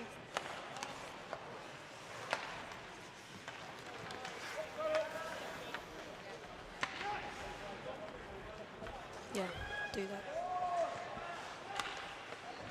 And a nice pass into the slot, just tipped by Southampton.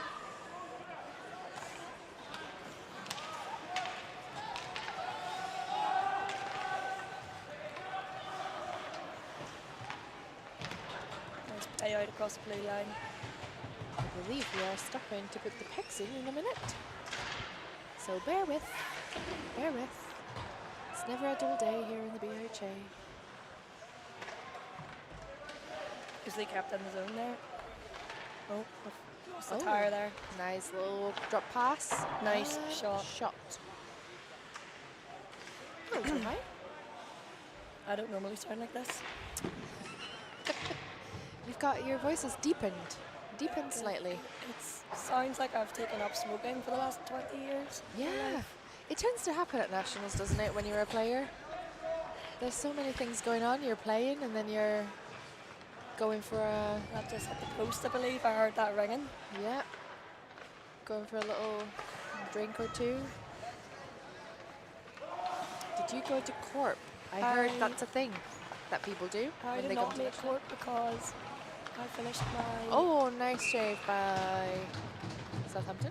finished my exams on Wednesday, and Oh. I went out in Glasgow and we did something called scrub crawl. Nice. That sounds really fun. Just when the whole medical school goes out in scrubs and takes over the Glasgow subway for approximately the entire evening. Nice. Disrupts all public transport and fills every bar in Glasgow full of people with blue scrubs. Here is Southampton. Shot goes wide.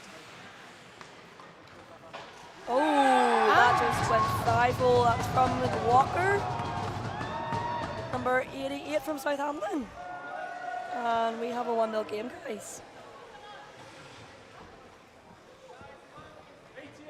88. Unassisted.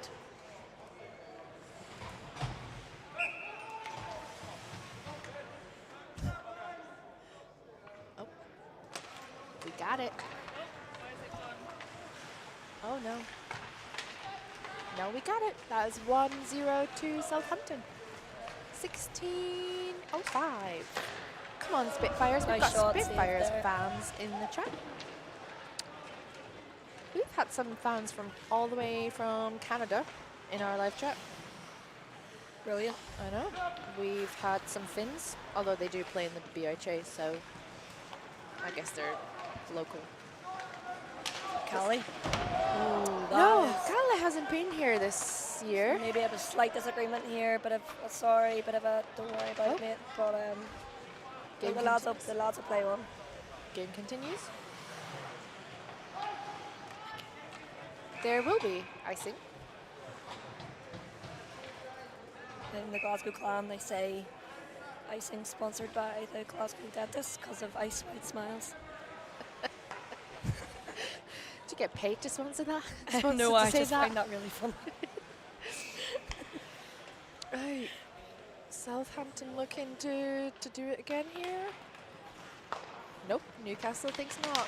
Oh, maybe. A lovely maybe. face-off win from Newcastle, and passing up to their winger here, who's going to take it out Milne with the puck, and just saved there by the Southampton goalie.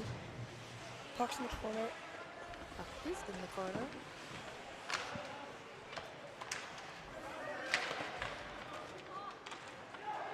Some false there. Little trip. Just a little trip. Oh. Southampton D blocking that. Some Attempt. good keeping it in the zone battles here.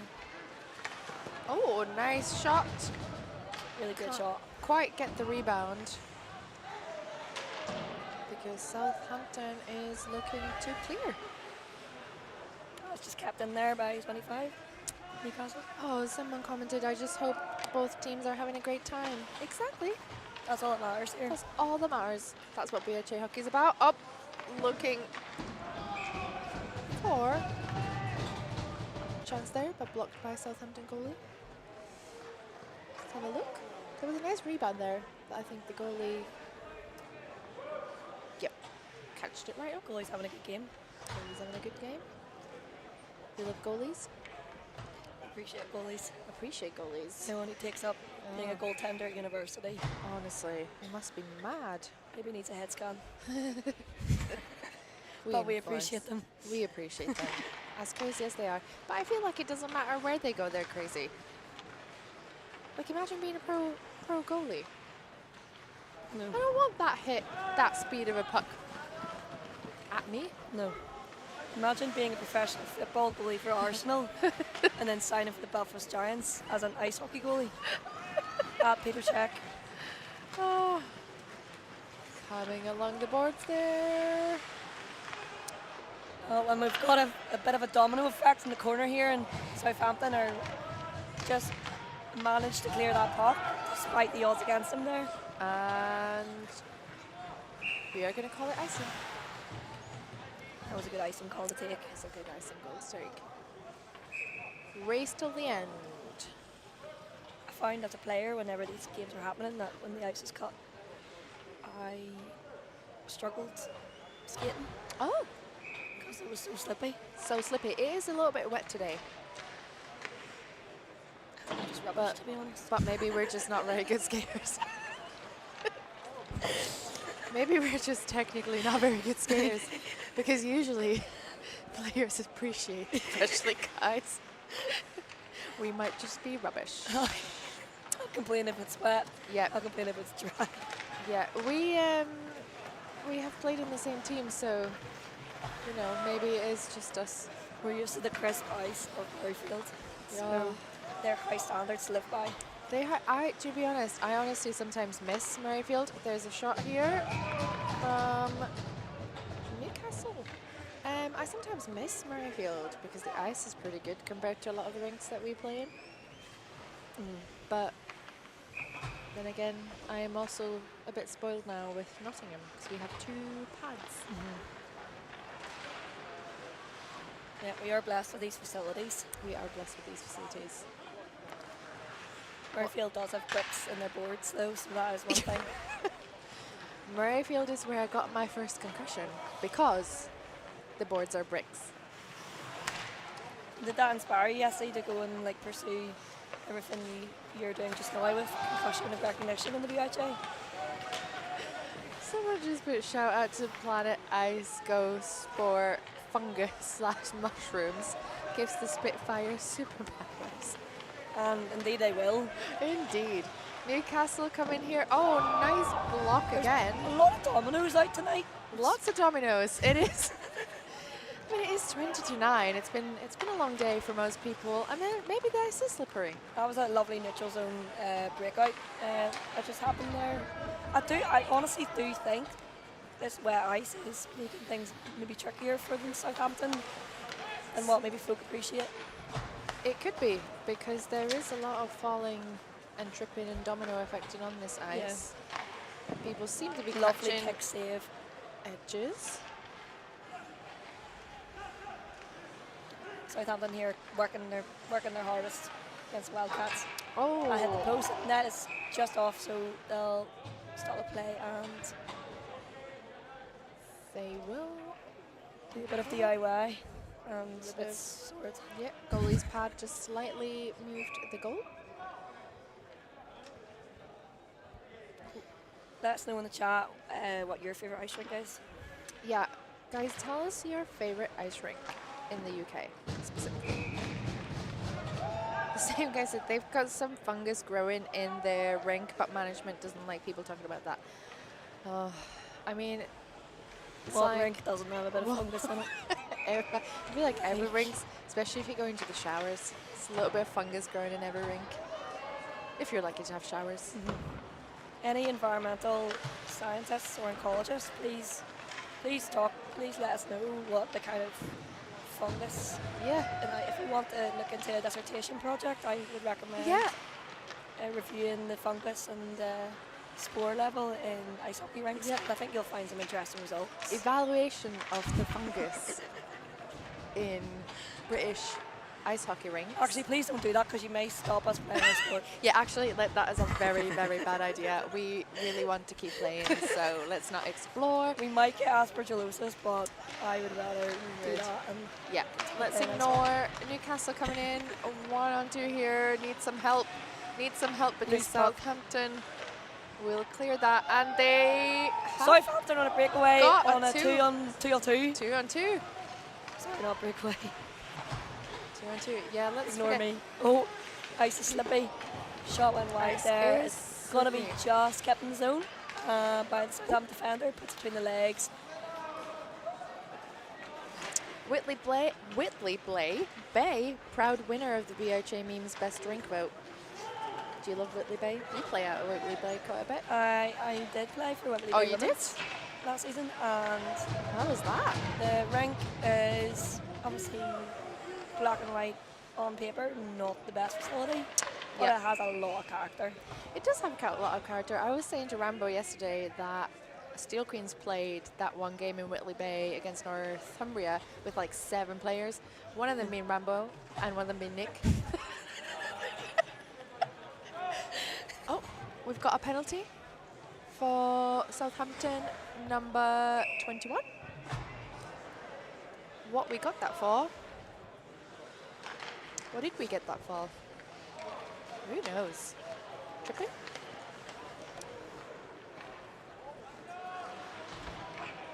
I haven't a Scooby. Newcastle with a chance in front of that. Shot from the point. Point has dropped a bit low. Oh, we're going to stop a play. Looks like the net has gone off again. Pegs need to be put in place. I need Whitley Bob Bay. the Builder here sometimes in. Bob the Builder. Ooh, Cambridge Ice Rink. I don't know if I've ever played out of Cambridge Ice Rink.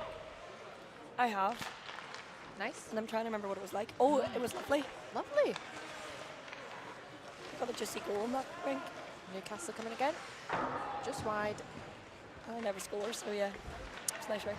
I scored my first Steel Queens goal out of Whitley Bay, so I guess I gotta respect it. Yeah. I did struggle with the ice though, because it was kind of an uphill battle sometimes on the ice.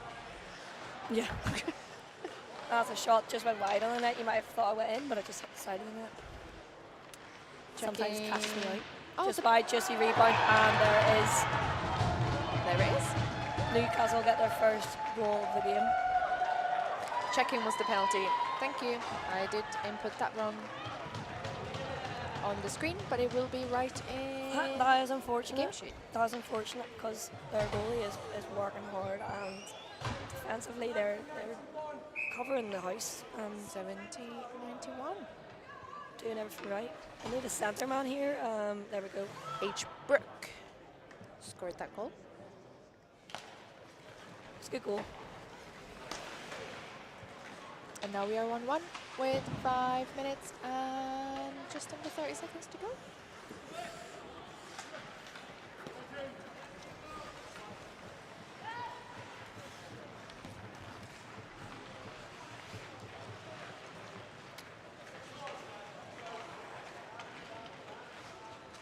Let's go Wildcats.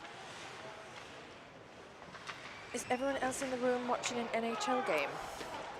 NHL has nothing on BUIHA, honestly. Like, I feel that. I would rather be watching BUIHA hockey on a 100%. lovely Sunday night than NHL. NHL has got its place. I do appreciate the NHL. Yeah, it inspires people, It inspires people. It brings people together, entertains people. entertains people. BUIHA has way better hockey, I agree. I'm actually more entertained. I am more entertained. Considerably more entertained.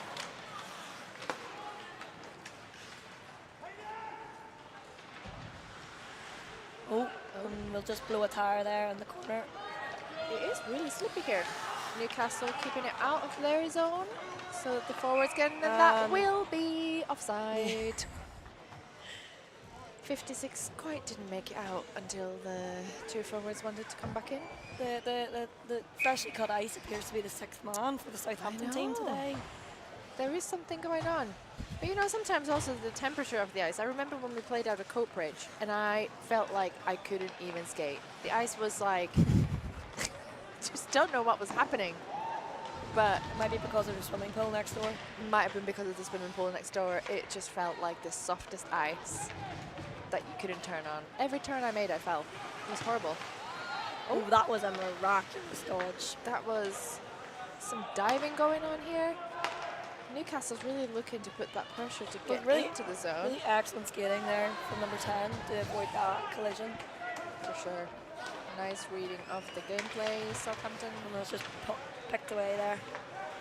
3 minutes to go. We are getting closer to stop clock time. Lovely seam pass there. Oh, and that shot is just feathered off the end of that stick. Oh, and the fall towards the boards there. Don't think the ref's gonna. After anything that for that one. first goal, Southampton hasn't really gotten a shot on goal But there's still time. We've got too many men. Not had as many shots as the Wildcats. We've had one shot on goal. Unfortunately, other shots have gone a bit wide, and we are looking for number So we're approaching the 2-minute mark. 11 to go in for too many men. So we'll be playing 5-on-4 for the last 2 minutes and 15 seconds with stop clock now.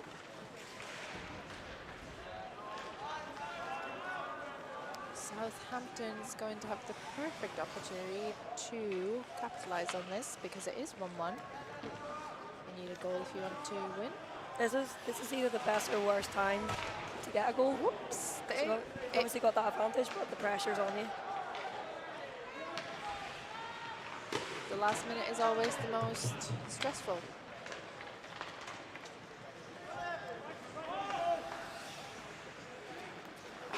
Great shot there.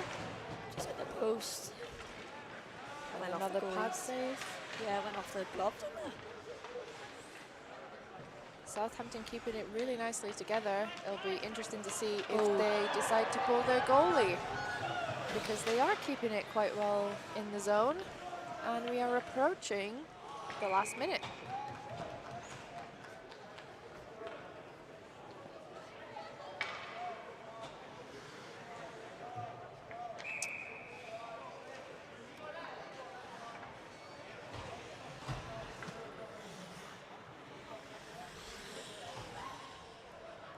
Six people in the live chat. Live stream, I mean.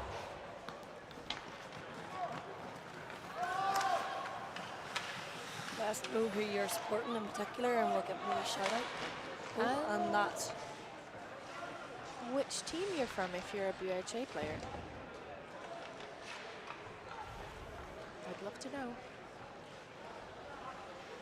50 seconds remaining in this game, 1-1. Green laces. interesting choice. Interesting choice. And it will be offside. I think that was a very close one, but I do agree. We do respect the ref's decision because the refs see the best. It appears our head of operations is preparing for the chance that this will be a shootout, which is very likely. I mean, there are still lots of time. Newcastle trying to gain an advantage there, but the puck is bouncing. Nice pass there. Needs a little bit of help because we've got 4 Southampton players defending the zone. 10 seconds.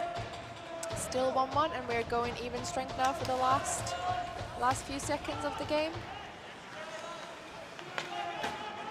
If you were a Southampton coach, would you have pulled the goalie? Let's go. Oh, icing. And the game is over.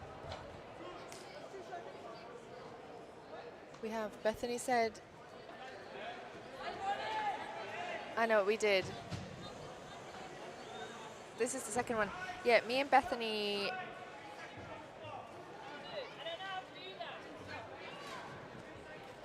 Me and Bethany said earlier on when we jumped onto comms that, oh yeah, there's been no shootouts. There's been no shootouts. Oh, it appears we are going to go and play 2 seconds on the clock. Wanted to ask actually how many shootouts have actually happened This today? weekend, none until we said on the live chat, oh, none have happened. And then what happened was, after that game, when we said that, a shootout happened. And then now this is going to be the second one. Right, played a couple of seconds there just to... As the Southampton coach, no, I'm not pulling the goalie. Ha ha.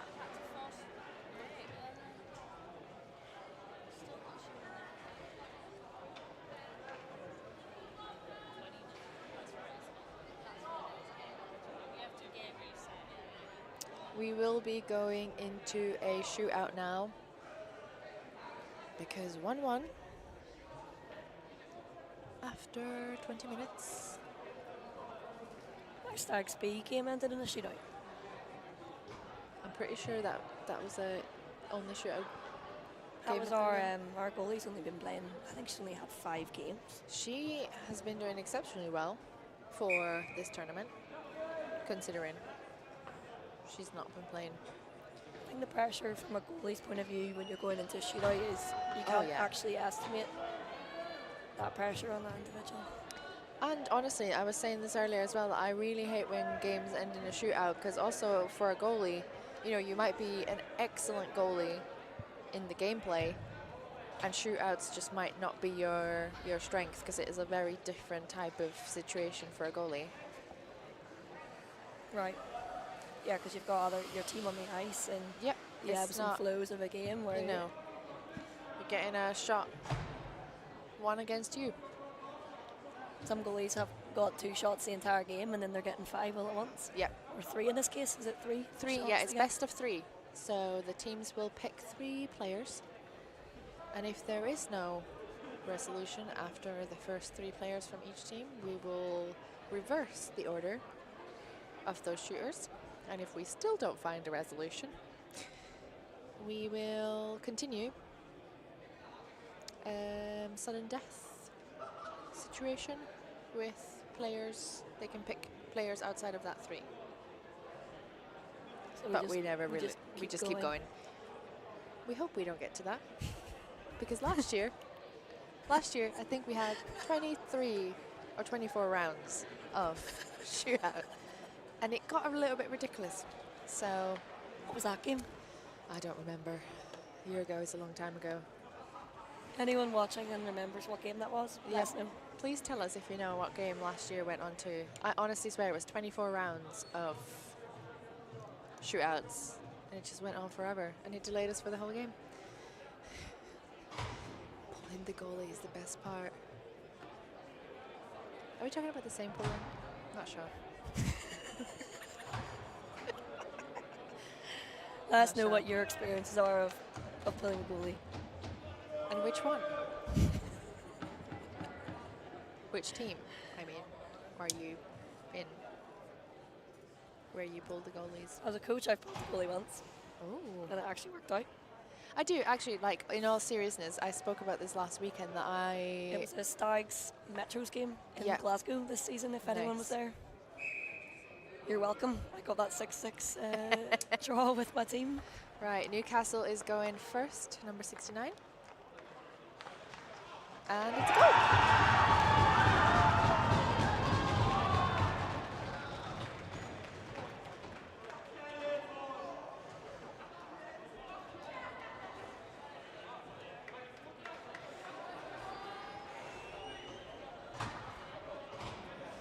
Lots of positive encouragement there from Southampton bench for their goalie. That is Jay McDonald that just scored. Southampton. Go Spitfires. Yeah, number 92 will be attempting. Oh, unlucky. No goal. No goal. Goalie just gets a stick in the right place. Yep, goalie got a stick in the right place there. Southampton, great effort though, good stick handling. And we've got 56 from Newcastle, trying to make it 2-0.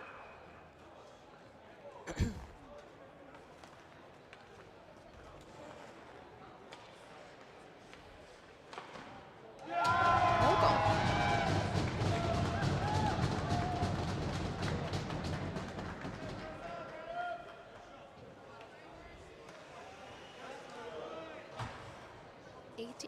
From Southampton.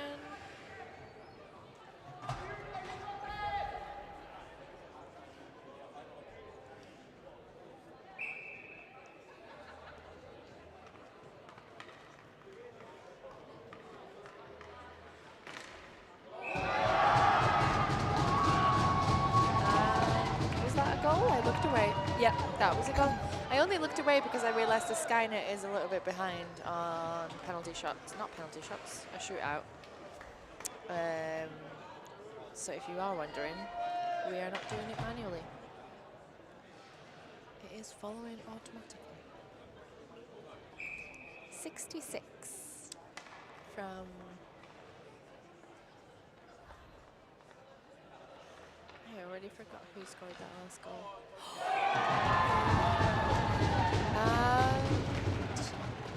It was a very clever read from 66 to kind of watch the goalie and a bit of a showdown there, really, and he was going to move first, but in the end, the goalie dropped. Do you remember her from Newcastle who just... Not Newcastle. From Southampton, who got the goal? Was it 92? 92. Was it? Thanks.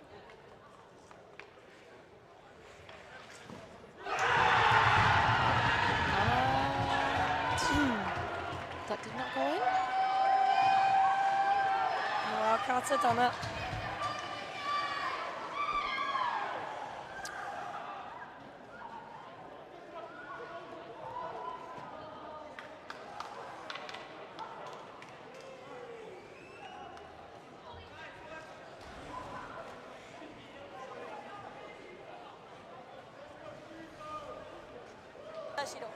No. That concluded the game.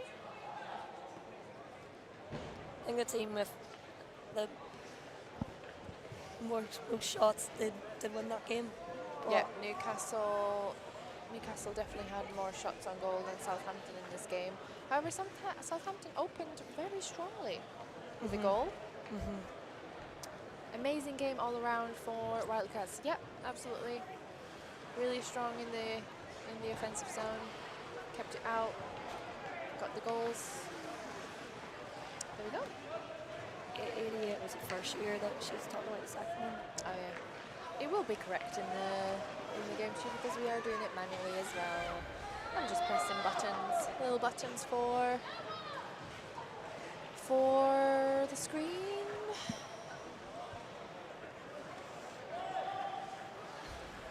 This will be the Sheffield Bears C team taking on Cambridge. We will start as soon as the Southampton team clears the ice.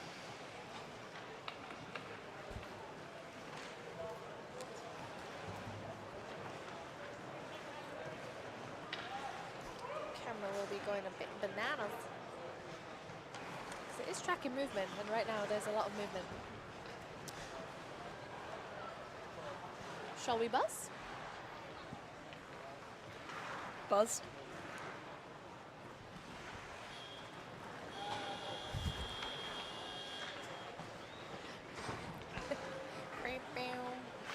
That is a signal. It feels amazing to have the power in my hands of the buzzer. Oh. Yeah, the Vikes game is scheduled for 21:39. We are pretty much on schedule. I think we're a couple of minutes behind, but pretty much on schedule, so everything is running ahead as planned. Hats off to them. Which is great. Keeping that. Players have really helped us to keep under schedule today.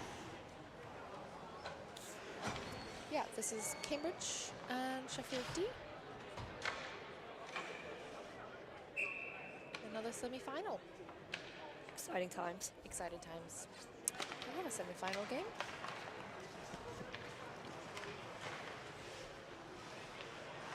Cambridge coming in strong here. Don't quite get a shot on goal. Nicely kept in the zone there. Let's go Huskies, says Sky. Hello Sky. Huskies fan? Do we have Sheffield fans? Cambridge keeping it in.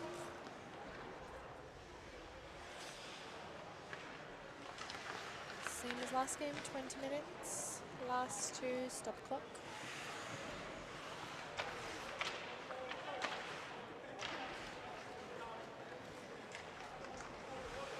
Go Huskies against Sheffield is one of the rare times I'll be cheering for you. Ooh, Nice. Who else would you cheer for? Is this the second semi-final? I believe so. I believe it is. Excellent chance there from Sheffield, but we'll do well. Oh, hands were a bit. There will be a penalty here. I think that's a fair call. That is a fair call, I believe. And we will be giving number 9 from... And he will go to the box with no arguments. Oh, not number 9, number 92. 92 will get slash penalty.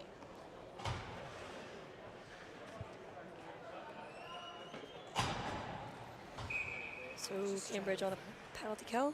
Just trying to find the slash on my little board. So many buttons on this. I've been talking about it for 2 weeks now, but I'm really struggling sometimes. Interesting choice of number for the Cambridge goalie. What's his number? I can't see. 69. 69. Nice. Just going to do a bit of table tennis there. Shot went wide. Sheffield will just keep that in the zone, but it's just going to cross the glue. And we're on a breakaway. But not good back checking from Sheffield there to keep them in the game. Sheffield's putting pressure to take that back and go. Sheffield entering the zone here, passing up to the point man. We've got a pass out to the back door, but it's blocked by Kev. Oxford normally you cheer for. Nice. Cambridge. Oh my god, it's Alex. Where? Where do you see Alex? Alex isn't here yet anymore. What? Alex has been here for a long time. Alex is taking a break at the end of the media gallery, if you're in Sheffield. And no icing call there. That's because we're on a penalty kill. Yes. We are in a penalty kill. I almost forgot that we're in a penalty kill. Cambridge are doing well to keep the puck in possession. Yeah, 100%. That's why I think I forgot that we were on a penalty kill. Because the possession was kept so well.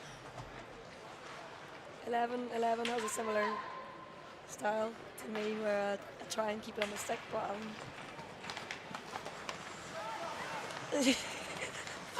we said turn over. Oh, and we've got a flying stick. We've got a flying stick. Now I understand why they said Alex, because Alex commented. Oh, even on his break, he's on the live. What dedication.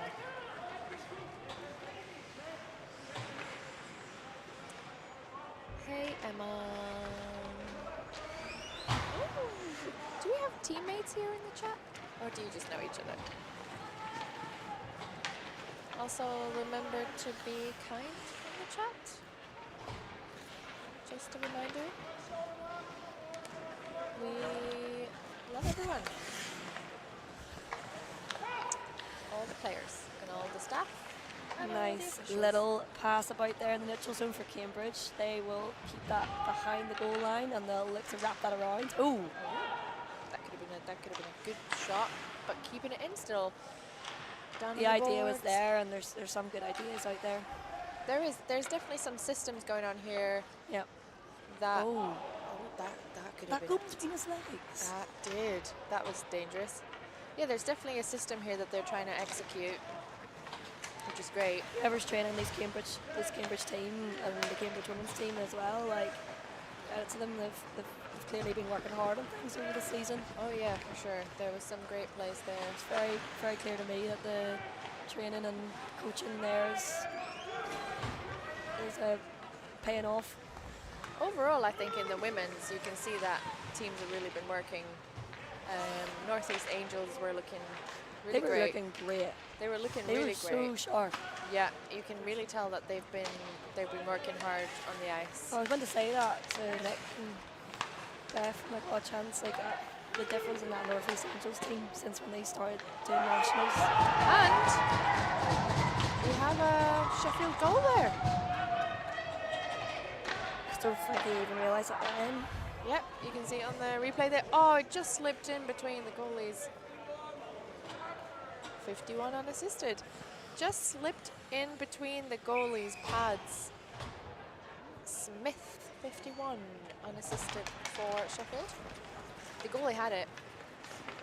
No, that is the heartbreaking thing. And there's a pad pass there. And we've got a save as well. It's a great rebound attempt there, but Sheffield will keep that one. Goalie kept it. Oh, that was a rebound. Nice one. Nice Big recover. Jersey rebounds. Rebound. Commentators are not ready for when Oxford number 17 appears in chat. Shot from the slot. Oh, just fanned on it.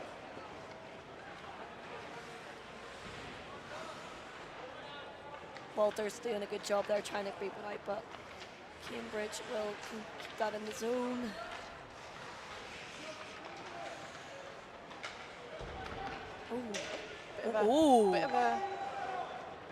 Bit of a tumble there.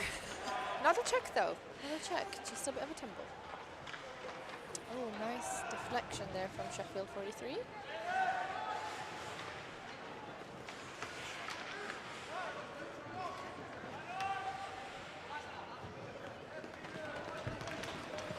No ice.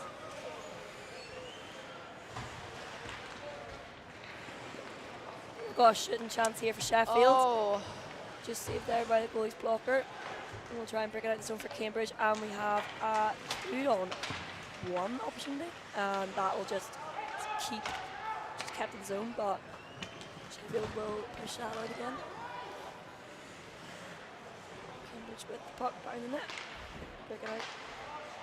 Intercepted there by number 73. Shot is wide.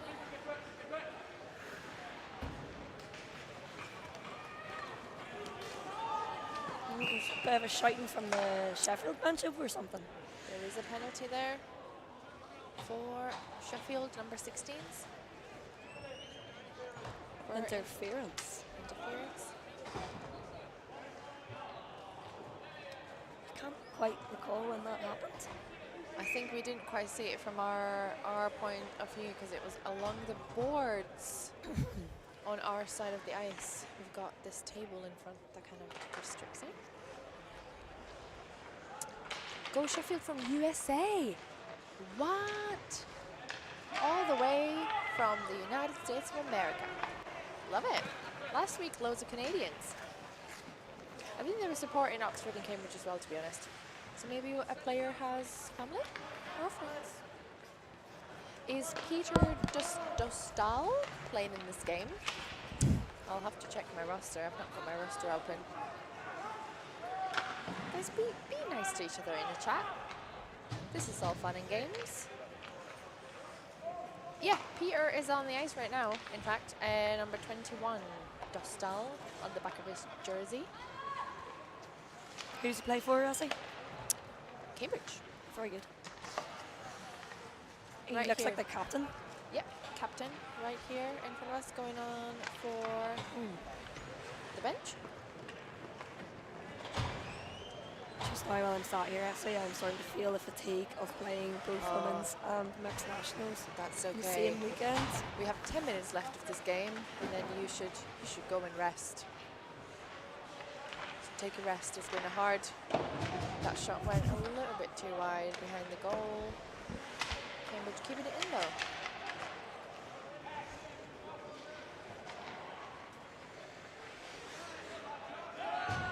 Go Matt Green, number 43. Which team? Where do we have number 43, Matt Green? See, I'm not so, I'm not like Rambo who knows the team sheets by heart. We love Sheffield. We love Sheffield, we love Cambridge. Go Sport, as the Avalanche sign says in the stands. We love team sports. Team sports. And that was a good shot there from Cambridge, but the goalie will just. Right.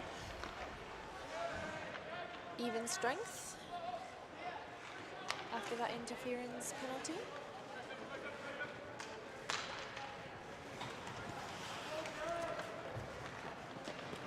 Coming here. Oh, just deking through. Oh!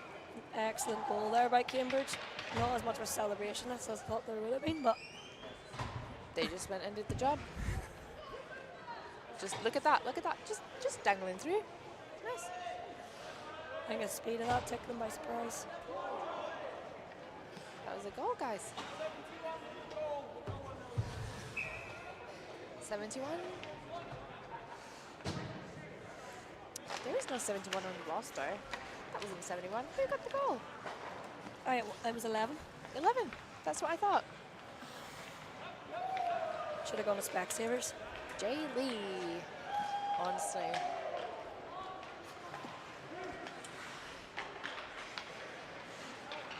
And we are 1-1 now. After that goal. That was a nice goal, I think. Oh, it was brilliant. That was really worked hard for that one. Dangle through. Yep. I thought they would have celebrated a bit more. I know. Hopefully there's a few folk at home that give a wee whip to the TV.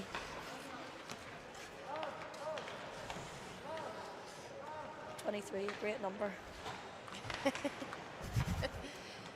Is that so? Great one.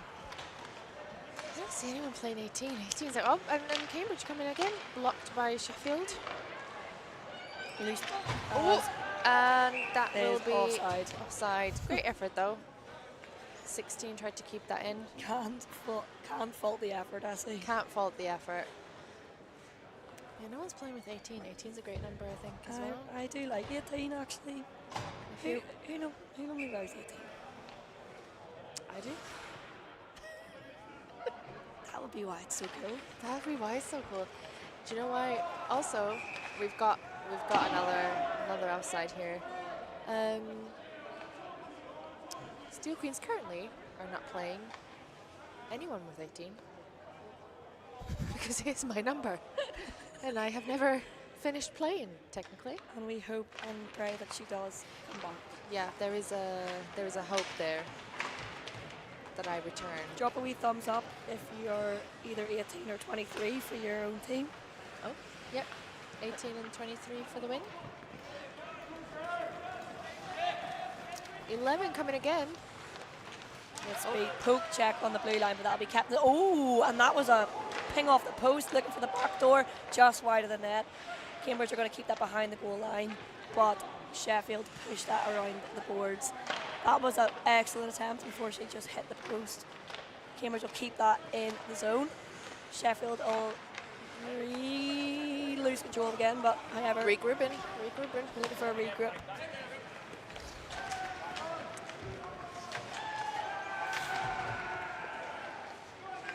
Sheffield is going to want to try and take that out, but that goes to Cambridge, and Oh, and That- that's pushed between the legs of the Sheffield let's have a goalie look. We've got that on replay. during the whistle, I want to say. I believe that was after the whistle. That was definitely after the goalie goes, just like definitely after the whistle. After the whistle. Boys stand, I don't think anyone else has commentary volume issues. We have been told that everything is okay. It might be on your end, because everything here is fine. And others have not reported issues. We are speaking into the mic. I mean, I don't really know if you want to hear my voice any louder than I can currently produce. But I'm pretty sure it's a good thing that you don't hear us any louder. Cambridge trying to come here again, just misses the shot. But great play here. There's some great passing going, and oh, fans on the shot there, but Cambridge keeps it in the zone, is it in the zone. in the house, and Sheffield to put it wide. Cambridge with a little shot from point. Good D from Sheffield trying to. There's a lot of shots here, and Cambridge are moving around, We creating are, those we opportunities. are moving around. I see a system here being played. Definitely a system here. Yeah, I think it's that same line. Essie, that seems to try these Oh, different and things. that is kept in. That is kept in. I don't think anyone really realised that was still in the zone. No, But we play on, and we've still got an Oh. attacking opportunity, and bit of bit of a. a falling over. And a pass at the back door just narrowly missed by Cambridge. I believe it's number 5 that just missed that shot. Oh, and There we will be a have penalty. A penalty. There will be a penalty.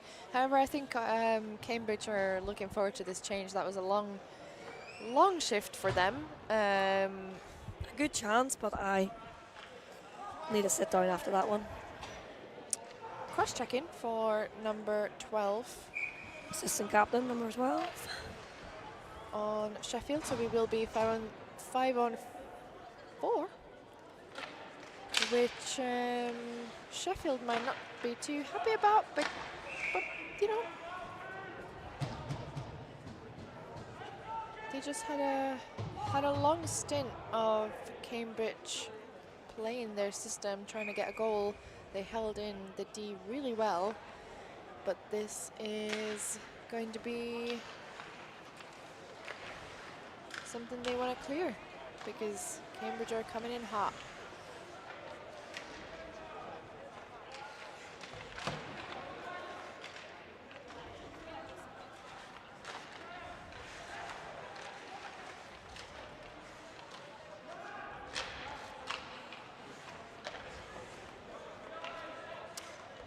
Cambridge looking to keep this system going while Sheffield is battling to get it out.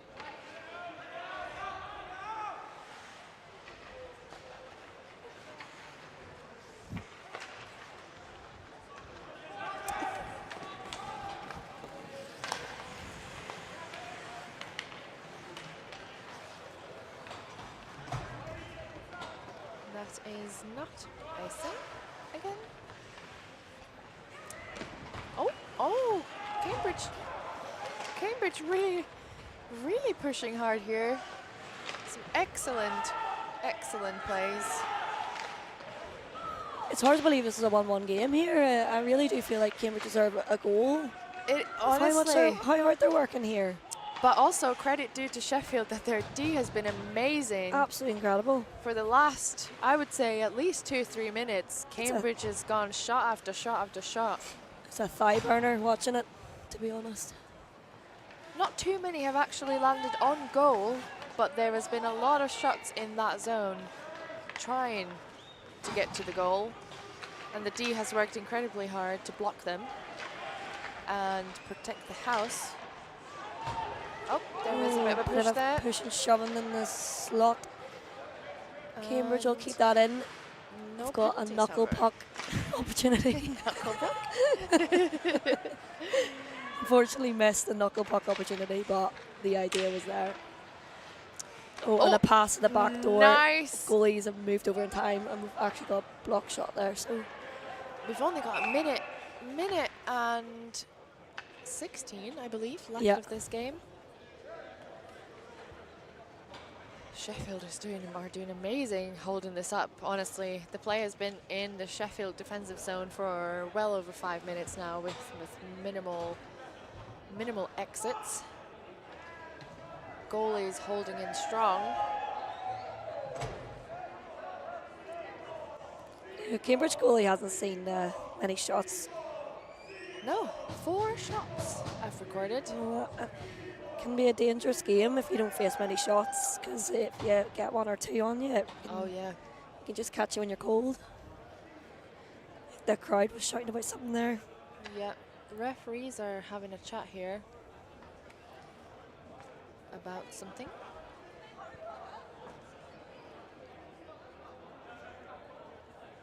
We'll see. I completely missed. Whilst we're having this chat from the referees. Let's see what I've got in the replay here. I think I've got the last shot blocked by... It's good. Oh, it came off the post. Wow.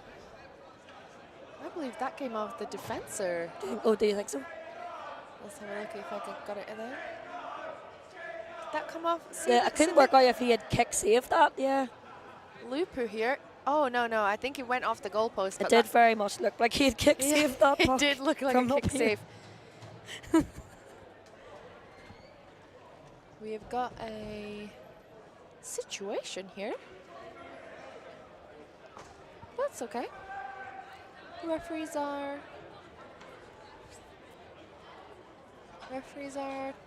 going to rectify the situation.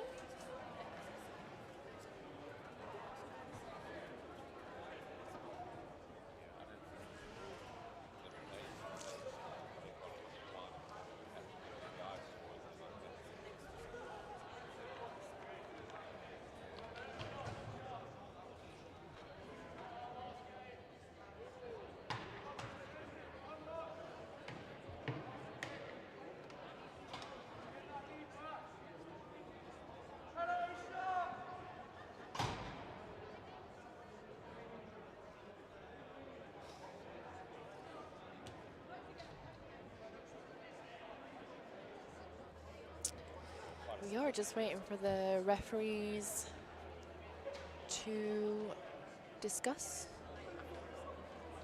I believe there was an equipment malfunction. And as we know by the rules, if you misplace a piece of equipment during gameplay, you must not continue to play.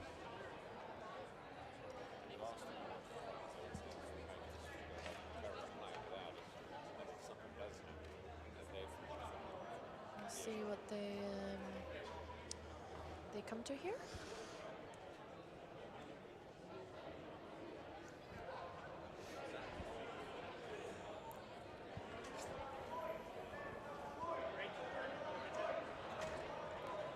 Elsewhere in the world, the Irish men's national team are playing in the IHF Development Cup this week. No way! Mm-hmm.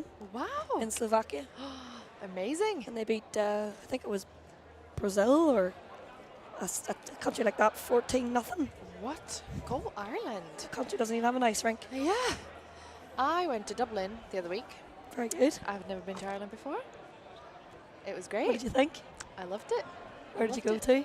I literally went to Dublin just for a day and did all the touristy things there is to do in Dublin just for a day, and then flew back the same evening. Didn't do a Guinness because I don't like beer, but you know. Did you do Grafton Street? Yes, and we went to Temple Bar, and we went to the college. What's it called again? University College Dublin. Yes, or Trinity College. Trinity. Did a little photo shoot at Trinity College. Brilliant. It's great. Cheap flights from Ryanair to Dublin in most days of the week. Tom, what do you mean don't let corporates see this live stream? What does that mean? What do you mean? What do you mean by that? What do you mean by that? Right, I think the referees have come with a decision here because they have reappeared on the screen. Another elsewhere in the world hockey story. Steel Queens have won their WNHL 2 game 8-0. 8-0 against Kingston C. Oof. Wow. Tearing it up. Steel Queens are doing really well. For those that don't know, Steel Queens did not play this year in the BUIHA. They have evolved into a women's National League team. They're playing in the Women's National League 2. They're in the playoffs, looking to gain a promotion.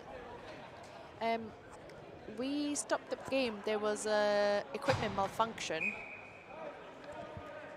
that caused a bit of debate, and the referees needed to rectify the situation.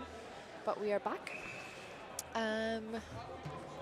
Back 5-on-5 for the last minute and 15 seconds.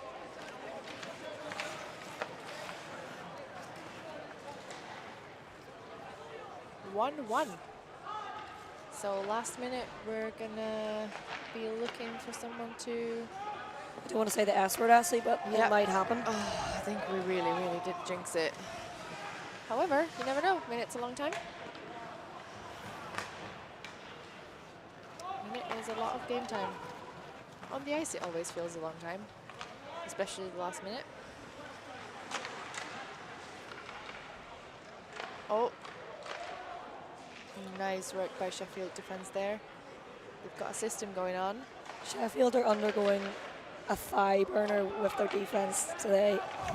100%. I'm really impressed with their D It work. is lots of changing direction, lots of backwards, lots of fast feet.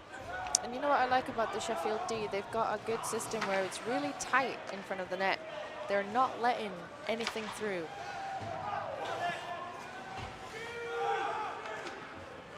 They've faced a lot of shots that haven't made it to the net because of their tight defense. And that'll be the end of regulation time. That will be. That will be. And we have, I believe, another shootout. Incredible is right. Sheehan. Oh, you guys are talking about something completely Unrelated. unrelated in the chat. But you know, It's okay. Quoting me, a minute's a long time. Why are you quoting me with that face? What's wrong with that sentence? Minute's a long time. I think a minute is a long time when you're on the ice, your last minute of the game, especially if you're either looking to, well, either way, you're looking to score or you're looking to defend that score for the last minute. It feels like ages. It feels like a long time. It does. Whoa, what's the camera? Camera's having a bit of a fit.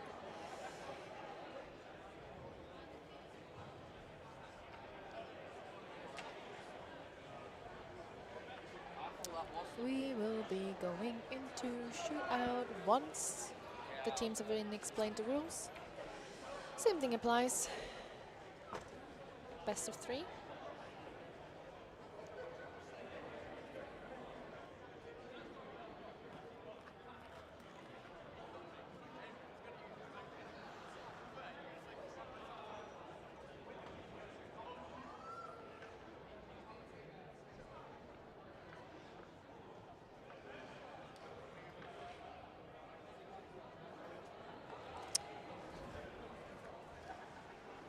Are waiting. I don't know where the camera's pointing at the stands. We do have some fans here, but not on this side of the ice. It looks very empty. Referees talking. Quite parched after the last 2 games. Yeah. I have to get myself a drink. We only have the finals after this, and then it's wrap for weekend 2 already. What? What? These weekends go by so fast. I honestly feel like we look forward to this, like, the whole year. All year. Yeah. Especially from, like, BUIHA standpoint, because, you know, like, we don't see you guys, unless, obviously, like, with your own club and stuff. Yeah. But as a committee, we don't see you guys until nationals, so it's, you know, we wait for this weekend or the whole year, and then somehow it just flies by. We're here 15 hours a day, and then it's just gone. It's been a very great weekend, though. And we've got number 96 for Sheffield going first against Cambridge in this shootout.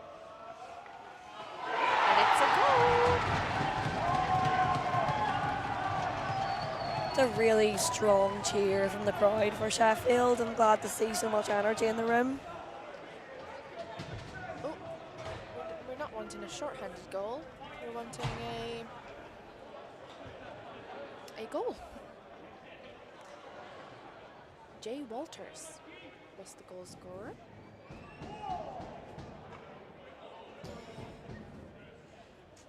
And we've got number 11, who's already scored a goal in this game, with a very beautiful goal, actually. It's a very tall goaltender. Very tall goal. Oh, and it is a goal. And he will just go over the blocker of Sheffield, and 11 will get his second goal of the game. Jay Lee. Sheffield sending number 71. I believe that was the score for Sheffield. I believe that was the goal scorer for Sheffield. Correct me if I'm wrong. I'm not sure. Let's see, some stick handling going on. Oh, Just wide from Sheffield there. Cambridge looking to score to win.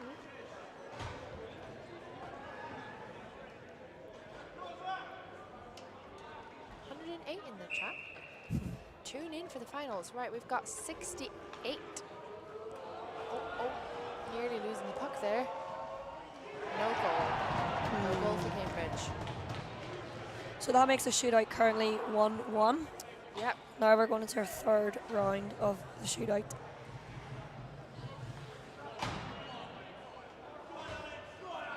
Both teams need to either score or not score in order to continue shootout rounds. 51 for Sheffield. Going to be making this attempt. Oh, bar. Someone better answer that phone because that bell is ringing. It is. Go Cambridge 69. Yep. Big up the goalies. Number 19 goal for Sheffield. If Cambridge scores here, they will be taking the win.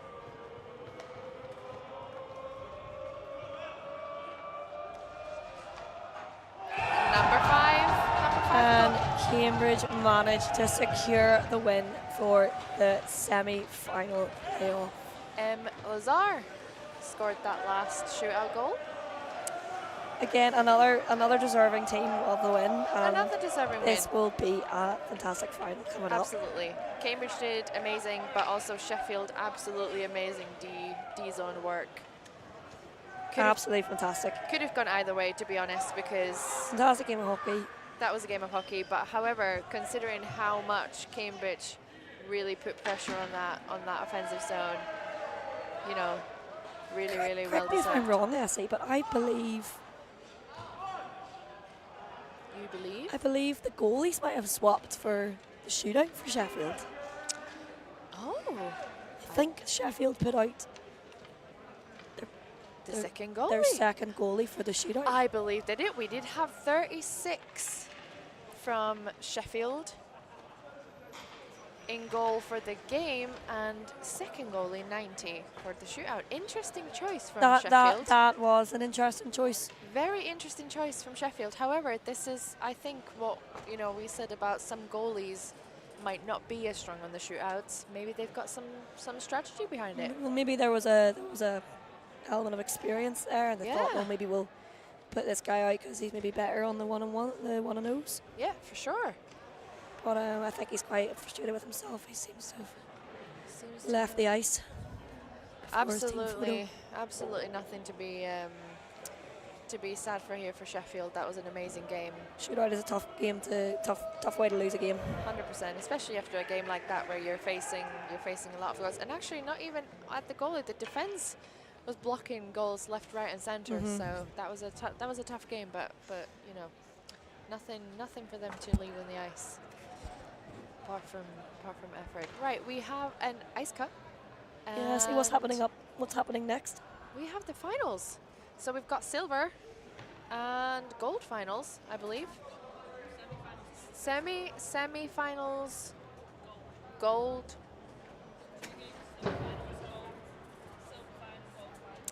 Oh, we've got 4 games left, not 2, 4 sorry. games We've got some left. semi-finals still. Get your bingo cards out, guys, because Still so much BRJ hockey to go. We've got semi-finals for silver, and then gold game. Yep. Not in these orders. Don't trust this order. I am winging it. But yes, we still have 4 more games this weekend. Yes, thank you, Alex. Correcting me. Not correcting. Confirming. it So is 4 what games. teams are we going to see coming up next? I think we're going to see East Anglia University coming up. East Anglia. University of East Anglia. Are they playing? Where did they come from? Is that, what do you call it? The Avalanche? Oh, yeah. Oh my God. I'm like, I was thinking, who are they? But yes, we will be back after this for more hockey. We will be tuning out to get a little break here, and we'll catch you shortly. Thanks.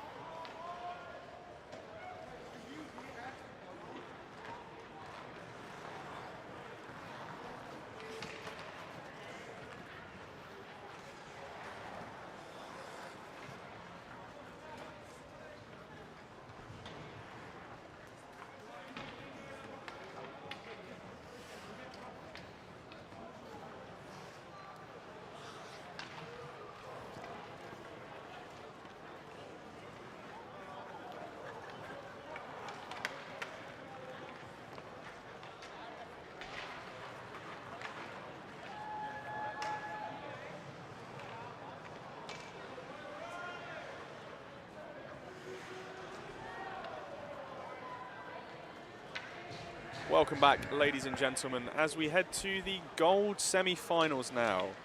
Gracing your screen, the Nottingham Maverick C versus the Sheffield Bears C. Mavs on the left of your picture, Bears to the right in the white jerseys. We are just waiting, I believe, for the referees to make an appearance. And we should be getting underway as we head into the last 4 games of the weekend. We are that close to wrapping up, with Mavs C, Bears C up first, followed, of course, by the Oxford Vikings versus the UEA Avalanche for the final gold final spots, or the gold bracket spots, if you like. We do need to do a quick refresh, as I think we know the winner, or rather the winner of the second set of silver semi-finals, so facing off against the Newcastle Wildcats at the top of the silver bracket, will be the Cambridge Huskies, looking to repeat the success of their women's team, placing first in the women's tournament, so looking to bring home some glory and see if Cambridge can go back-to-back and bring some fresh silverware back to the rink.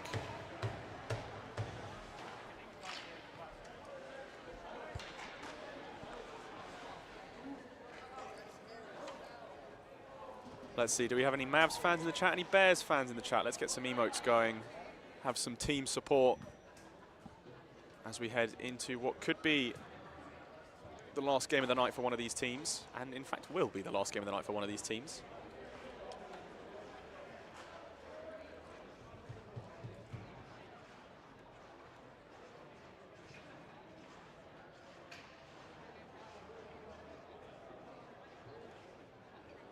Final team talks going. We are still just waiting for the refs to make an appearance. I think we have one on deck. Just waiting for the companion, as we've got someone in slides just strolling out. Very bold. But you know what, if you can make it, ooh! Almost cooked it. Unfortunately, the camera's not quite got the angle, but we do now have both of our officials, and we should be ready to get underway imminently.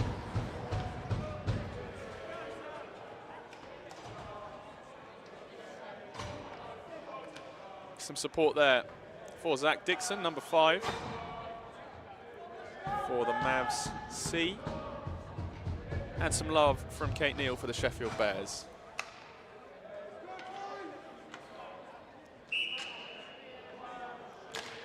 It looked like that was McNeil there, just getting backed up off the face-off. Callum McNeil for the Bears C, but already the Mavs with an early burst. Scothan fires the first shot, is saved and held up there by Joel Wheeler. Level of intensity off the face-off that has somehow, or perhaps not somehow, but somewhat lacking in some of the previous matchups that we've been graced with over the past couple of days. So clear that both of these teams have a chip on their shoulder about this particular matchup and would like to be the ones coming away from it with the advancing. Oh, looks like we have delay. No delay of game call, but it has been knocked out incidentally. Puck all the way down the far end to referee Andrew McKinnon. Clearly not thrilled about the prospect of going to get it, but fortunately, is that Ellis Pembroke-Jones who's just gone to scoop it up for him? Nope, doesn't get the Michigan attempt. So has a chat with Mac about it, but carries on. As Mavs winning the draw, have a blue line presence, but ringing it round instead. That's Zeniakin, again working low. Emma Taylor-Lonsdale back in action, brushing up against Ash Burrows, another one of the Mavs stalwarts. Holly Downing looking to launch, but can't quite find it through traffic. Burrows a swing and a miss, and then there's the pickup attempt from Pembroke-Jones. But none of those shots actually making it through the Bears formation there. Is that Pembroke-Jones attempting I don't think he quite sold it on the full Michigan pickup, but thought about it at the very least. I think it was this Mavs C team that we saw a particularly novel stick carrying the puck just through the air from corner to post, but didn't make it. Not sweeping around behind the goal, but aiming straight corner to post. As now Burrows again trying to throw it in, but Taylor Lonsdale picks it up, throws it ahead now for Joe Race, but Race not winning that race. As always a long way offside, and that is rather unfortunate for Simpson O'Regan. Just hadn't appreciated how far Joe Race had got stuck in the enemy zone.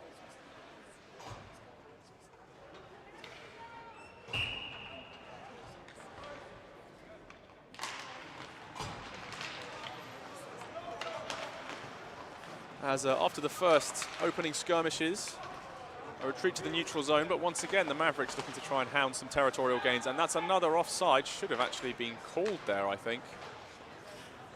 But caught behind the ref. Ref perhaps didn't realise there was a player stuck behind him, but no harm, no foul. Mavs retreating out to the neutral.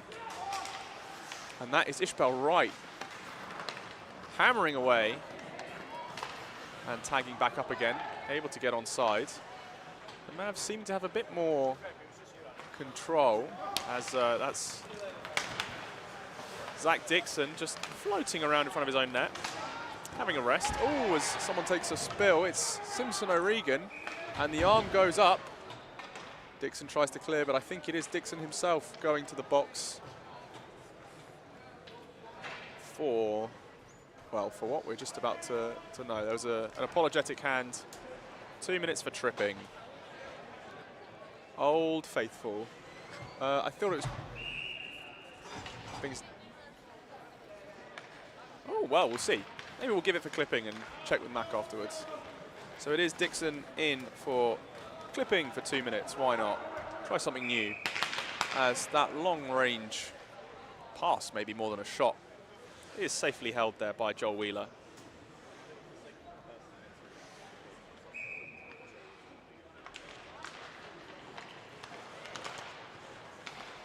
Mavs again with some pressure. Zeniakin, oh, almost finds a gorgeous connection in front, but no dice.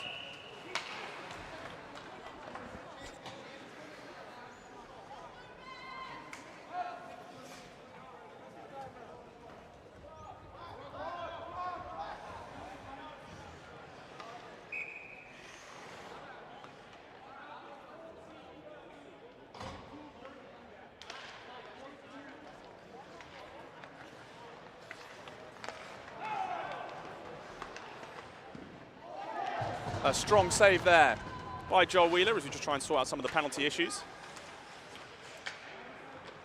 As now the Bears, still on the penalty, or on the power play rather, have some space in front. That is Chloe Carter rushing in deep, but I think that is one of the Cyril brothers able to get there in front. And Cyril again on the march. This must be Marcel Cyril wearing number 70. It's Marcus Cyril wearing 92, wearing one of the A's, and that is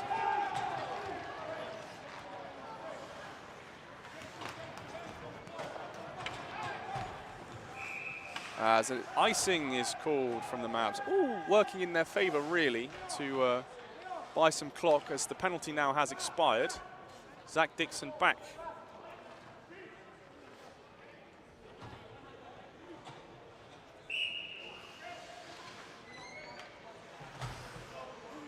Shuhan, I would ask you to keep this chat PG if we can.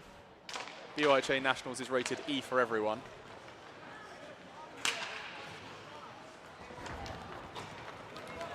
As opposed to E for explicit, as Alice Pimborough-Jones is rushing in against Quince.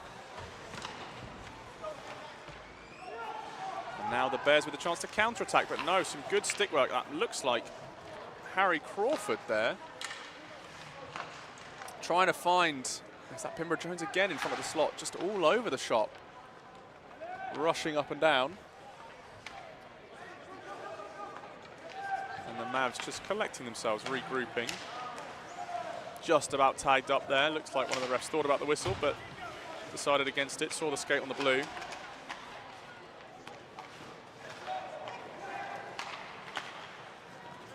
As once again, Mavs gaining the zone entry, but not feeling awfully successful in the getting shots through the traffic to the front of the net. Crawford now goes for a walk to the corner, still going, has 2 in front of the net, including Burrows. Long range shot attempt, but Harry Crawford unfortunately just mishandles that one. Is stripped to the puck by Simpson O'Regan. Holly Downing comes in to try and clear that up, but now a chance set loose for, I believe that's Quince. It might in fact though be Paul Main.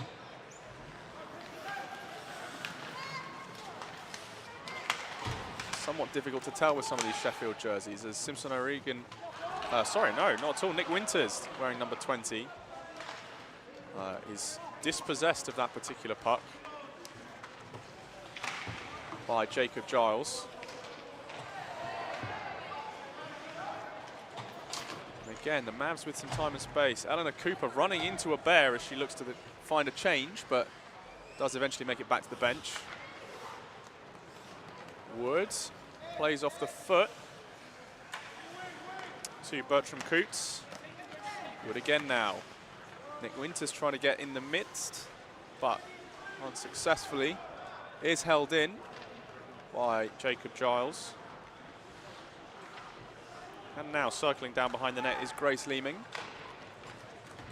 As Sheffield with some space, and Nick Winters, first reporter on the scene, is held in at the line by Callum McNeil. Unfortunately not after that though. Bears looking to get a quick change off as Taylor Lonsdale heads to the bench. And the Mavs regrouping. Both teams kind of hitting the same strides, but neither of them really hitting the other where it hurts, which is on the scoreboard, as opposed to in the ribs.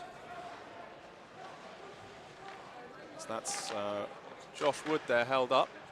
Oh my God, an unbelievable blocker, almost own goal. Jake Bramley, the Nottingham netminder, has absolutely no intention of getting out of the crease. Doesn't see the point. So that will go all the way down. So now Jack Rose taking on a challenger in the corner as that is swept all the way out, and the Mavs sent back down their own end. Now Bramley is going to get involved in the action. Does stop that aside. Well for the head. Looking to try and find Zeniakin, but can't make the connection. Zeniakin with a wild swipe as Race there, feeling like he got a little bit interfered with by Dan Troche. Or Trokey. We do apologise if the pronunciations are wrong. Trying our best.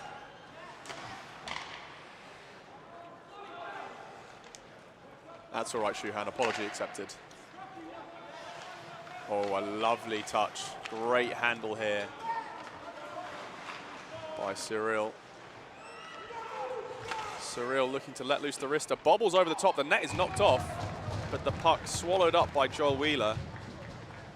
Marcus Cyril almost with a chance that sort of floated its way through the slot over the top of all the heads of the Bears.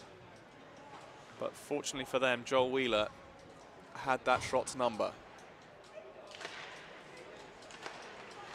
Time winding down. Crawford tries to line up a slap shot, as does Cooper, but no dice on these attempts. Chloe Carter gives up the chase on that one, just goes to hang out with the winger, Marcus Cyril. Cyril fires, and I think that's caught Taylor Lonsdale in the leg. She is looking wounded heading to the bench. That did hit the net there. That's a delay of game, the correct call. As I think that's Marcel Cyril now coming in. 2-minute delay of game. Eagle-eyed referees there, catching that it clipped just the top of the white netting rather than the plexi. So it will be Marcel Cyril sat for a delay of game. Bears now on the power play.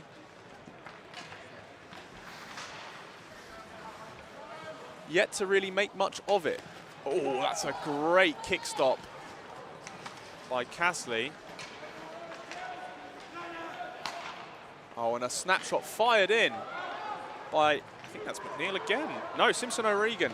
Ishbel Wright looking for it in front, holding an arm now. I'm not sure if she got caught up high. The Bears running into some serious trouble on these shot blocks. Taylor Lonsdale, and now, by the looks of it, Ishbel Wright catching some strays.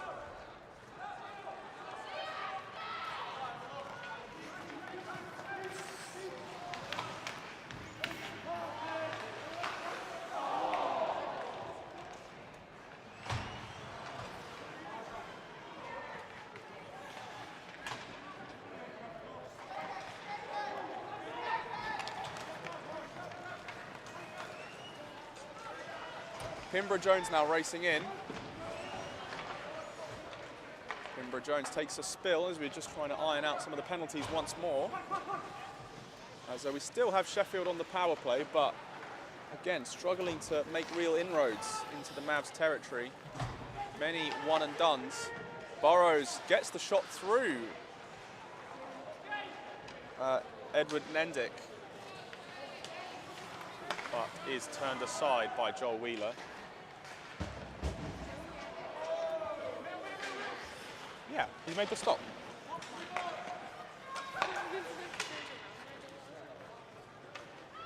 There's Nendick holding the puck in. Ash Burrows again.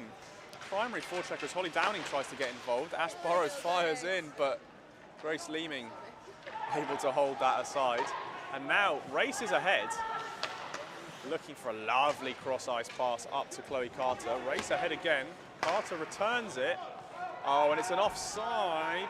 I don't know if the whistle went. Didn't quite, as McNeil just didn't quite get the read on that. But a lovely 1-2 up the neutral ice. And now Chloe Carter let loose. Has help in the form of Race. Tries to find him through the slot, but Holly Downing with an expert stick lift to shut down that opportunity. Still 0-0 on the doors. Ooh, as Cyril just about managing to keep his feet there.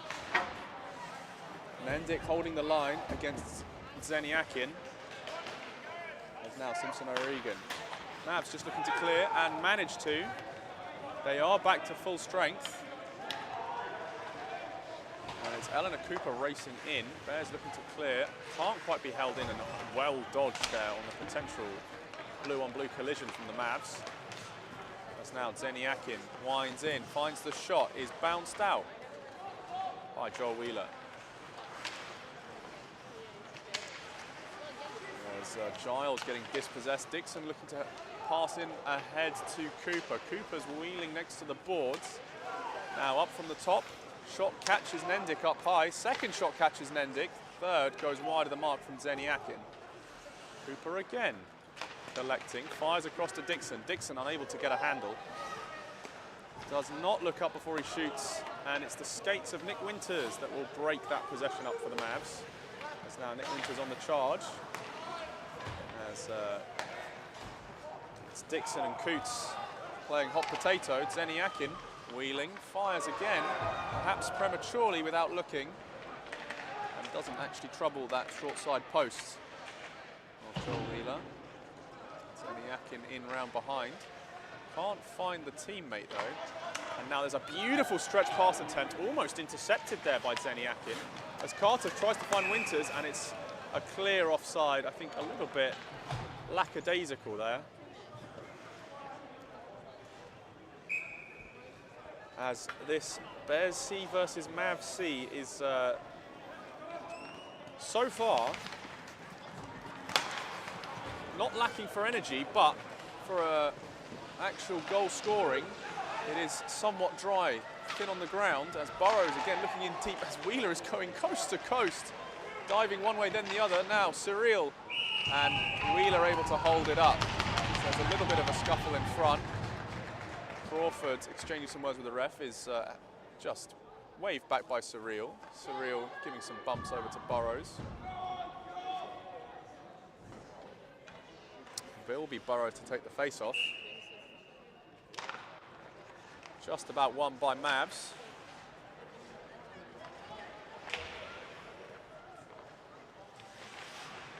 Again, Mavs playing a very nice passing game, but seemingly unable to convert, though.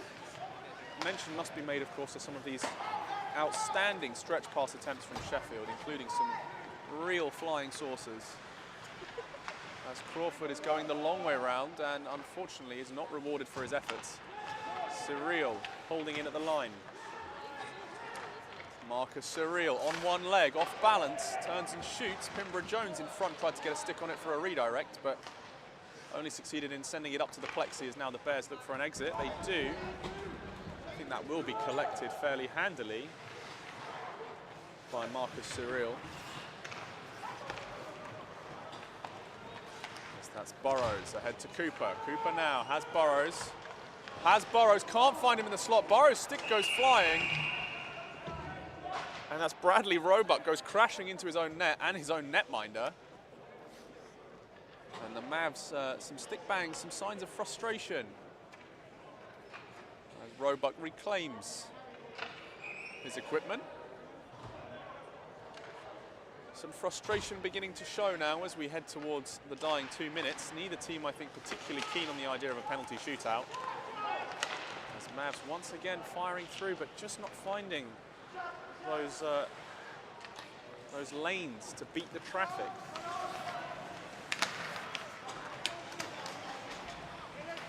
Still, Mavs battling away, and that's miles offside. Sheffield in their own rink, just unsure of where the blue line is. Perhaps we need to get onto the City Trust to do a quick repaint.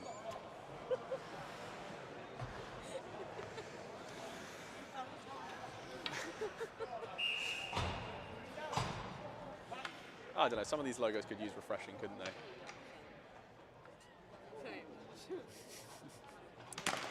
As we are now into stopped clock time. So, Dylan Steed, our faithful, noble Steed, is the one to start this offensive attempt. Simpson O'Regan in. Holly Downing, though, able to stop up. And again, trusty Steed works it out. Castley looking for Hammond, but no connection. Dylan Steed again. Third time in 30 seconds that he's the one sparking the breakout. Good strong feet of Kader Casley there. And the Mavs unable to hold the line once more into the final minute of regulation before we hit shootout. That is Downing up to Giles. Giles gets the tap in. Giles working now, has some space, has some room. This is a really dangerous spot now for the Bears, as the Mavs are not letting up any offensive pressure whatsoever. Still holding it in. 4 Mavs, 6 Mavs on the ice. No, that might have been a referee. The correct number of Mavs on the ice, including the referee. And it's Steed looking to make the break. Steed's going to head to the bench instead now. Smart chance to get a change. Some banging on the glass from the crowd as one of the Mavs takes a tumble. Casley again, strong footwork. And the Mavs increasingly frustrated. Race and Surreal getting into some bumps. There's a broken stick. There's some frustration brewing on the Mavs bench, clearly. A little bit of intensity. Ash Burrows trying to find something, but there is just a broken stick head lying on the ice, and we will be headed for penalties. Marcel Surreal just tapping that broken equipment on his way by, as that is returned to the bench. I'm not sure if that was following some shenanigans there, not quite sure. But we will be headed towards a penalty shootout between the Mavs C and the Bears C. Yeah, use mine.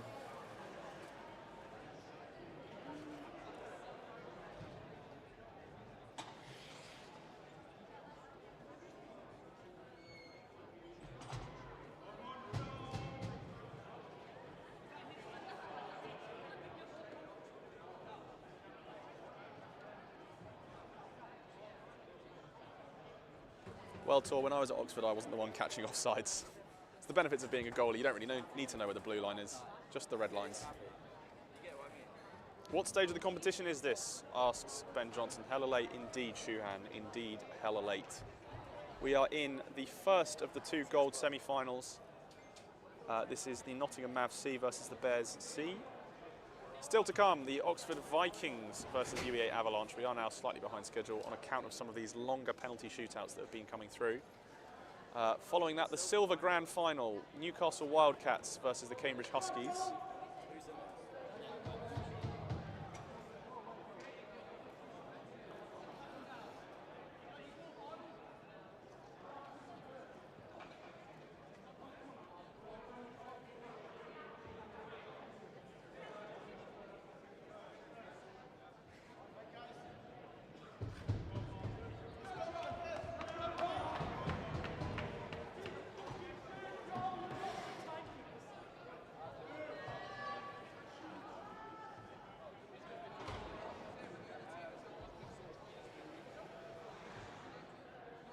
Let's see the pigeon cam. I don't know if I have pigeon cam on this. Oh, is it from? Camera's sleepy, nodding off. It's just figuring out where to go. Let's see if we can't get some replays on these penalty shots then. See if we can up the production value somewhat.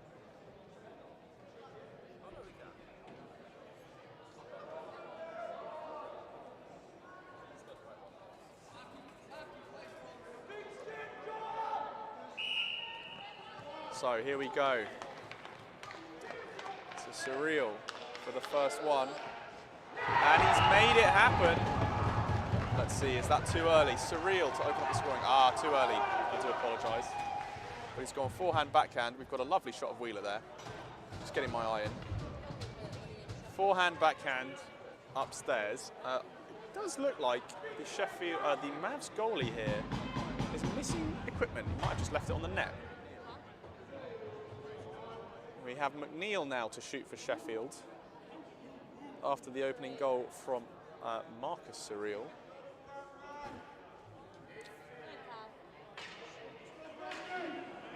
Callum McNeil then.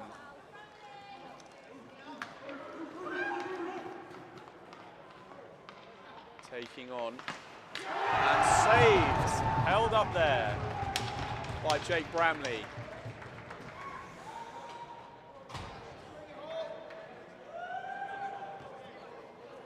So it will be Joel Wheeler back to the net now, as it is Ash Burrows stepping up for the Mavs. Mavs currently leading 1-0 in this best-of-3 shootout.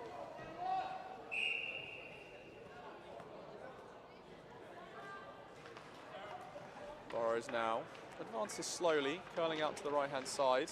Joel Wheeler, unfortunately, is picked apart on that one, as it's through the wickets for Ash Burrows. Chloe Carter now stepping up from the winning Sheffield Bears women, as the Mavs have a 2-0 lead. Missing this shot is the game on the line, as Carter picks up on the backhand. Straight down Main Street. Fires, loads up. And it is a Mavs victory as we watch this one again. Fires, and it's held up by the blocker of Bramley. Mavs take it. They shall be moving on to the finals, as the Bears unfortunately bow out after a strong effort and double duty from a lot of their roster playing in both the women's and the mixed. But well done to the Bears for making it to that semi-final berth. The Mavs will go on and take the first of the gold final winners spots, and we shall join you just as soon as the next match is ready to get underway.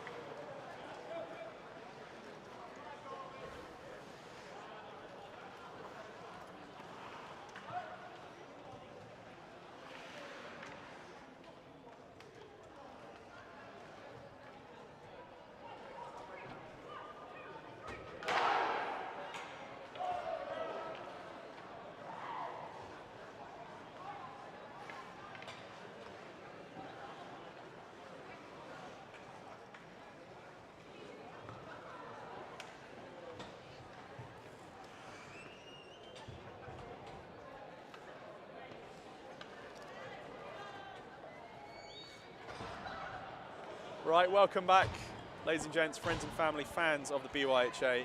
We are heading into our last semi-final here. Oxford Vikings A, undefeated on the season, only coming away with one draw versus the UEA Avalanche, the second in the division, losing out only to said Vikings. We're just having a quick ice tech review. I think one of the refs is just patching up a hole or something. Unusual to see outside of a patch training ice session, but we trust the refs to do some emergency maintenance repairs. Oxford in the blue on your screen, UEA in the white away jerseys here. UEA having a stormer of a tournament. The Oxford Vikings looking to continue their flawless streak. Unable to take the triple this year, losing in the varsity contest to the Cambridge Narwhals. But looking for vengeance in the Nationals, looking to take home 2 out of 3 contests. And immediately, it is an offside from Thomas Bolero to open up. Shout out for the Trikes. Well, we can think about it. Sisokin and Greeny's Ghost are cheering on. Ah, that brings back some memories, doesn't it? The ghosts of Vikes gone by, off to Valhalla, making a special appearance for their teammates, as it is Brandon Newsom to try and open the tally for UEA, as Suzanne Antelm weaving already, working in against Amy Robury. Amy Robury taking one straight to the punch shells, but shrugging it off and handing over to Newson. Newson working hard in against Ulick, club president, and prior last year's captain, Jakob Ulick.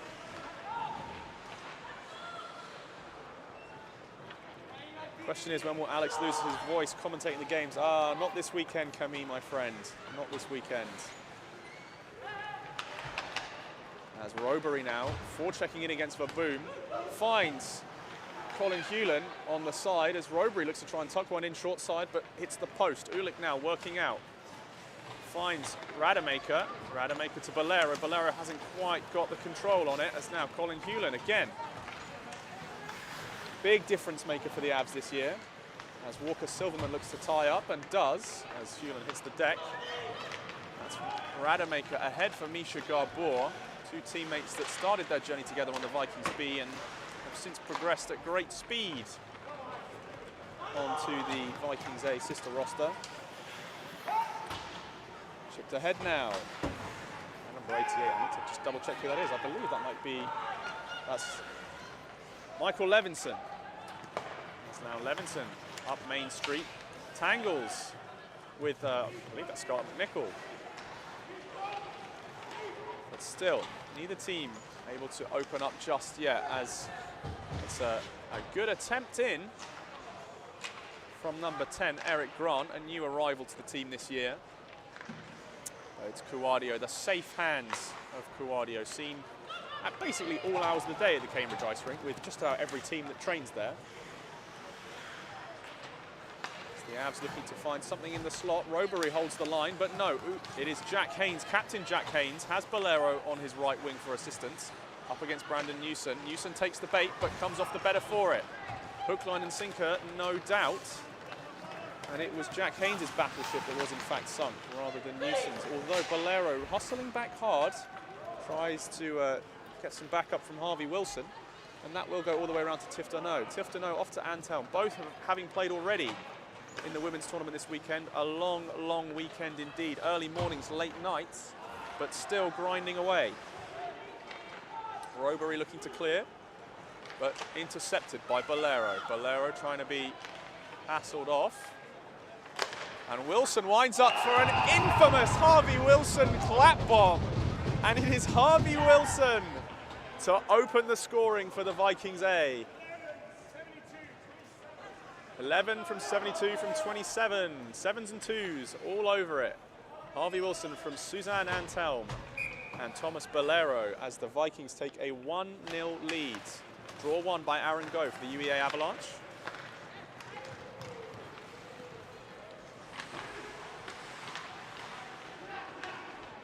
As the Vikings will take that as a vote of confidence. Ben Verboom, one of the most senior campaigners that OUIHC has had, his tenure second only to that of Tim Donison, somewhere in the span of 10 to 14 years. I can't remember the exact stats off the top of my head, but Dexter King will hold that one up.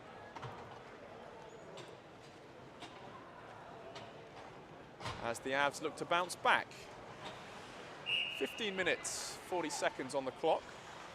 Plenty of time for this game to go either way. Pass up to the point for Michael Levinson from,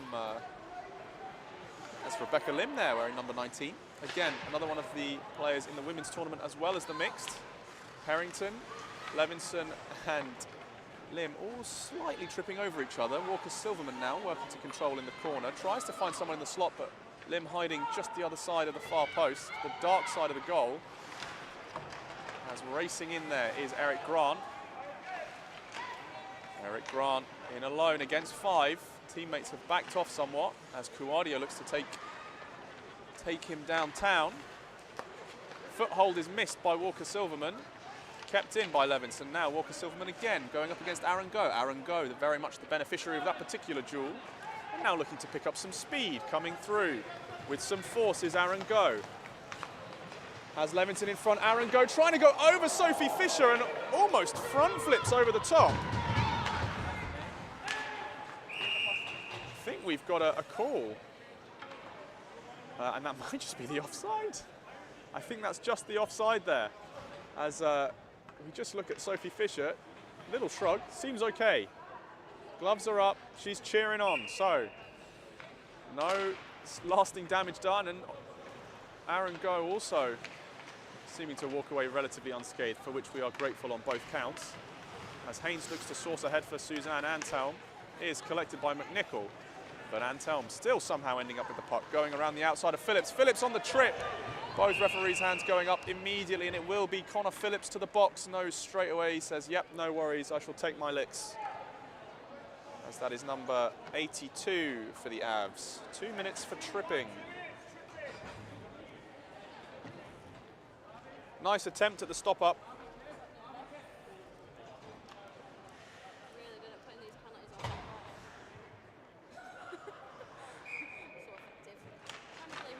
As Verboom wins the draw, Robery somehow comes away with it though and is able to toss ahead. Robery streaking in hard now. A nifty forechecker as Wilson looks to offload. Has Garbor. Garbor with Boomer and Rademacher ahead. Go is the one to pick it up. Boomer takes a spill. And Go somehow again comes away with it. As Garbor, Rademacher and Verboom exchanging places. Wilson looks to turn around, finds Verboom. Beautiful touch in off the feet of Verboom to Wilson. Wilson in low, looks to reverse up to Boomer. He does. Ben Verboom has space, unfortunately just too close. Crammed in by Martin Bureau. As that is sticked away to the side by Sophie Fisher. Aaron Go dispossessed by Bureau. Rademacher now has Walker Silverman and Misha Garbor streaking in ahead. Garbor stick checked at the line there by Colin Hewlin. Bureau at the top finds the shin pads of Hewlin, working both ends of the ice. Now Newson and Hewlin. Hewlin's got to work out how to stay on side, just about manages it. Hewlin ends up with the puck. Forehand, backhand, forehand, and Hewlin on a mega move. The entry from Brandon Newson is followed up by Colin Hewlin.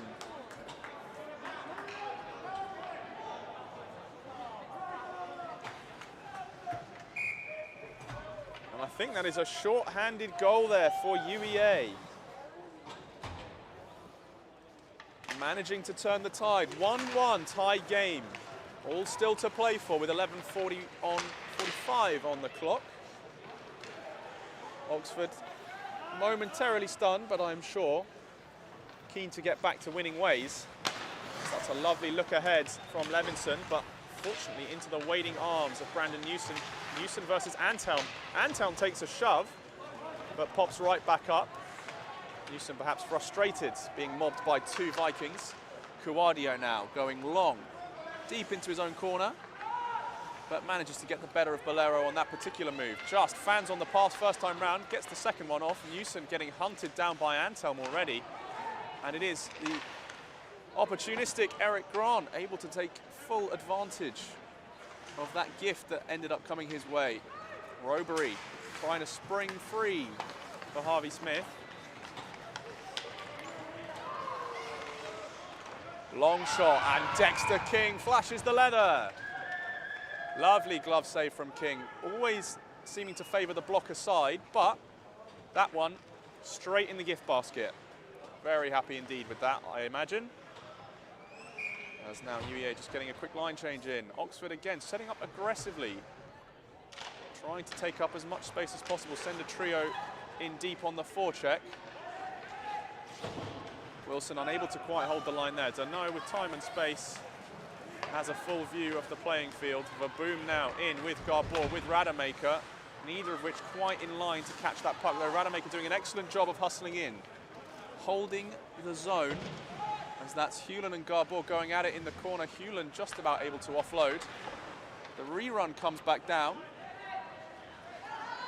and that will be Helen Harrison looking to clear. Up to Aaron Go. Aaron Go let free now on Sophie Fisher. Harvey Wilson coming back, and Fisher makes the save, comes up clutch. And the Vikings very happy indeed with that one. Sophie Fisher standing strong. As Aaron Go, again let loose on a tear, just watching those hands work, but unable to find his way past. Sophie Fisher, another one of the Oxford squad playing 2 tournaments.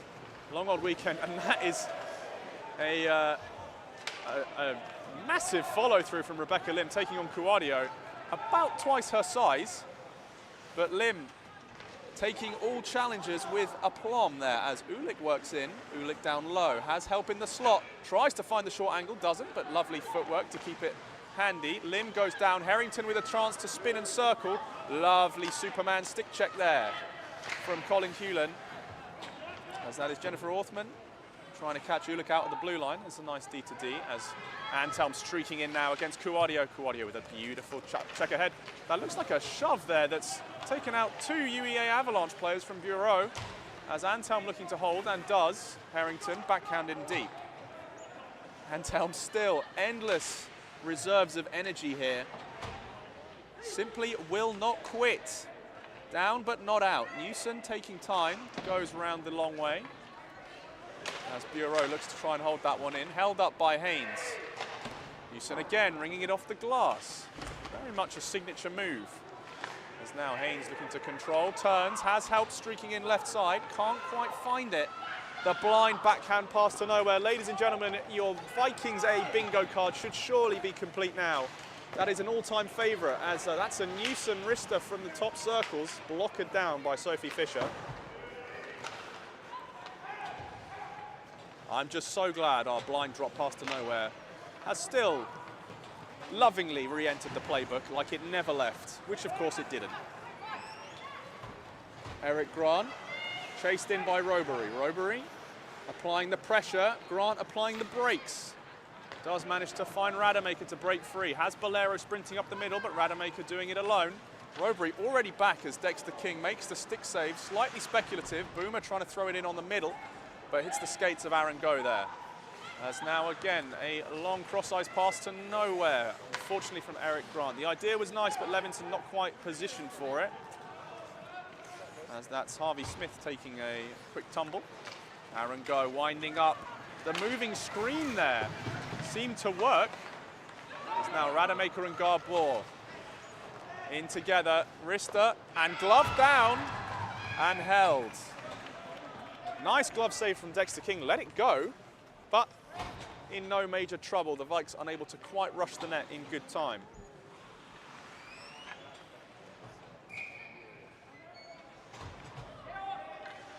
Both teams now firing on all cylinders, goalies locked in.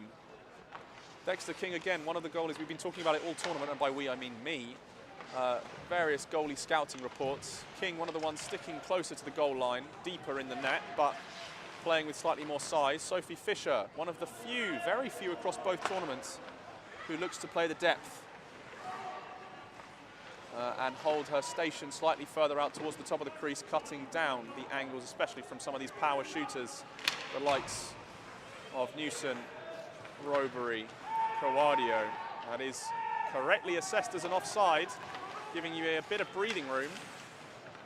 As now Newson has the lease. Harrison is available up ahead, but Newson and Harrington go hard into each other, and Harrington goes down. I think an arm got caught. And it's Newson that's got given the penalty for holding there. It looked like Harrington's arm.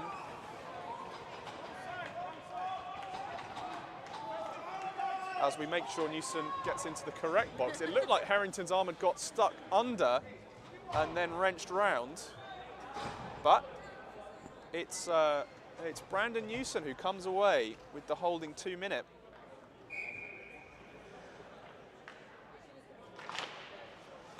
And now Oxford on the power play. Robury diving. Ulick has it. Ulick trying to find Antelm in the slot. Bureau sweeping in from up high. Has Bolero. Bolero can't quite grab it through the feet of Colin Hewlin. Haynes out on the wing. Hewlin looks to find it, can't quite get the hand-eye. But Oxford holding the line now. Ulick with a long wrister. Whoa! Cuadio jumps up. I think that might have bounced off the pad of Dexter King. As Bolero trying to make his mark down low, and that is going to be iced all the way down. Sophie Fisher not going to take a walk, just going to play it from the crease out to the corner. As Robury up on the offense, forechecking aggressively. Ooh, close. Oh, and it's called. It is a too many men given. Just played in the vicinity of the bench on the changing player. And that is Oxford to the box. And it will be, just figuring out who it is. It's going to be Iorio to serve. 4 minutes left now as we go into 4-on-4 with 40 seconds left before UEA will retain the player advantage. And a good shot block there, or block rather, from Misha Garbor off of Connor Phillips' attempt from high. Cuadio turning, ooh, fans on the shot. Second attempt, Garbor's lost a stick, just heading straight to the bench, getting someone else, knows not to try and chase it. Good call there, good hockey IQ as that goes through the legs of Levinson. Robury circles wide round. Walker Silverman is there to pick it up, but it is going to be an icing, 4-on-4. We've gone from good call ref to terrible call ref. As Austin Go chiming in.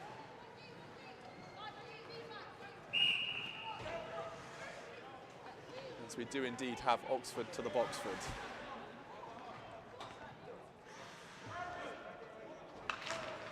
Newson now back and unleashed. UEA on the power play for the next minute.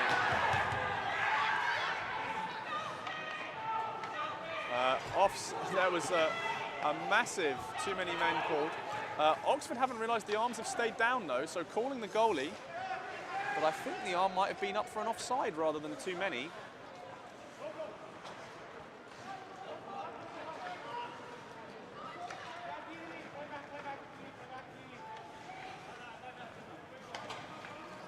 As now Eric Grant with the puck. UEA have the player advantage, 2 minutes 20 to go. But need to find some offensive chances really. Have been a little bit lacking in that department though. Here comes Aaron Go, winds one up, ricochets off both Grant and Harvey Wilson. Haynes now with collection, has Wilson speeding ahead. Haynes being hassled now by Cuadio and is stripped of the puck by Colin Hewlin. A lovely little dish up. Unfortunately, Orthman wasn't quite ready for it. Might look to head to the bench for a change. Yeah, and UEA trying to get some fresh legs on the ice as Robury goes round one. Garbor in the slot waiting for Bolero to try and free up. As Garbor has been reunited with stick. Jack Haynes dangling, attempting to go through three, but with head down, slightly more difficult manoeuvre. Long shot from Harvey Smith. Robury going to be able to hold the line there. As Smith ducks down. Oh, a high sticking, no, waved off. As Newson now. Oh, catches Wilson. Newson to Wilson up high. As Haynes now collecting behind his own net, but dispossessed by Wilson. Robury going one-on-one against Bolero, and Bolero unable to keep his feet as now Antelm racing against Harvey Smith, and unfortunately not racing hard enough.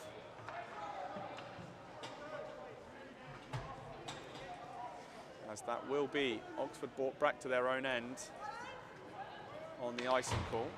We don't have any penalties left on the clock. We are now into the final minute of regulation. We are stuck at a 1-1 draw. UEA with the zone advantage. A very closely fought contest from both teams, and that is, a strong draw win, just unable to hold the zone, as Hewland will look to dump and chase it will be from Aaron Go, who's curling in. Wilson finds Rademacher, but takes a spill. Rademacher out to Antelm. Has Boom cherry picking long. Unfortunately picks the wrong side of the ice, and it will be Coadio able to get there first. No icing. As Boom takes a spill, Coadio working the body up and around. Oh, has that gone out? Might be considered incidental. I'm not sure if that would have been delay of game.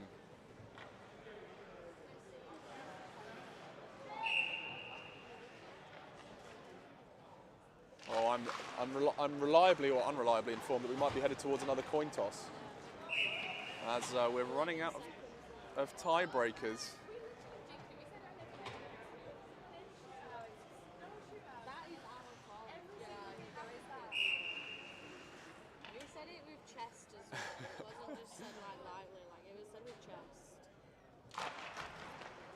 And now 10 seconds left to play. Newsom just looking to clear.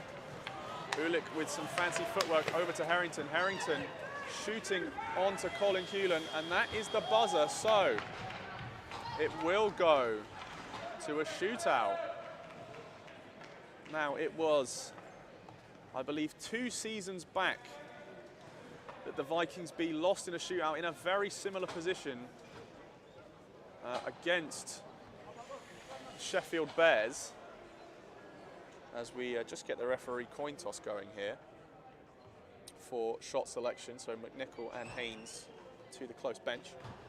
2 years ago, Oxford Vikings lost to the unstoppable Nick Winters in a shootout in what I believe must have been a semi-final berth. And somewhat haunted since that. So last year returning with vengeance, with some serious motivation, able to take the top spot in the division. So are they looking for a repeat here? Sophie Vischer versus Dexter King. A tale of 2 rookie goaltenders, both new this year.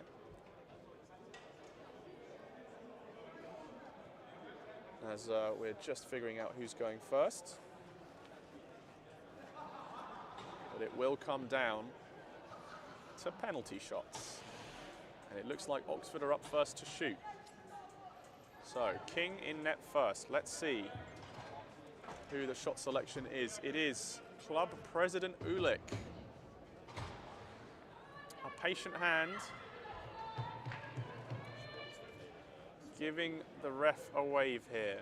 Let's see some good saves. We're hoping for some good saves, some good shots. We'll see if we can do our best with the replay capabilities. As it's Ulick versus King to open up the first round. Ulick, measured, straight down Main Street, now hanging out wide. Stops up, but it's gloved down by Dexter King. Let's have a look at this replay. Ulick winds into the right, tries to throw the change up, but Dexter King throws the glove, sprawls, knocks the net off, but holds it just fine and dandy. So, nil. Jack Haynes just coming out to talk to the referees now about the net being kicked off. I'm not sure how that really affected the goal. Some quick discussions with head bench coach Tim Donison. As Sophie Vischer makes her way to the net. Again, just looking at that replay, Dexter King basically holding his goal line the whole time, reaching back and kicking the net off incidentally, as Sophie Vischer is going to get the penalty shot briefing. As the remaining teams now in the rink, all eyes on this game from various parts of the stands and off ice.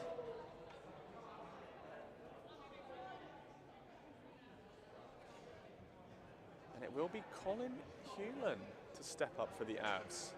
Nice to see him getting his moment to shine after a huge weekend shift. As we now look in, Hewlin with some pace.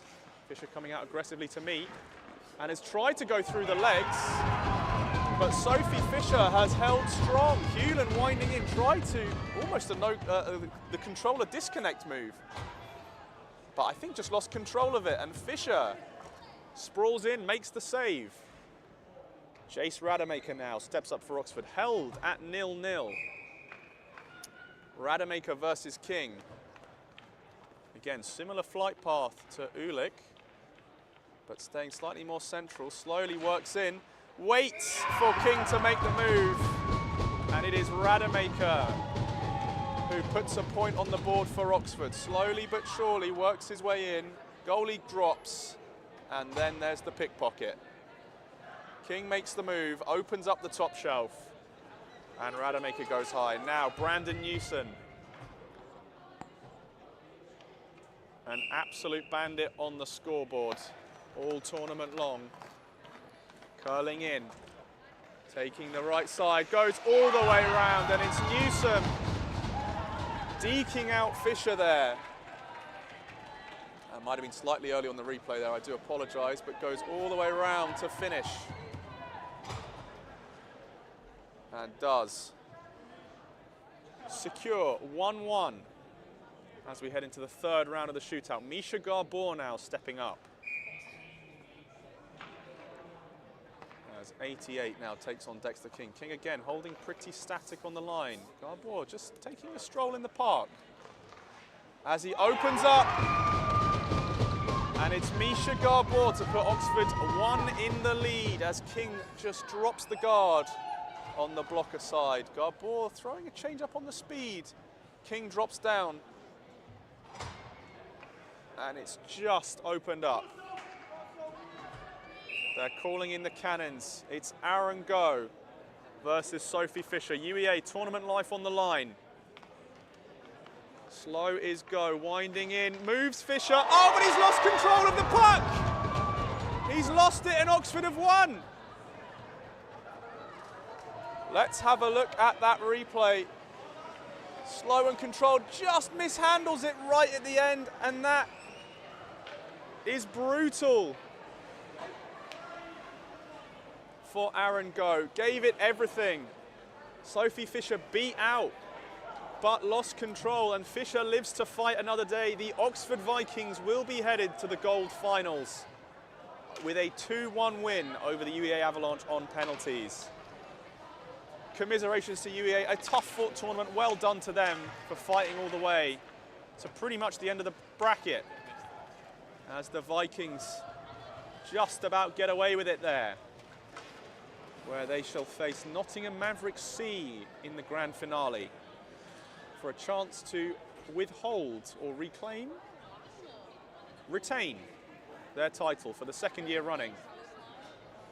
We'll rejoin you after this ice cut for the final two games of the weekend. It will be the Cambridge Huskies versus the Newcastle Wildcats for the silver final, followed by the Maverick C versus the Oxford Vikings in the gold final.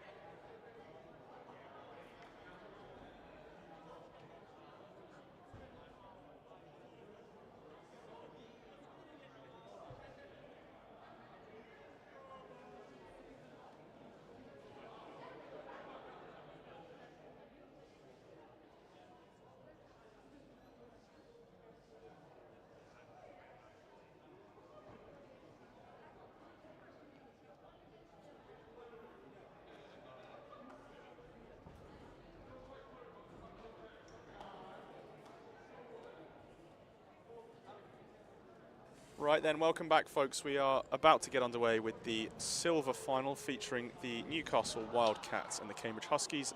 For those asking, the gold final will be the Maverick C versus the Oxford Vikings. So final 2 games of the day, final 2 games of the tournament as the women's and non-checking one weekend comes to a close. First up, Wildcats versus the Huskies. The Huskies wearing their sand and red jerseys. I was reliably informed by one of the Cambridge women that these jerseys were in fact supposed to be cream coloured, off-white cream, and have instead ended up a slightly depressed mustard yellow. As one of the Huskies players, that's Matus Lazar there, skating on with a plushy Husky as the mascot.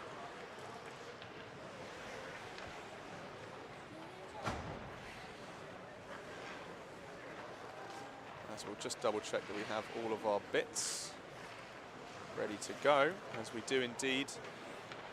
Newcastle versus the Cambridge Huskies about to get underway, as Newcastle already tearing up the crease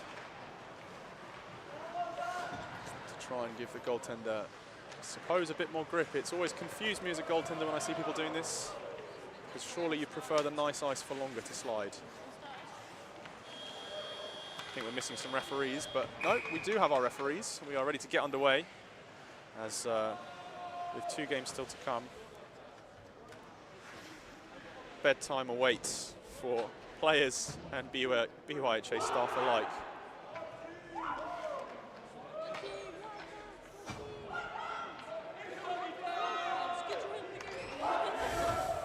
We've got High School Musicals references coming at me thick and fast. Oh, the Wildcats have been reunited with their mascot. We thought there was a missing mascot alert, but no. They have managed to reacquaint themselves, as we shall jump in. No one wants to make the refs' lives easy and shut the gates. I think there's still some chat.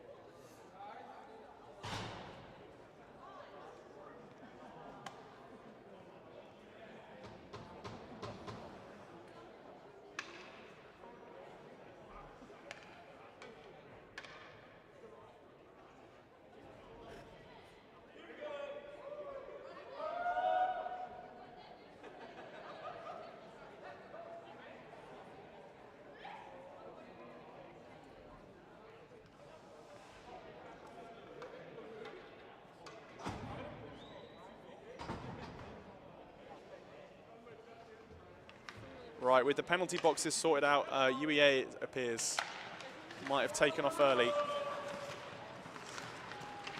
The game is afoot. Newcastle Wildcats versus the Cambridge Huskies, and already Cats looking to make an attempt in close, as that is held up there by Ishan Lohia. As wearing 69 for the Cats is Joseph McDonald, off to a hot start. McDonald now. Out to John Huey.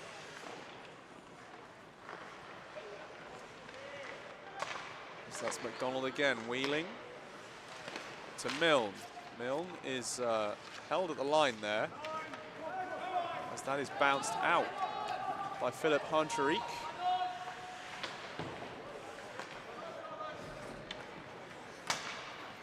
As Milne calling for the play up ahead from John Huey. To Slazar, not got a handle on it, but Horncherik now. Sprung ahead by Seymour. Seymour seems to be one of the fan favourites. Just about has supporters cheering across every squad, most definitely Birmingham, as Matus Lazar goes diving, but doesn't get it. Didn't quite get the memo that he was still onside, so does decide to bail out. I think there is a floating chin strap there, or a helmet strap. Oh, Ishan Lohia had the glove, dropped the puck, but made the stop. As the Cats is unseated in front of the net, and there is Ishan Lohia with a second glove save. Didn't want to hold on to it for the ref, but that's all right. Can't always have them all. Wildcats again, down to a roster of what looks to be 8 players, just barely. Again, another team that's looking to hit almost a 1-to-1 coaching to player ratio.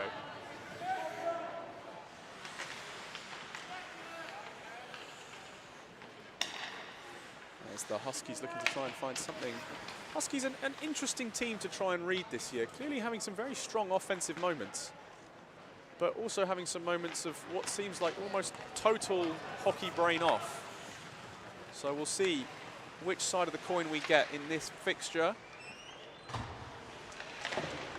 As that one is shot round by Kevin Shaw. As the Huskies look to try and break the zone, but is held in there by Sebastian Broman, the captain of the Wildcats. Turning away is that Rosie Dawes? No, it doesn't look like it, as the Huskies are tripping over themselves rather than the opposition. Quite sure who that is wearing. Is that 25? That is 25. Alex Buttrin again. And Broman hustling hard, is chased in now by Ned O'Hearn, a new arrival, I think, this year. Staying on side are the Cambridge Huskies, though a slightly questionable change from O'Hearn, as the puck was almost in his feet as he went to the bench. Broman looking to clear and does. As just under 4 minutes have gone by in this silver bracket final. Ishan Lohia sliding to cover off the wraparound attempt, which is let loose by Broman. Milne again aggressively calling for the puck, but not quite in the space for it. And now ahead is Jay Lee. Has just dispossessed, unfortunately, on his way in. But Lee, one of the top scorers for the Huskies, very much a captain leading from the front, looked almost to try and angle McDonald off with a hip check, but didn't end up following through. I was wearing is that number 20? It is number 20, and no such number exists. No, it does. It's Alex Rice. Funnily enough, for long-time viewers, Alex Rice, a previous Oxford Vikings B captain, since gone over to the other side of Oxbridge. Oh, and there's a slip and a slide for Petter Dolezal.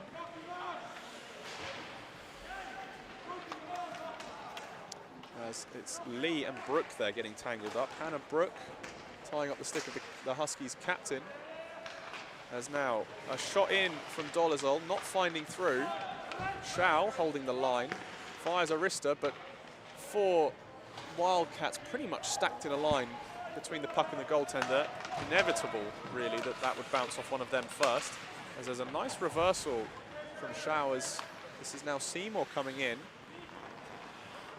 Has Yang, has Shaw, but has ended up losing the puck, and now the Wildcats looking to set their breakup out. That's a long stretch pass, does actually make it all the way down to Richards, but Shaw read that very well and hustled back hard, as now Matus Lazar, famous at the very least on BUIHA memes, or Huskies on 3 for the Matus Lazar goal streak and various teams' contributions. I think has been held to a dry spell in some of the latter stage fixtures, so we'll see if he can reacquaint himself with the points chart.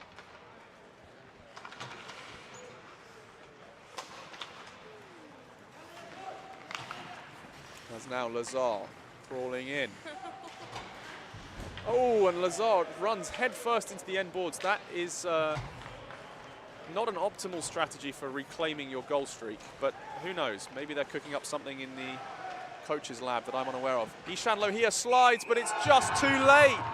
And it's Sebastian Broman, the captain, who will break the deadlock. And it's Broman inside of 10 minutes for the Wildcats. Ishan Lohia knew what was coming, but could not quite get it done.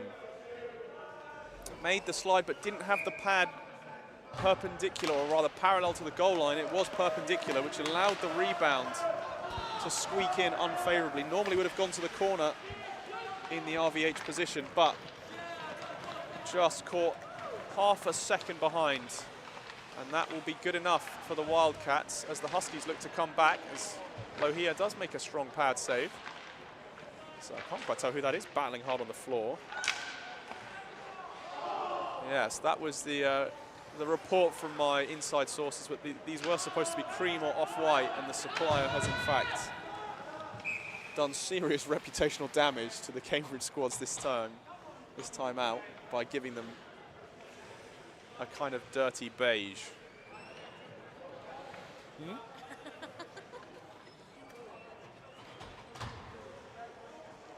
Apparently they only saw the jerseys for the first time on Friday night as they were delivered straight to Sheffield.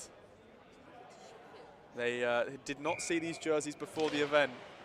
So this is the first time that, in fact, anyone has seen them, which is why I was so surprised yesterday when they rocked up wearing them, thinking, oh my God, I've never seen these monstrosities before. I'm not quite sure on the production company. See if we can figure it out after the fact. As now there's McDonald going round and down. Lohia has sprawled out. And it's another one on the board for the Wildcats. I'm pretty sure that was Alex Buttrin that might have got the finish. But Joseph McDonald opened it up. No, it was Joseph McDonald. I'm pretty sure that was 25 on the assist there. I have a feeling Buttrin got a piece of the action. But Joseph McDonald and Sebastian Broman to put Newcastle 2 up over the Huskies. And we're just waiting to see if we are going to get that magical coin flip where the Huskies wake up and hit their offensive strides. As again, strong contenders in their regular season competition. If we take a look at non-checking South, Huskies won 6, lost 4. The best stat line after the undefeated Oxford Vikings with a goal difference of +9 overall. So contenders indeed, taking taking that spot over the Oxford Women's Blues.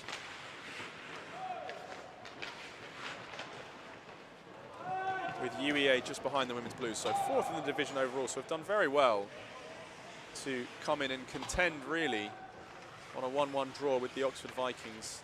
3 spots up at the top of the div.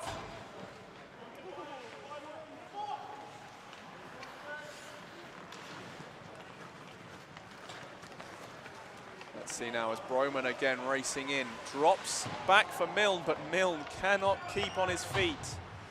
An attempt to spring from Seymour to Hunteric. Philip Hunteric tries to throw it into the centre to the waiting arms of Matus Lazar, hoping to bring back that goal streak. But it is Hunteric down on the ice now as Seymour looking to get involved. Milne has dropped back to pick that puck up. As Lazar goes in for the challenge, goes in for a second challenge, is out-handled, but Milne's handles out-handled his own feet. As, oh, Lohia has just been wrong-footed.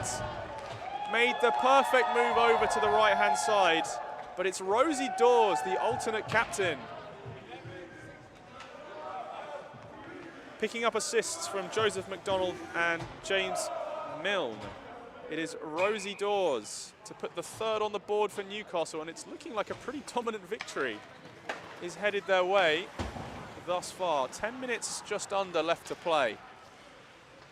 The Huskies lacking some of their sparkle a little bit. This is a team, of course, that took on the Oxford Vikings B in their varsity series and came out with a once more convincing defeat, or convincing victory, I should say. 6-3 win in previous years. Well, let's have a look. 4-2. And 12-2. Let's see.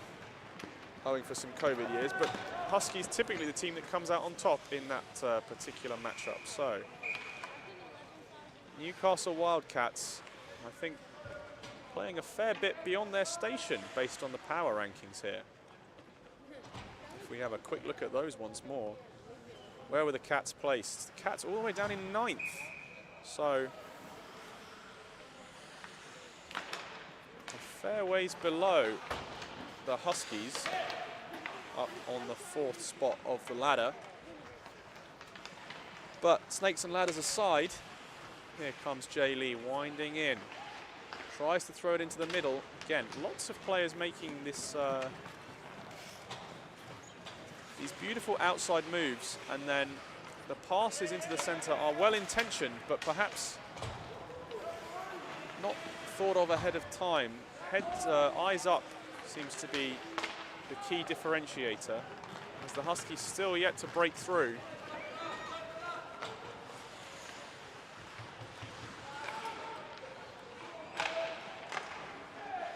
As Ishan Lohia called into action, needs to slide across, knows to cover that post, even drops the glove down just to make sure there is no chance of being beaten short side on the low. And the Huskies now trying to clear, does manage to get it past Mundy. Is Kevin Chow.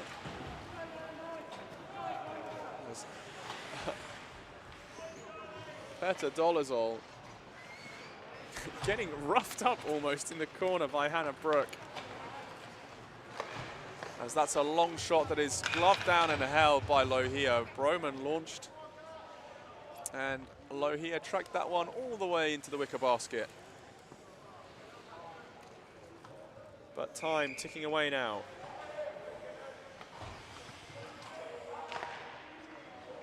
As the draw won by the Cats, but Huskies able to get to it first.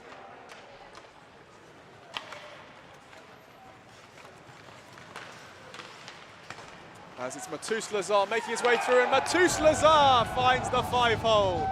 The Newcastle Wildcats, thank you very much for your contribution to the Matus Lazar goal streak once more. I'm not really sure if it's a streak at this point. I don't know how he's doing on stats in this particular tournament, but for the sake of this game, the Matus Lazar goal streak is back and alive. As number 5 goes 5-hole to put the Huskies on the scoreboard. Is the question now, or the question now is rather, is it too little too late for the Huskies? They now have some signs of offensive life and have perhaps realised they can exploit some weaknesses here potentially, as I believe Hugo Taylor is another rookie netminder in this tournament. As that's Dushanth Sivaratnam wearing number 91, a late stage addition in sudden illness and injury cover, able to help out his team by coming to the rescue in their hour of need, as now Milne has support but going in alone. Lohia catches it on the blocker and then transfers over to the glove again. Seems to want to put our referees in physiotherapy here. Absolutely no wish to hold on to the puck and hand it off to them. But again, fair enough, it's been a long tournament. I suppose the refs can pick up the puck.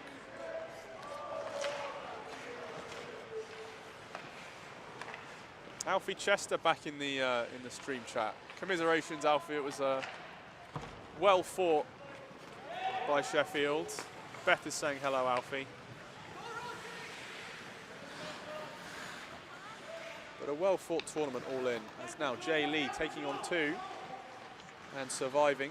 Curling in behind the net, surely no Michigan. No, is getting bodied off pretty aggressively here by John Hui. Puck is loose in front of the net, but didn't look like Petter Dolezal could get a stick to it. Petter Dolezal, no, now it is number 19, John Barker. A new addition to the team this year. I think only learned to skate this year as well. Wearing number 19, posted up in front of the net as a sliding John Hui is trying to find that one. Stepping in now, number 25, Ming Han Yang, but unable to find a serious connection. And once again, the Cats are on the prowl, as skating up is Joseph McDonald.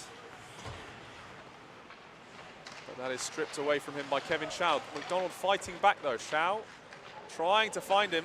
Lohia with a stick check, but surely they will appeal that in terms of goaltender interference. I think we may have had a genuine goalie interference call. McDonald down in front, shunting Lohia to one side. Lohia very much aware of this, making the move to try and get back, but sat on top of him was a Newcastle player with the puck out the crease. It's fairly cut and dry, even in most cases where goalie interference is but a whisper on the wind and an idea more than a concrete philosophy. That one was signed, sealed and delivered right to the referee's doorstep. An easy call to make and the correct call to make. So no fourth for Newcastle on that play as they need to clear the zone.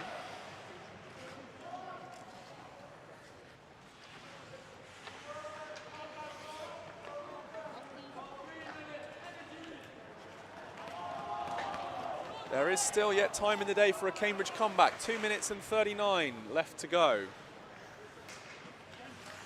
As the Cats are now trying to find some movement. Broman takes it. Matus Lazar hassling in hard. Milne waiting for some attention. Does get the drop pass from Broman, whether or not they were expecting it.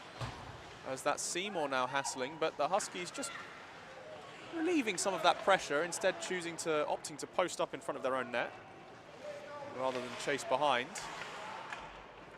There's a bit of a battle in the boards between what looks like Seymour and Hayden Richards.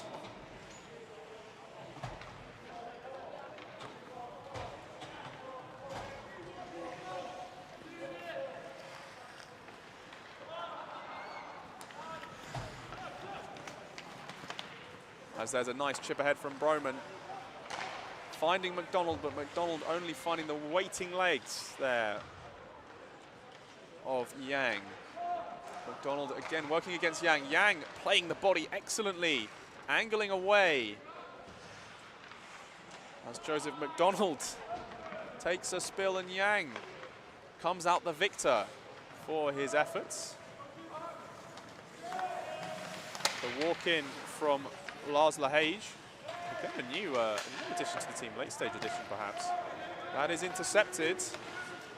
And that from Mabel Mundy will go wide. I think Lohia signaling to the bench saying, hey, get me out of here and put a sixth skater on. It's the only chance we've got, but now is a slightly dicey time to try the pull the goalie strategy. 55 left. I think Lohia wants to go to the bench. I don't know whether or not they're waiting for him. Bench coach Joe Allison has not picked him up, and Lohia forced to retreat as Joseph McDonald is walking on in. Dispossessed by Petter Dolezal as Charlie Seymour looks to try and find some space. O'Hearn will be the one to chase it, but I think Hui is well aware of the state of affairs and in no rush to go anywhere. Good forechecking pressure from Dolezal, but that I think is going to be too little too late as Hui is playing keep away. Hui offloads to Milne as Jae Lee picks the pocket, tries to control, needs to get the wrister off, but held up and knocked down is Jae-Yoon Lee. And the Wildcats have done just about everything right. As Lee thinks about it, launches, and it's a Newcastle victory in the silver division. Commiserations to Cambridge again.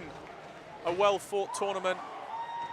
Did a lot of things right, but just weren't able to piece it together right at the very end.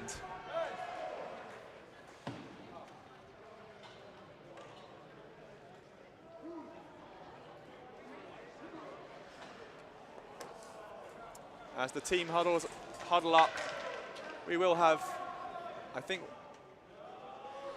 the penultimate trophy presentation as the Vikings B, as the Vikings A, sorry, and the Mavs look ready to get ready to go. Have you got your phone? I texted you man in match.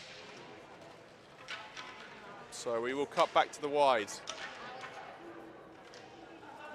as we wait for the trophy presentation, and we shall rejoin you for the final game of the night, final game of the evening. It will be the gold final, Oxford Vikings A versus the Mavericks.